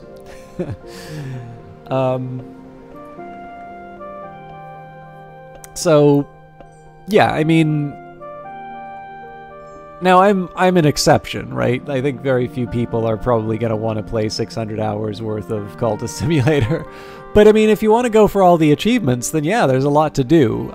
So my guess here is that the bulk of the playthrough is going to be like Cultist Simulator, where the main playthrough that you have is just figuring out how all this stuff works, right? I still need to figure out how pets work. I need to figure out how the mark works. I could stand to maybe learn a few efficiencies in terms of what I'm crafting and why, and what rooms are important, and so on. So, you know, I think those are things that you might learn over multiple playthroughs. But my guess here is that the intention is to give you one really good playthrough out of this. And if you're really compelled by one of the stories, you know, you will be able to pursue the other legacies. But the idea about pursuing the other legacies is that the experience will be very similar to what you did before.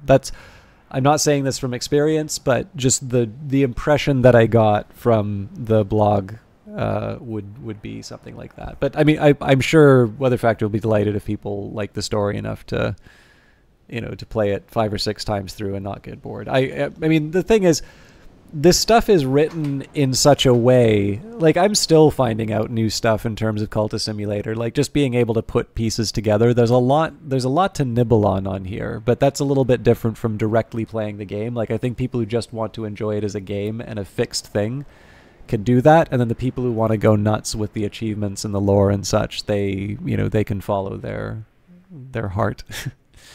All right, just give me a quick second here.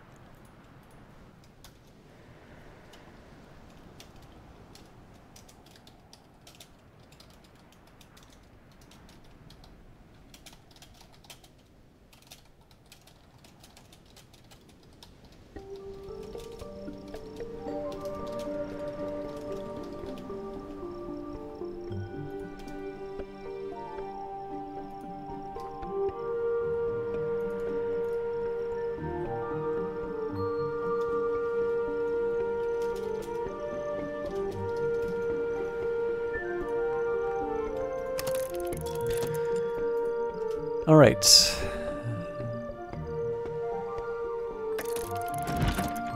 This is cursed. The signs are unmistakable. The fifth eye curse, which has wrenched open the unwilling eye of my soul. My Foss now is a malady, so maladies don't stack. So this is one of the things that's nice about using the already cursed. So this is Old Copper-Nose and the Softer Metal, a disgraceful compendium of ribald poetry about the habits and corruptions of Henry VIII. So this might be a bit harder for me to handle. It's like the six was manageable.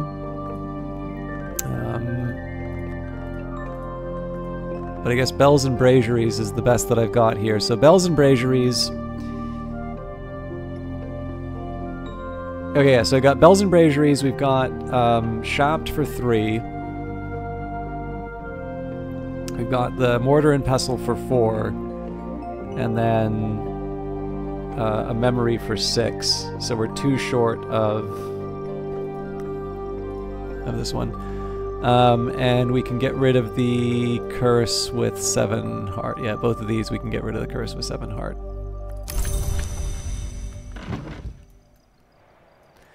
Okay, back to work.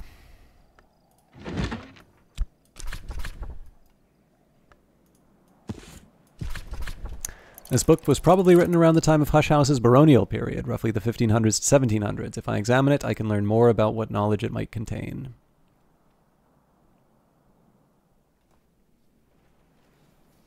I am kind of curious about that Henry VIII book, though, because there's kind of the origins of Hush House. At least the start of the baronial period. If you want more hashtag lore, you'll also get different books and different events and visitors. Yes, this is actually I have been trying to attach every visitor to the event so far. I don't know what the consequences for that are, though. I don't know if there's going to be a follow-up. All right, 3 flowers half the tree. Now this is one that I've actually have on my list, but I didn't have a result for, so I'm really glad I got this. Ernestine Peterhans records her observations on the groves of trees and flowers around the isle and the omens and portents she attempts to draw from them, particularly the yew tree in Earl Bryan's meadow, whose flowerings are sometimes eccentric.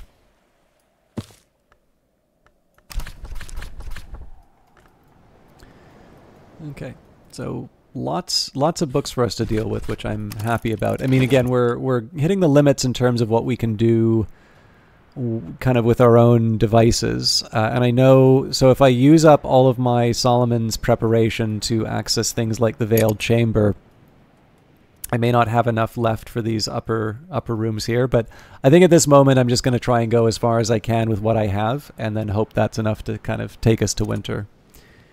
The thing is, I'm going to wind up waiting one way or another, so I might as well sort of maximize the number of things I can interact with in hopes that maybe it shows me something new. I heard a click. Oh, probably a mackerel. Eat it while it's fresh or keep it while it's salted. So, heart, moon, scale, thing, sustenance, remains.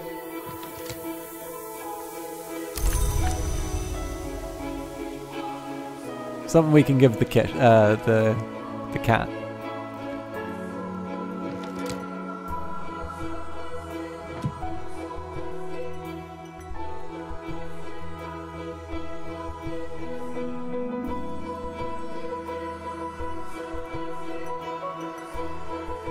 Trying to think of a good desk to put the seashell on.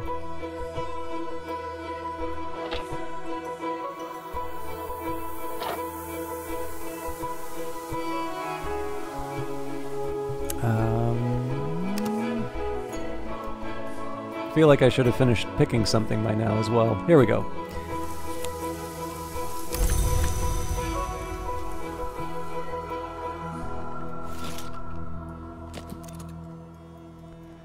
And we've got another book cataloged.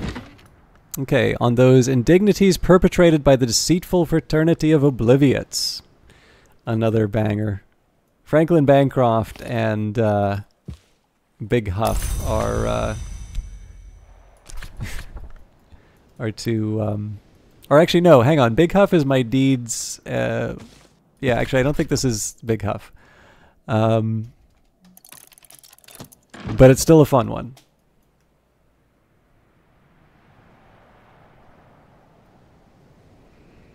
All right, let's read about the Hall of Division. Ava DeWolf first furnished this as her Hall of Division, holding feasts where the guests were selected by unusual and exacting criteria. Later, Thurza Blake, 7th librarian, employed the speculist Pomander to add more mirrors. Lots more mirrors. Light has fallen, dawn will come soon. So we have got mirrors. So this will take light. We can evolve this by a Nyctodromy. And it takes lantern, or lantern in winter. Ava and Abraham, a magnificent depiction in oils of an elegantly dressed 18th century couple. The face of the gentleman, however, was long ago obliterated by a splash of some dark, corrosive substance. We've got a vase of amaryllis, a soft-flowered ornament.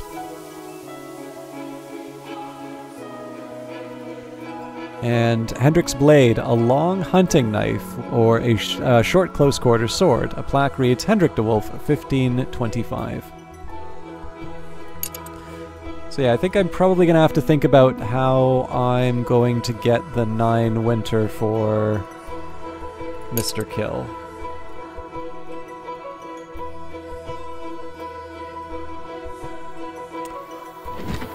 And we have the Carbonek Schism. So this is written in Sabazine, so unfortunately this goes in the can't read pile.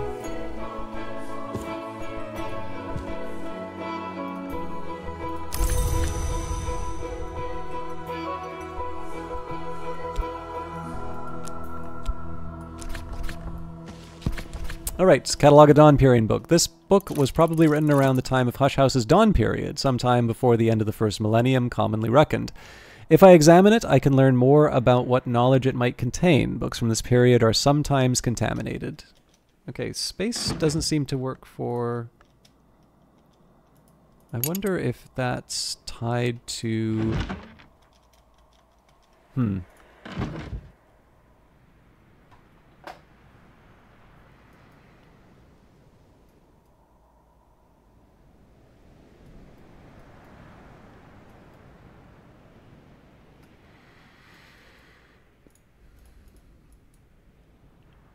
So I'm still trying to think about how I handle Denzil. So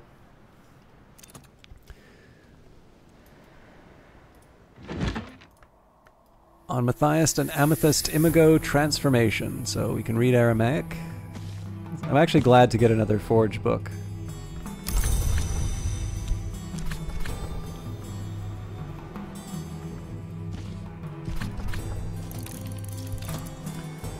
Okay, I think I might have another bug to report.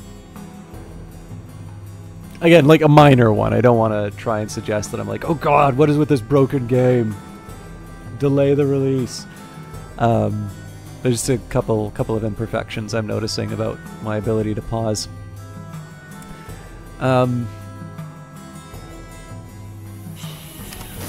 Oriflammes. Oriflammes established 1776, Sense Sign Sciences. Dear librarian, we would like to offer you this opportunity to purchase the collected Hush House lectures. In the 1800s, Dr. Aaron Peel was invited to give a series of lectures to the Curia. They combine his pithy view of the histories with his particular brand of unhelpfully ironical insight. So we're doing well for Spintra, so... Or, as they are canonically known, ass tokens. Okay, so let's just play a game now called What If I Wanted to Hire Denzil? So let's say I use my heart to hire Denzil, so then I could use the Shap to move him up to 3 Forge, and then I would use the Mortar and Pestle to move him up to 4. Yeah, this is a piece of cake. Okay, so I have to give up gardening for today, but I'm okay giving up gardening for today. I guess that also means I give up... Nope. How much you want to bet I'd also still be able to heal myself if it comes down to it. We'll worry about that later, though. The Road to Janus. So this has got the Senthic Taint. Poison? A curse? Probably both. Be careful handling this book. This contamination can affect your shaft and your health. You can remove it with a skill that's effective against curses and at least 7 knock.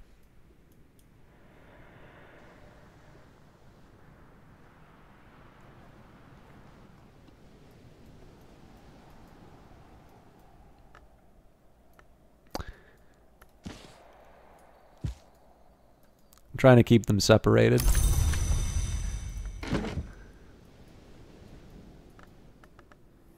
Uh-oh.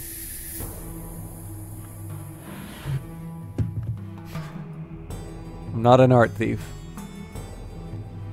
Okay, one more Dawn Period book.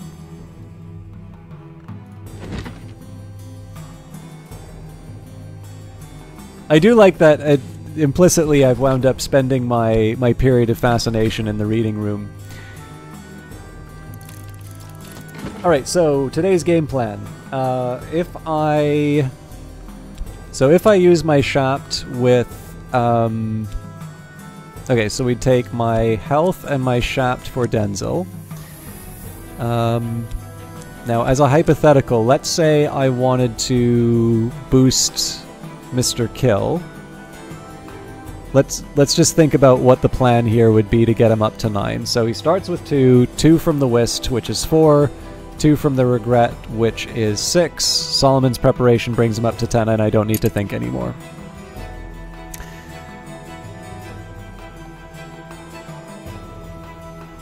So I'm still going to use the Sea Stories.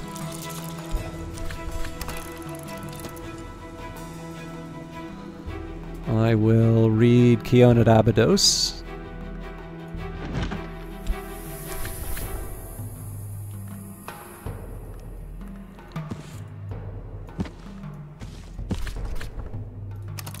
I've already mastered this, but I could reread it and perhaps recall a memory. And then once my fascination's done, I'm going to try and read as many of these texts as I can. Given that we're sort of tying ourselves, I should probably hire Mr. Kill. Let's do it.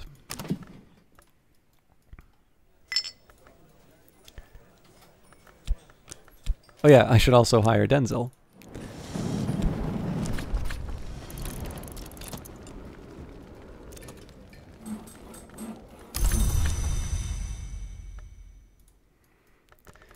Okay, so I got my work cut out for me here. So I'm gonna, it's a little risky for me to work this early with, normally what I do when I have a consumable, that's the last thing that I give my hireling. But it's the only thing I can currently do right now. So I'm just gonna try and divide the attention as cleanly as I can. Right, I need to actually pay for Denzel too. What do you need? Alright, we probably finished cataloging. And the mountain as upon the plain, there may not be a path where none has passed. So an 18 sky text written in VAC, that is definitely in the too difficult pile. I'm going to put it on top of the desk for now, but we may need to come up with a new filing system. Okay, so what I'm going to do is get a foresight. I think probably this will give me a chance to that'll give me a chance to work the Franklin Bancroft. So I believe this one gives me what I need.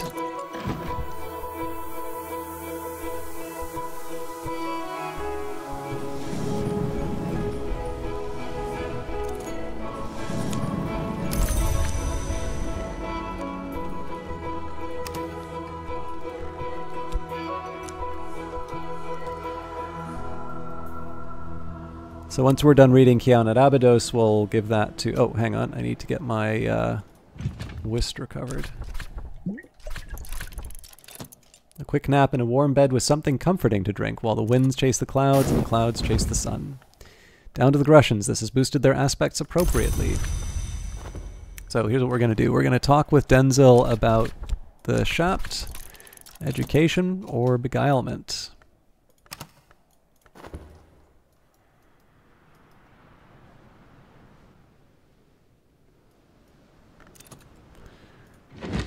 Alright, there's the regret for Mr. Kill. So we'll just wait on the whist and then we're good to go. And then for the Lantern Radiance, that's going to be for Denzel. So one thing that's nice about the Ravaged Foundry is it has another Husher's preparation. My assistant and I fall easily into conversation. Impressive given that it's Denzel. Okay, so we're now up to a 8 winter Mr. Kill, so we're really just waiting on the whist at this point, 48 seconds. Alright, so we did get the foresight from that Bancroft fellow, which is good. Oh, there was another click that I heard, which is probably... Sea glass, smooth as an egg, frosted like a winter window.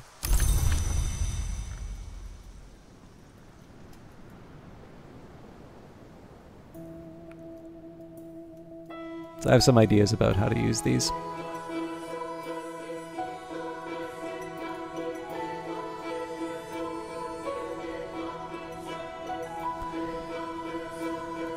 Oh, my Faust is sitting idle though, so let's get some books read. So the first one's pretty straightforward. We say 3 flowers hath the tree. So Ernestine Peterhans records her observations of the growths of trees and flowers around the isle and the omens and portents she attempts to draw from them, particularly the yew tree in Earl Bryan's meadow. Those flowerings are sometimes eccentric. Sorry, whose flowerings are sometimes eccentric. Ah, but you know what? It's all well and good for me to... Yeah, I need a moth and lantern desk if I'm going to make that happen. I don't think that's going to work.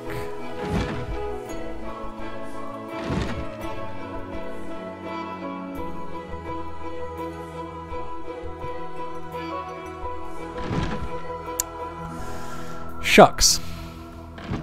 I thought I'd be able to get away with something sneaky, but I don't think the desk combinations work here. So if I want to reuse the lantern, that's fine. So like basically right to the root. So far as I can tell, there isn't a nectar desk. At least I haven't encountered one yet. So again, not the end of the world, but it means that I'm limited to moth. Now I'm trying to remember in so knock is a bit of a hard one because like knock sort of absorbs everything. Knock's like the absorbing state, but I'm curious if there are aspects that sort of transform each other. Because I don't think I've seen those. I don't think I've seen them in a combination yet. So, anyways, fair to say in this case, because we don't have sufficient rights of the roots. Sorry, we can't employ the rights of the roots, which would mean we don't have... well, sorry, I'll give you an example.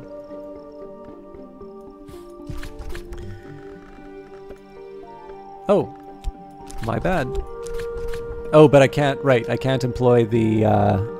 I can't use a tool because I'm not at a desk. So, we'll leave that one aside. That one we'll probably need a heart for, or there's a couple of other things we can do.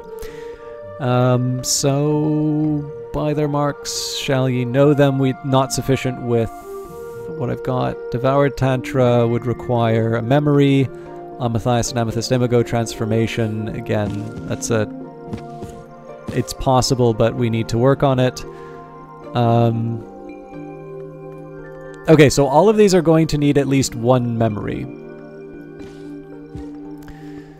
So let's,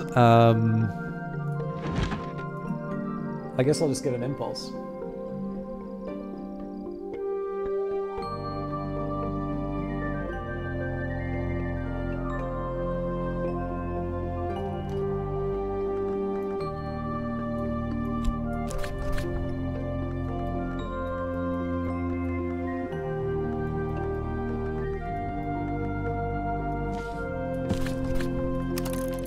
I've already mastered this, but I could reread it and perhaps recall a memory.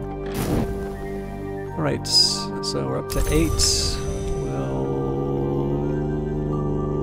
Do we have our whist? 21 seconds, so we'll talk with Denzil about his foresight instead. Still need to talk to him about the mortar and pestle, but we'll give that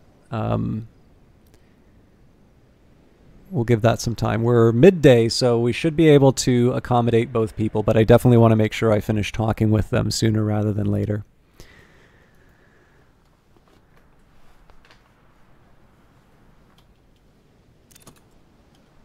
Okay. So we're going to use that whist with Mr. Kill.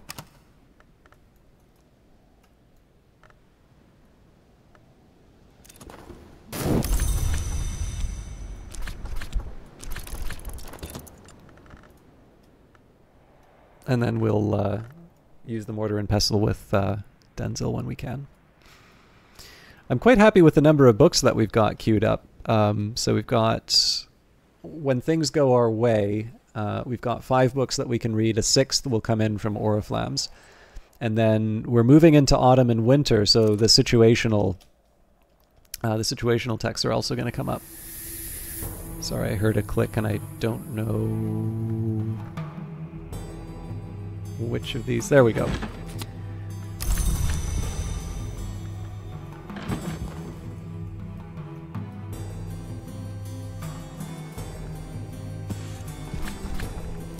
Okay, Memory Impulse, Writes the Roots, and the Faust.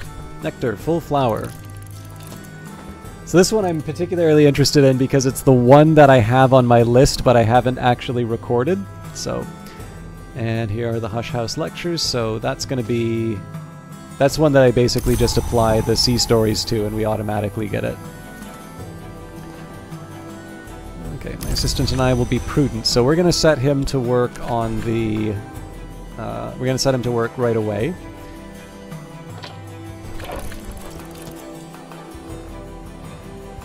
So the Veiled Chamber. This has long been a very holy place, too holy to be left untended safely for this long.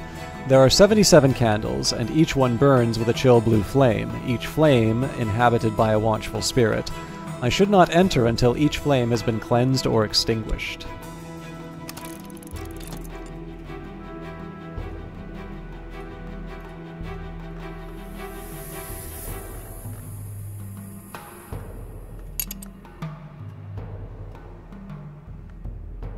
Still midsummer, so if a rose challenge comes up, we're still in good shape to handle that.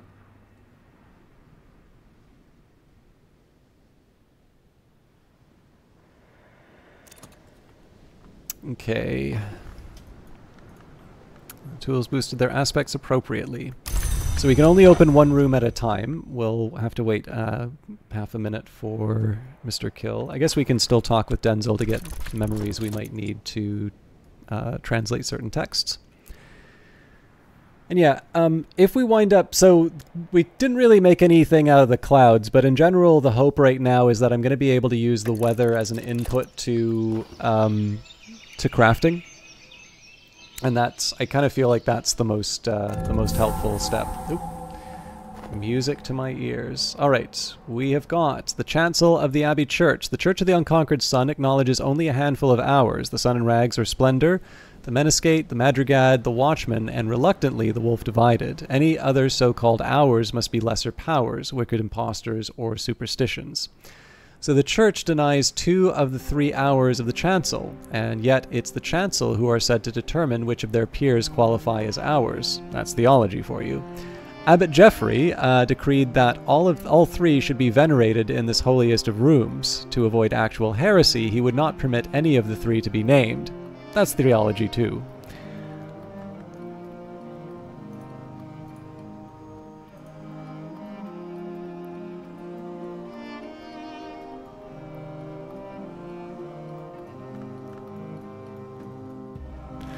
I'm just thinking, with all of the abbot statues, I'm wondering if there's going to be another part to the Grand Ascent.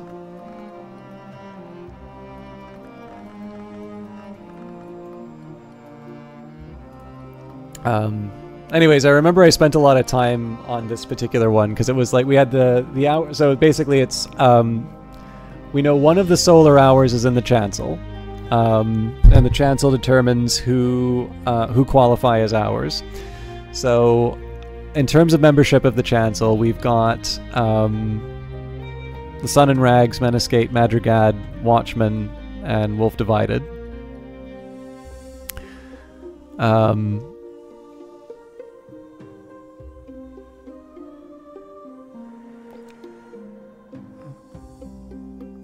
Excuse me.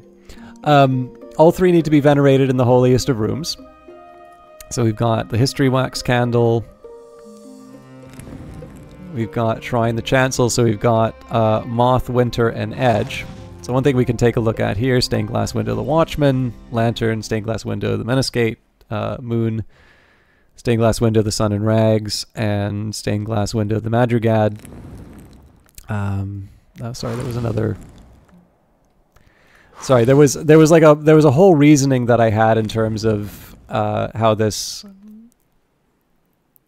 all worked out, and like I think it was because I'm really into the Watchmen. I was like, see, you got the Ichor Vitreous. That's gotta explain it, right? It's like, well, no, because all of these have the Lantern aspect. I think probably it's the Sun and Rags, maybe. I don't even remember what my reasoning was anymore. So, but this is one that I want to.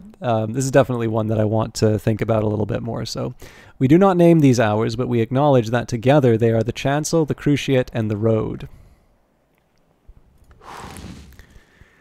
More importantly, we've got 3 books to work with. So,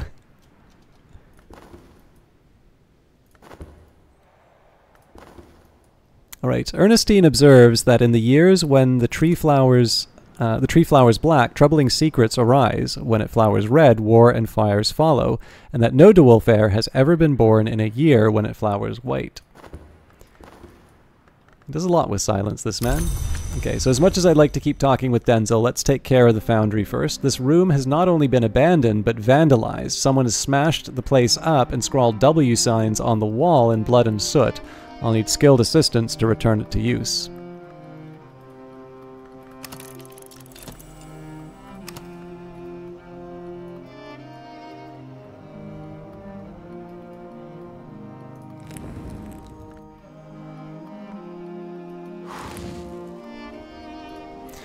The Shrouded Stair is not that hard to get to. That's one for Reverend Timothy. This has long been a holy place, but when the Menascate has withdrawn her favor, now. Someone has shattered a mirror on the floor. The shards wink from the gloom. Something half-seen flits from shard to shard, avoiding my gaze, unseen no matter how quickly I turn my head. Only once it's pacified will I be able to pass safely. So, again, it's pretty straightforward to get Six Lantern from Reverend Timothy. I'm not too worried about that one. Ernestine attempts to use the tree's growth to advantage in her business affairs, but it fails. She's evidently very concerned when Hendrik de Wolf's son Giles runs off with the pale Trollop Haffron. In a year when the tree flowers white, she begins to fear that she has entirely misinterpreted all the relevant omens. She's deeply concerned for the continuation of the de Wolf line and prays for Giles' return. Alright, so we add this to the reading group, but I do want to see what the memory is. So this is gossip. That's actually a big one for us.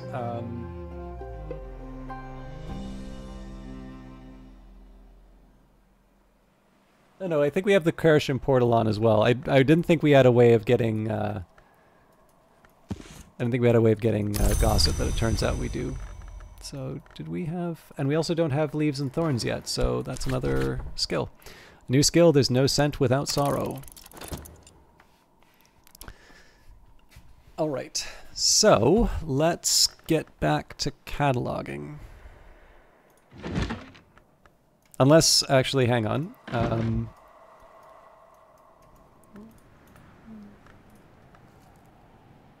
The gossip or the scale might have tipped the balance.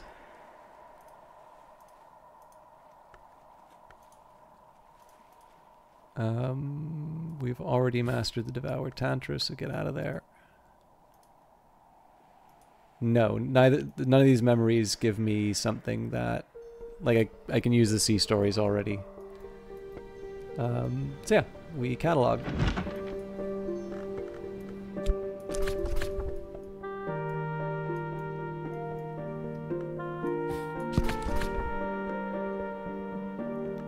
This book was probably written around the time of Hush House's dawn period, sometime before the end of the first millennium, commonly reckoned. If I examine it, I can learn more about its knowledge, the knowledge it might contain. Okay, let's, here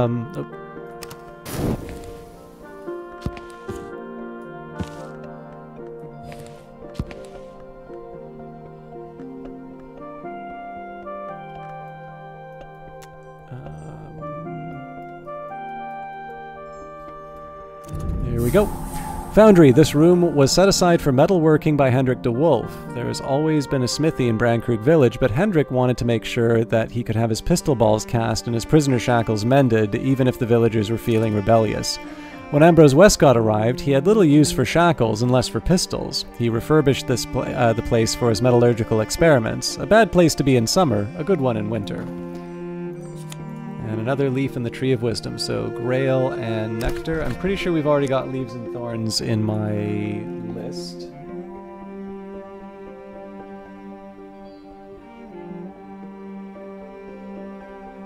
Yes, but I don't have any records. So we'll have to experiment with that when the time comes. But there's Solomon's Preparation. Now, I can also use my my fascination to open the containers. But right now I'm going to divest myself of a couple of... oh, maybe not. The Foundry, so this will take glass, metal, or stone. Fuel, it'll take liquid or fuel. And in this case takes edge, forge, knock, and scale. So some of those recipes that I couldn't do before, those are now possible with the forge. We also have a square, so this is good for a forge tool. Of course, we already had a forge tool, so that's not as important. The saw, eternally useful, though not for most librarians most of the time. That's an edge tool. So we have been looking for an edge tool. Good to note that we have that. Spanners, when you need them, so it's a forge here. We've got a bucket of seawater and a bucket of ashes. We have Regensburg Balm, an invaluable herbal cure introduced to Hush House by the physician Natan after his exile from Regensburg. And that's it. It also gives us access to the Deserted Well, which is a 7 moon or 7 nectar location. So let me just think for a second on that. If we had a gardener during the rain,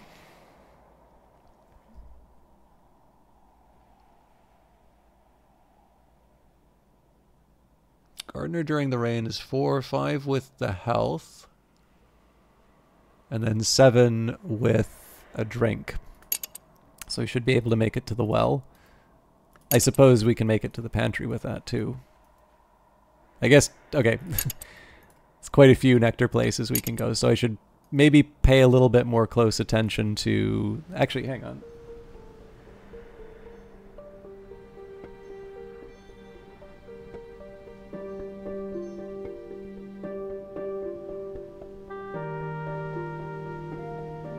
Yeah, Impulse only gives us 1 nectar, so I think... Theirs' cordials are the most likely for me to get me the nectar that I need. So those are 2. So we start with 2... Orchard Keeper has 2 nectar. 1 from the heart. Yeah, so if we get one from the heart, 1 from the... memory, then that's 4. So we could only move them up to 6. So I basically need to wait for rain. So, but that gives me useful information. I know that I'm basically going to need to spend... I'm going to need to wait for rain to access these different rooms. And I'd say I'd probably do the moon one first. Yeah, I think it's basically... well, pantry, and ball, and it's not even necessarily because those are the highest priorities for me in terms of content. It's more that they are the highest priority in terms of they're the highest priority in terms of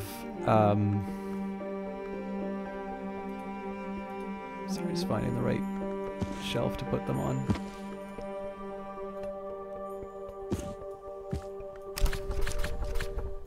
They're the most difficult for me to get from other people. Okay, Catalogue of Solar Period book. This book was probably written around the time of Hush House's Solar Gothic period, roughly between the 1000s and 1500s. If I examine it, I can learn more about what knowledge it might contain.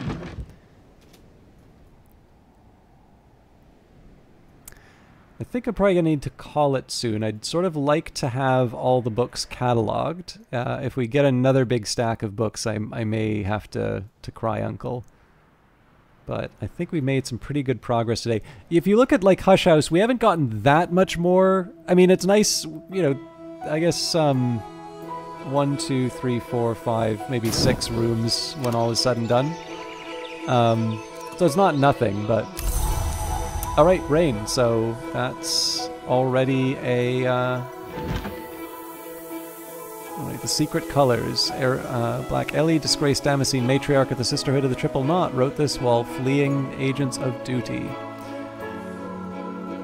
So, like, 2 difficult piles getting kind of full.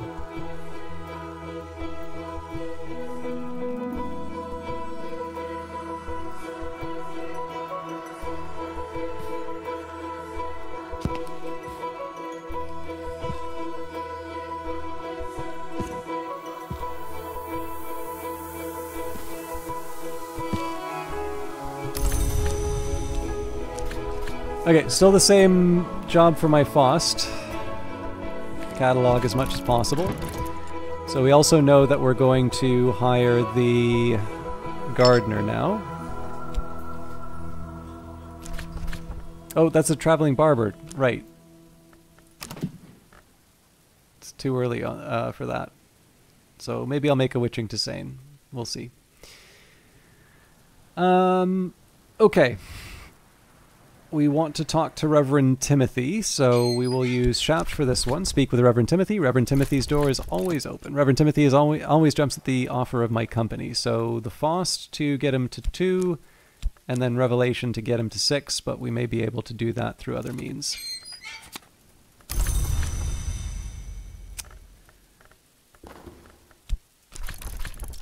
Okay, didn't quite want to do it that way. Now the Tryst. I don't think we need this for... I don't think we need the moon. Yeah, we're good there. The shop's been spoken for. Okay, so these are the shop texts. For the rest of this we can handle.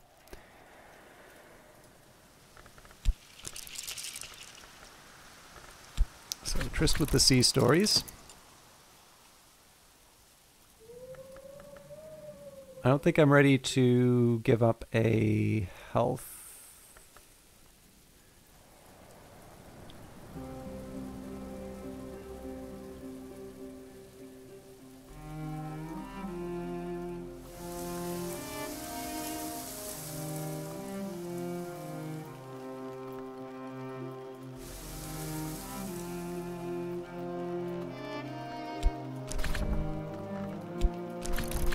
I don't have a specific need for one or the other right now.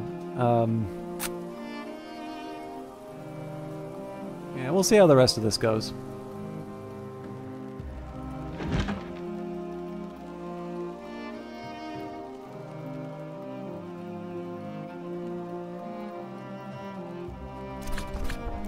The Moon's Egg.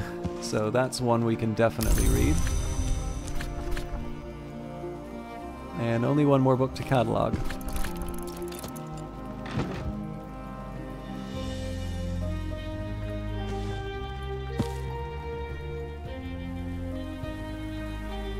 I'm wondering if maybe I just hit some of these books with the Faust and the Wisp no matter what. Yeah, you know what? Because I just need a revelation from Reverend Timothy, so some of these are no-brainers in terms of reading.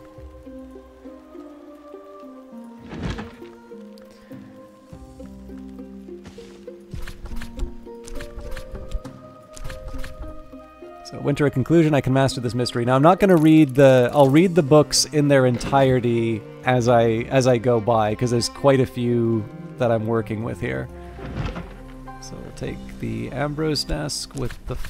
Nope, hang on. The Faust is for Reverend Timothy, so we'll just leave that be.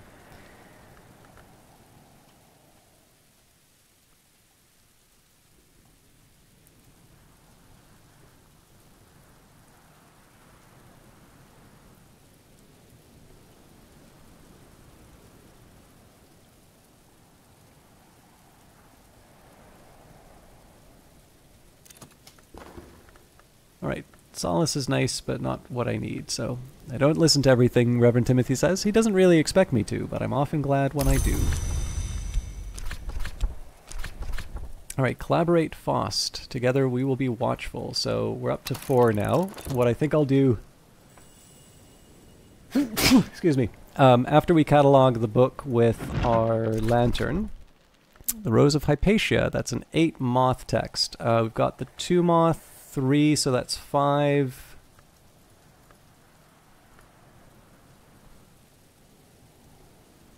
Excuse me. With the shears we can read this. So it's a slightly more difficult one, but we're good. Okay, so the easy thing to do right now with the Faust is just get the lantern knowledge that I need. Everything else is going to be the rest of this stuff is just going to be, you know, reading the easy texts.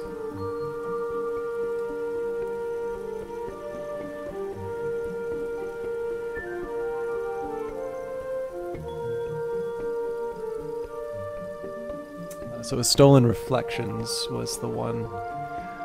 It's always I can never keep it straight in my head as to which locksmith stream gives what.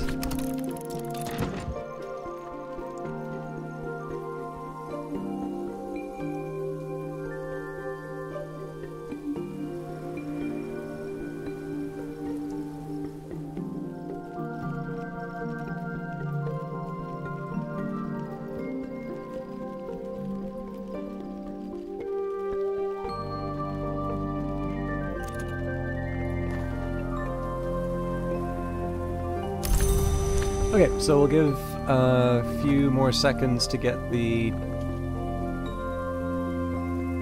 Well, we can make our life slightly easier by talking with Reverend Timothy for a memory.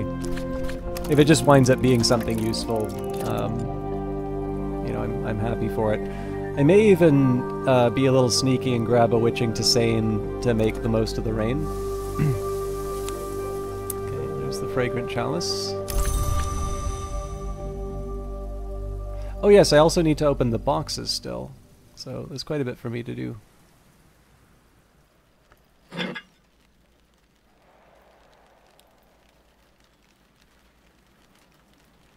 so this doesn't want to seem to go on any of the surfaces. What clicked? Oh, probably the gardening. No, we've already done the gardening. Probably the sea. We got Ava's Locks, a pale rack washed up on the beach by Brandkrug. So this counts as a leaf and winter. Hang on.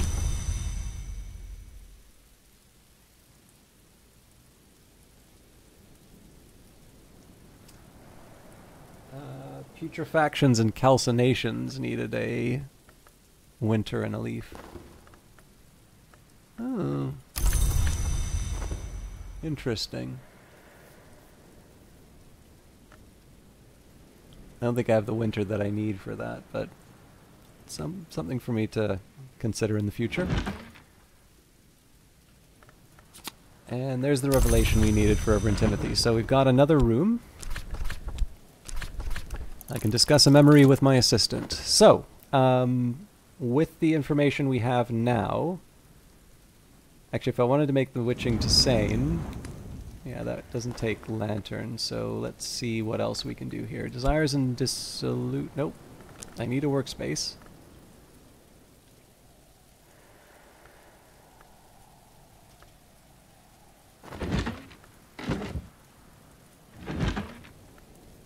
Alright. This is a bit of a gamble. Alright, this can't take Nectar. Ah! Alright, so I can't make a Witching to Sane. Never mind. Let's open those boxes then.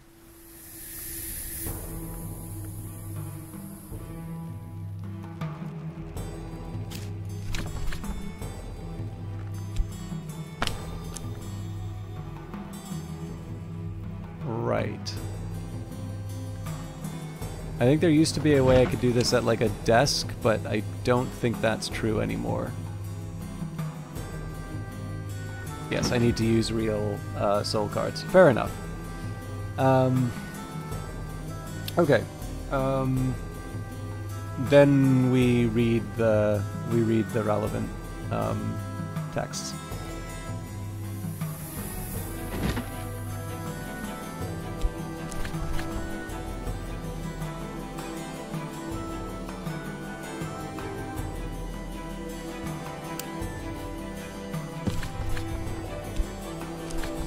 Moon a culmination. I can master this mystery. Enough moon to match Mystery Moon. Wait a minute. The rain might be an opportunity here. Oh, wait a minute. No!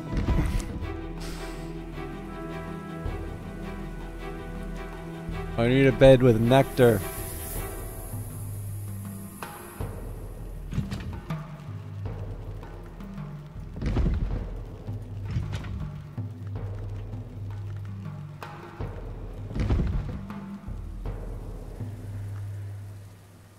Or moth. Oh, wait a minute, this might still work.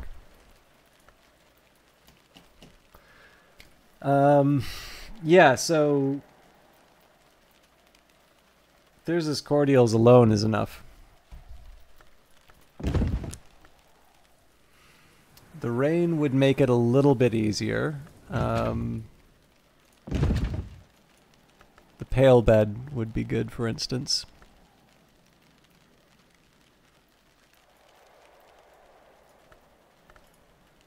No, it wouldn't, because then I couldn't use the rights of the roots. Anyway, I know I can cure the Faust whenever I need to. So, let us actually read the books that we want.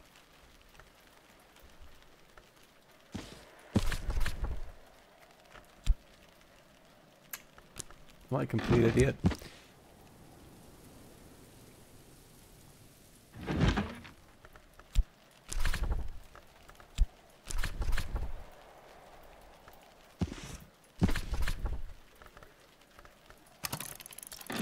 Okay. Those indignities perpetuated by the deceitful fraternity of Obliviates. It's not clear whether CROD, who is identified only by his initials, was in fact an initiate of the Obliviate Order of Immortal Adepts. He wrote in the 16th century after the order, if he is to be believed, had passed the height of its power. 58. That they did claim inheritance of the traditions of the House of Leith, but that they have disregarded its most sacred and most beautiful ceremonies where they are not found convenient. 59. 71. The Glassfinger toxin is no mere assassin's convenient for the Obliviates to confine to the disposal of their enemies. It has higher uses. Certainly, it is a great matter of winter, but I have already outlined the technique by which it may be fitted for its ultimate destiny.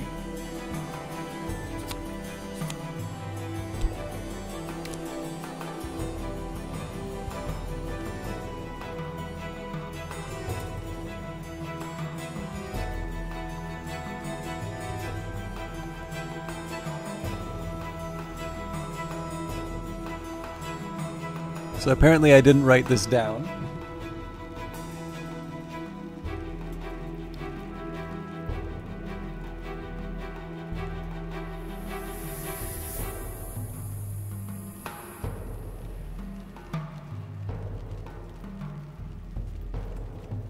So I feel like this is the one that you would be able to predict.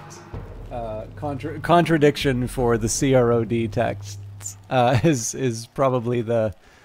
That's probably low-hanging fruit in terms of knowing what memory is going to come out of that. But yeah, Oblividiots is a very nice coinage.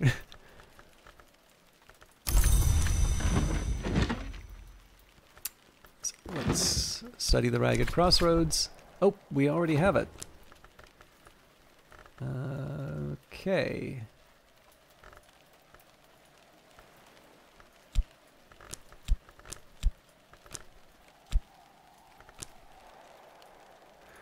Something for me to remember with either the Shapt or the Winter.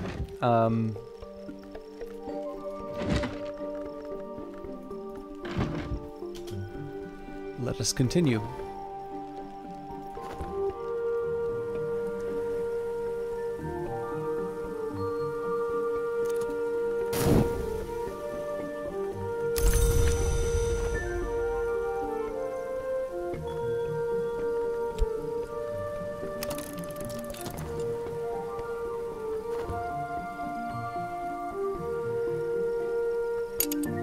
Yeah, so I mean, I guess the other way of me thinking about this would be, given that we're reasonably close, like, so we can kind of maybe think of the rooms we've been unlocking have been more about opening the way for autumn with the gardeners, or the orchard keepers rather.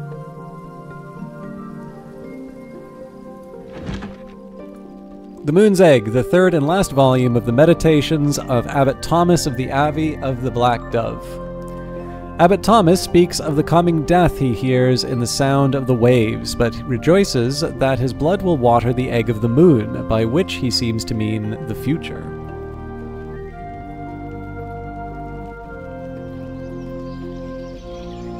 It's the loudest book you could imagine, but it's also a winter mystery book. Fair point. The Radiant Stair. The Watchman's Shrine here is decorated with the Eye Elegabline, a controversial variant of the Watchman's Eye. The Elegabline rites have always had shaky doctrinal status. It would not often have been seen, of course. These stairs were reserved for the choir monks who sang the Liturgy of the Hours, and the only ones permitted to enter the chancel. Still, it is a little surprising that the Eye is allowed to remain when the monastery was dissolved and the Eye was given to the Dewulfs.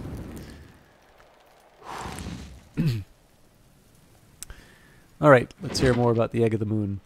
The last chapter was dictated, not written, by Abbot Thomas. When Thomas's old sword brother Tygrieve returned to raid the abbey, Thomas had broken his monastic oaths and taken up arms to defend the abbey. The two had both been mortally wounded. Thomas's last words are, "The wheel turns, the moon sleeps." So, sorry, just give me a quick second.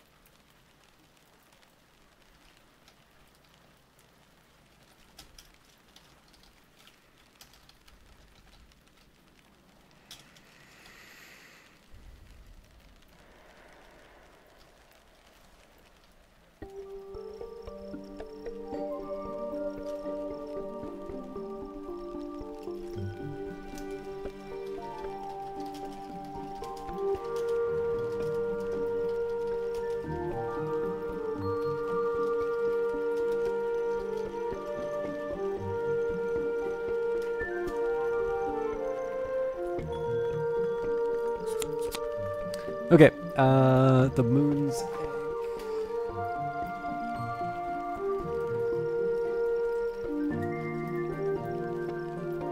We have a lot of confounding parables, I've noticed. Oh, and we've got Pearl and Tide, so that's one that's I've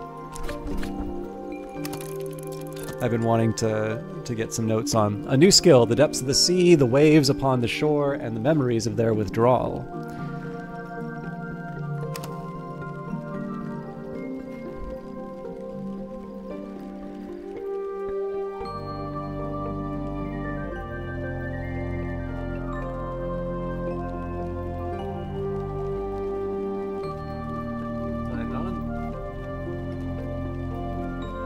All right.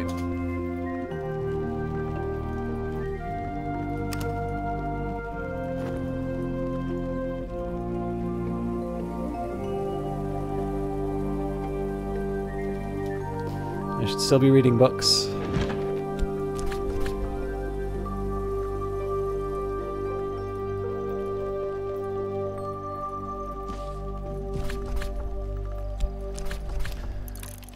All right, in the 1800s, Dr. Aaron Peel was invited to give a series of lectures to the Curia. They combine his pithy view of the histories with his particular brand of unhelpfully ironical insight.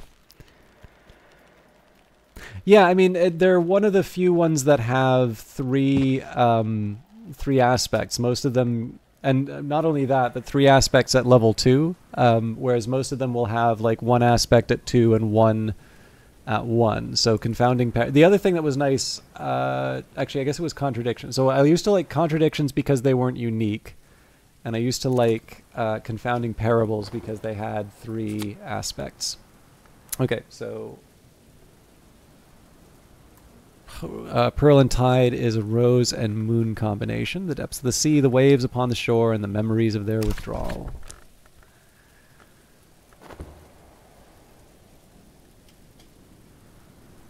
Not much to do with consider, although I do at some point want to take care of the Ragged Crossroads, so I'll need to leave either Shapt or Whist open for that. I suppose the next question is, what do I try and do? Like, at this point, I'm out of rooms to explore. So, the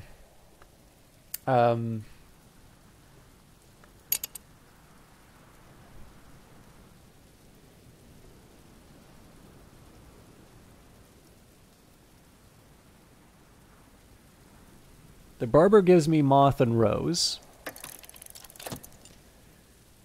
So I've got a Wind-Prowled Gallery, 8 Forge, 8 Lantern, 8 Sky. The Dim Hall, 8 Edge, 8 Grail. The Rose-Haunted Hall, 7 Grail, 7 Nectar. The Wrecked Pantry, 7 Heart, 7 Nectar. And the Deserted Well, 7 Moon, 7 Nectar. So, there's no obvious case for us to use a barber today, basically. Next up,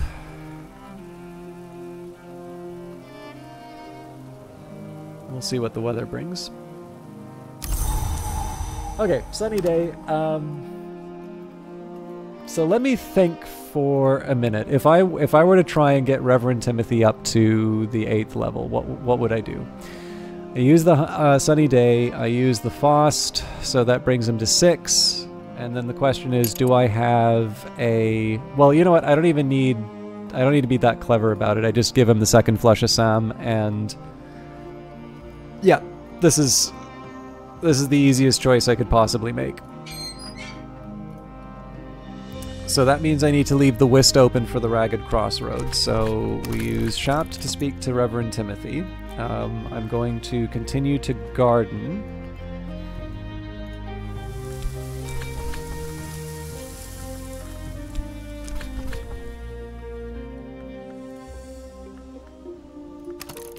The Fragrant Chalice is not bad for... Actually, if I recall correctly, Fragrant Chalice is good for creating Ruby Rise Ruin, so maybe I want to be a little more...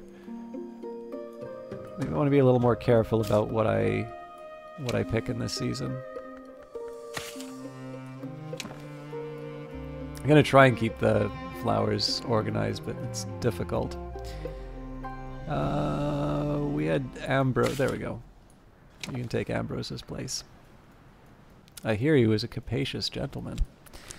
Okay, so this is for Reverend Timothy. This is for the Ragged Crossroads. This is for the beach, which means the... it's my Afflicted Faust that... Oh. That's for the beach when I'm not using up my skill.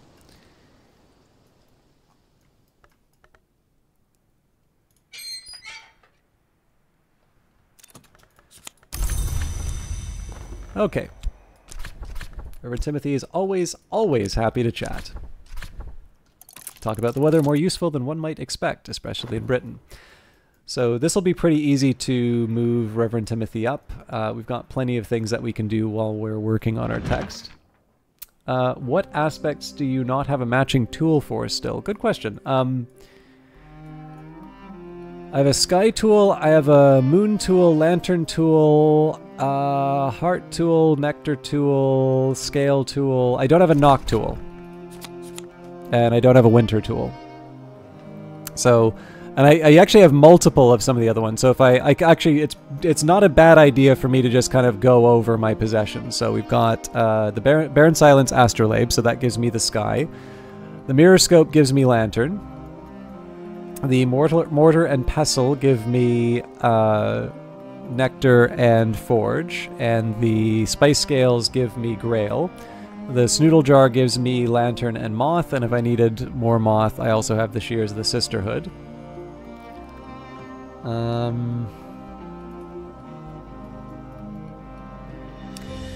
So far, it may be that we can build or otherwise obtain tools that are worth more, but so far the tools that I've got add 1. So the saw was an improvement because that gives us an edge tool that we didn't have before. The square, again, adds forge, as do the spanners. The kitchen bowls, cake time, heart and nectar. And the lunar globe gives us moon and rose. So I haven't fully been keeping track. Oh, I think I forgot the spice scale, but that gives me the grail. So I think that covers all of the... Okay, so we've got moth, knock. Okay, I don't have a knock tool. Moth, knock, lantern, grail.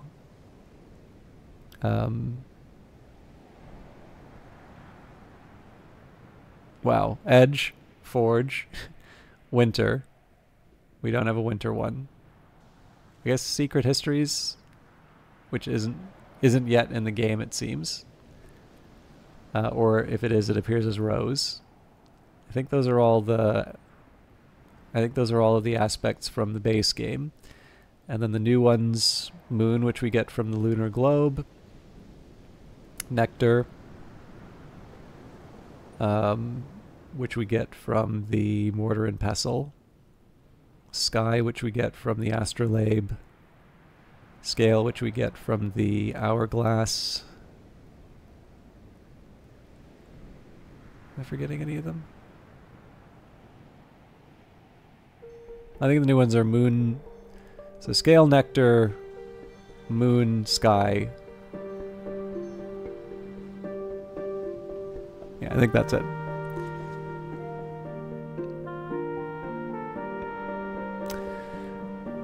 So for where you are, is there a use for those tools that share aspects? So far as I can tell, no.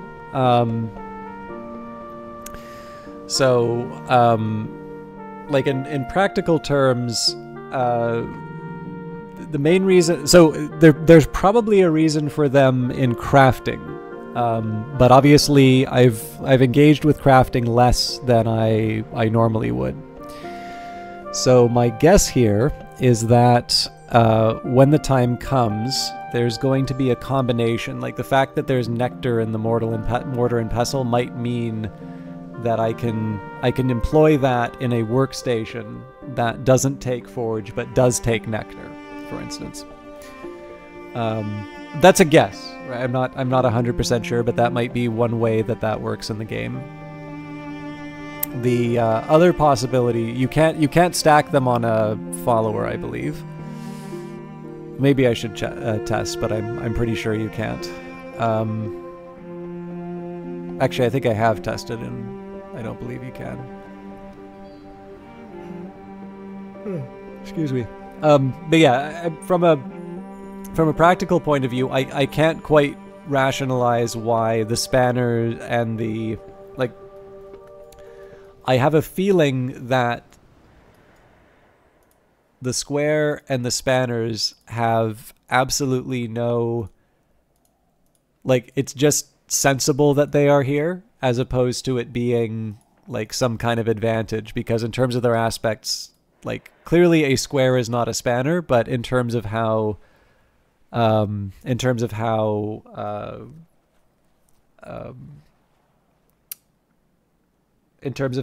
game treats this, squares and spanners are identical. Okay, and I definitely need to wrap up because I'm not being very coherent right now. Oh God, it's a lot later than I thought. All right, so 1776, the third history. Louis declares the Mask of Masks and forbids mention of the Great Writhing within the walls of the Palace of Versailles, although by this point the worms are observed to move openly along the boulevards of Paris, sometimes even in daylight. The army is redeployed to defend the court. The mask lasts 1 lunar month and attracts several of the long abroad in Western Europe at the time, fleeing the worms or hoping to take advantage of the desperate Louis, or seeking access to the sealed mirrors of the palace, or just eager to attend the most inventive and desperate debauch of the century. Okay, 1 second here.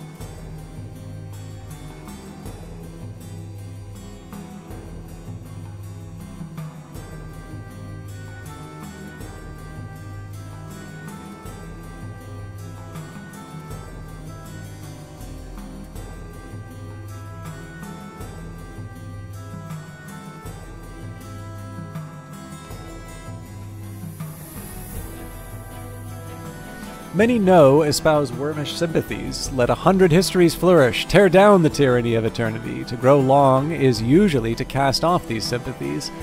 There would be no immortality without eternity, and eternity, we often seem to decide, is only tyranny as long as we are not eternal.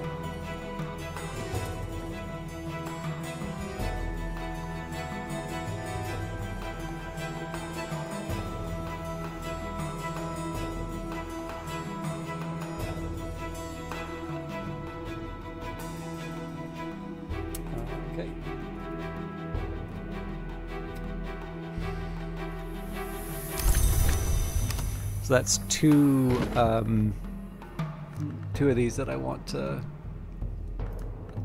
take lessons for. And because we've got Sickle and Eclipse, I can actually probably level that up right now. Obviously I won't be able to use the Triss the way that I wanted, but I value I value the level up more. So there's always more to learn. Improve this skill to level 2. Moving on. The Faust was for Timothy. Oh, what the hell was I doing with the Whist?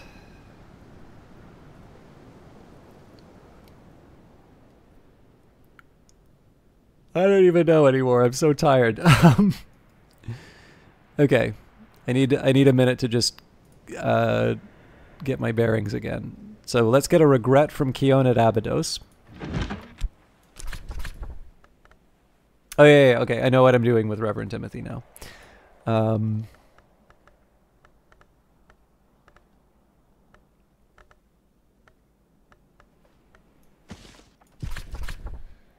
right, I've already mastered this, but I could reread it and perhaps recall a memory.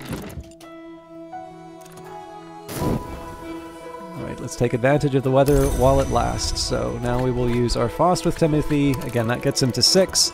And then it's going to be a drink and a tool.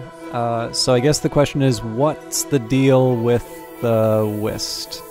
Right, the Whist was so that I could get the Ragged Crossroads. We've got it. Although I'm probably not going to be able to do anything with these texts. Although, unless we get a text from the Windswept Gallery, it's probably time for me to heal my Faust. There will be books in these higher levels, but I don't want to keep the Faust around as a fascination forever. It's very late for you, so you're gonna head out. Wish you the best of luck within the house. Yeah, I'm probably going to bed pretty soon myself. So. All right, Salt and Silver Balance, Necessity, and Rebuke. So I'm happy to have some extra edge, but I don't have any use for it right now. And, all right, so we will get Reverend Timothy to work with the Mirror Scope, bewildering and occasionally useful. I can lend my assistants something to help, increasing their abilities. I'll show you what happens, incidentally, Pandorian, when I apply the tool a second time to Reverend Timothy. I don't think it'll cost me anything to do that.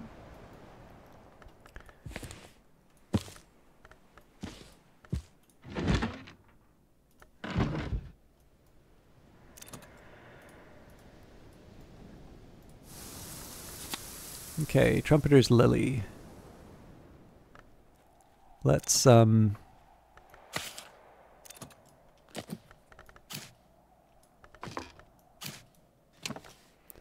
works a little bit better for me. The tools boosted their aspects appropriately. So let's just say, for the sake of the argument, we said, okay, well, you know what, Reverend Timothy, I also want you to be good at Sky.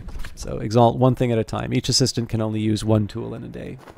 So second tool can't happen in that case. So again, like I said, I think this is just an artistic choice as opposed to it being a as opposed to there being some value in having two different forge tools. But we were going to give him some tea. Reverend Timothy does like his tea.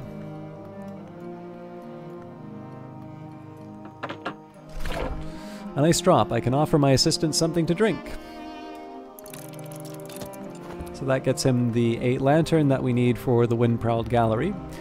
This has long been a holy place, but the rites have gone too long unperformed. The windows are shattered and only wind walks here now. And we have our regret from Keon at Abydos. So we will consider the Ragged Crossroads with a memory regret, memory Ragged Crossroads, Whist. There's always more to learn.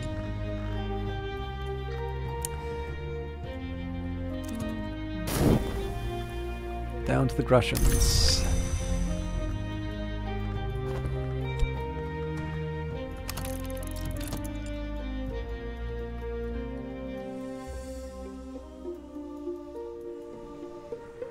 So again, now overall I'd say that's a good day's work. For tomorrow,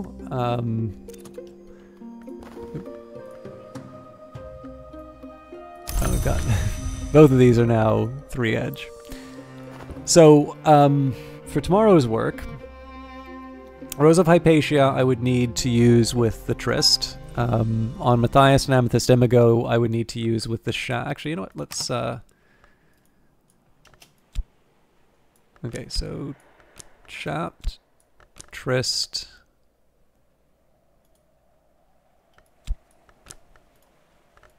Okay, so I can only do 2 of these. Fair enough. I still think it's time for me to cure my Faust, though. So with that, we restore. Writes the roots. So I could do an impulse, but why would I have to when I already have Thyrsus Cordials? Cure my malady. You've supplied enough nectar. Thyrsus Cordials is the sort of thing that I can make on my own.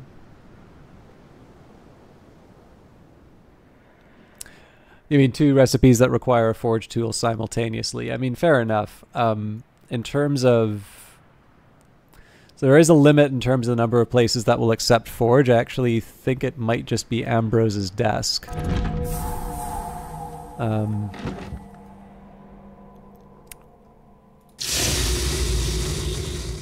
Because in this case, this won't accept a tool. The workstation, I think, accepts a tool. We can find that out. Anyways, before we go too far, Windlet Gallery. In the days of the Brethren, every day this gallery would ring with the liturgy of the hours. In the times of the DeWolfs and of the Curia, there were services here every Sunday. All those times are long gone. This is a house of echoes now. Gideon DeWolf. The bust is terracotta, brightly painted. So I think... Oh, this is interesting.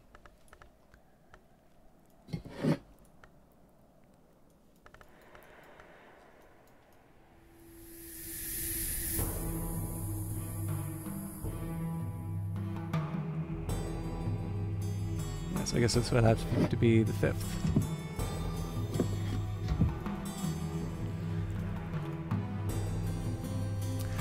Driftwood fragment, so that's wood with moth and nectar. We've got a harp, sunset harp. We've got Ava's locks. U blank, so this is an example of something that I could throw at Mr. Kill. Oh, right around the time that I'm curing my my malady, I get 3 new books. I probably could have waited on that. Anyways, no big deal.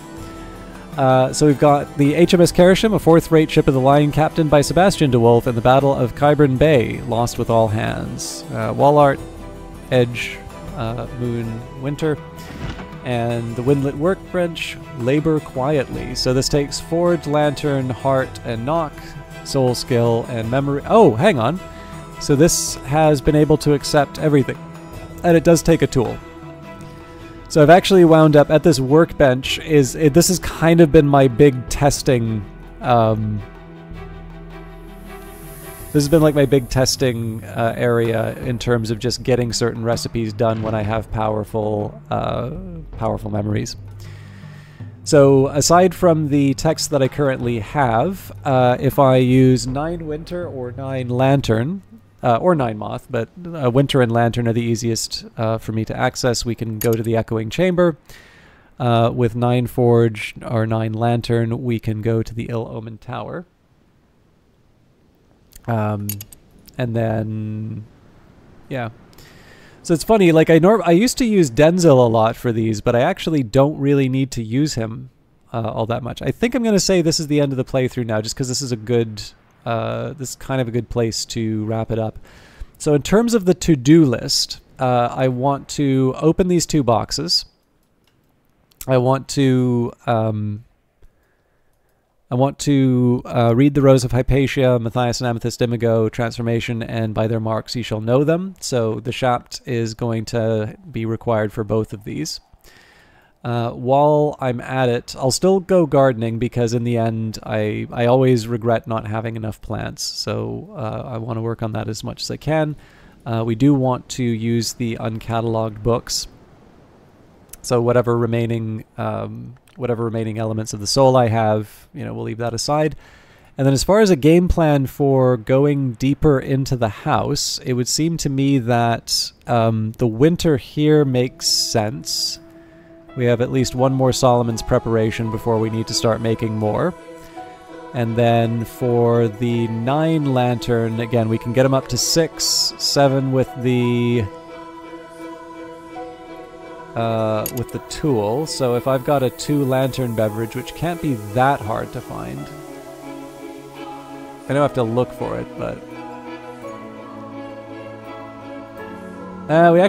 we may need to make something. Like the Evening Isles coffee from the pantry would probably be what the doctor ordered there.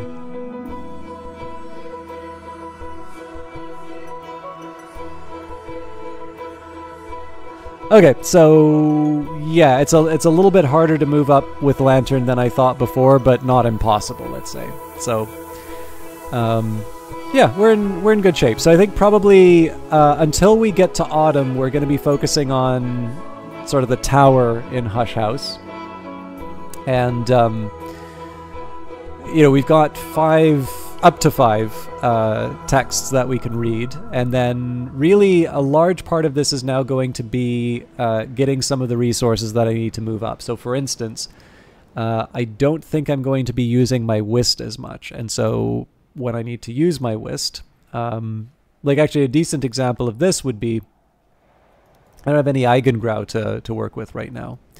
So one thing that I might want to do while I'm, you know, reading these other texts, maybe I make some Eigengrau so that I can refresh the Whist to get ready for Mr. Kill to move into that other region. That would be an example of something that I can do tomorrow. The Tryst, again, good for beachcombing, but in this case it would be a good idea for me to, you know, to get the moth text down.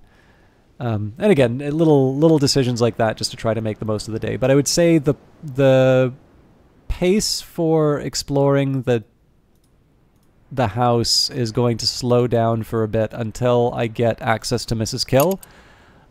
It'll pick up a little bit on rainy days in autumn because we can use the Orchard Keeper in an interesting way. But I think the trick for the next few days is going to be to stock up on Thyrza's Cordials and Eigengrau, Solomon's Preparation, and Thyrza's Cordials are going to be the main focus in terms of collection. And this is basically just because I want to make sure that I'm prepared for buffing up my followers. All right. That is it.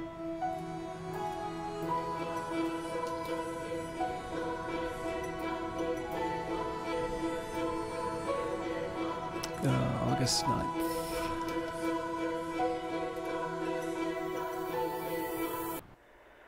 So, I hope you all enjoyed Book of Hours. I am a huge fan of this game.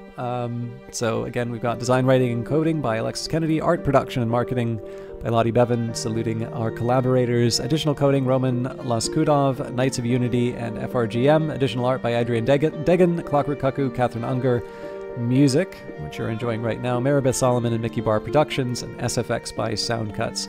Also, very special thanks to the Steam localization and the special thanks people.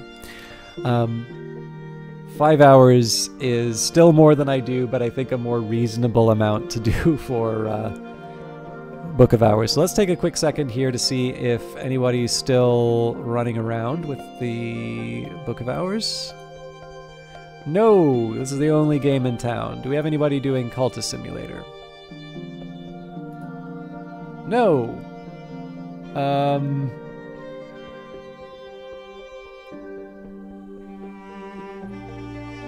What the hell am I gonna host? I don't know. I kind of feel bad to take a viewership like this and not send it out. What about some of the Industries of Titan? Nope. Phantom Brigade?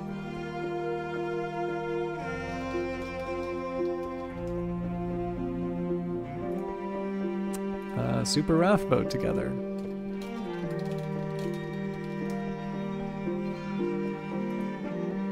Alright, I got none of the games, so I will leave you all to your own devices on Twitch. Thank you again, everybody, for watching. I will be back on Friday. We will definitely be playing more Book of Hours.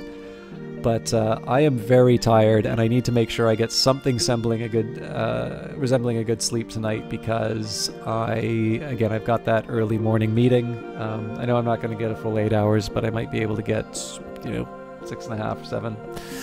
So, take care. See you in a couple of days.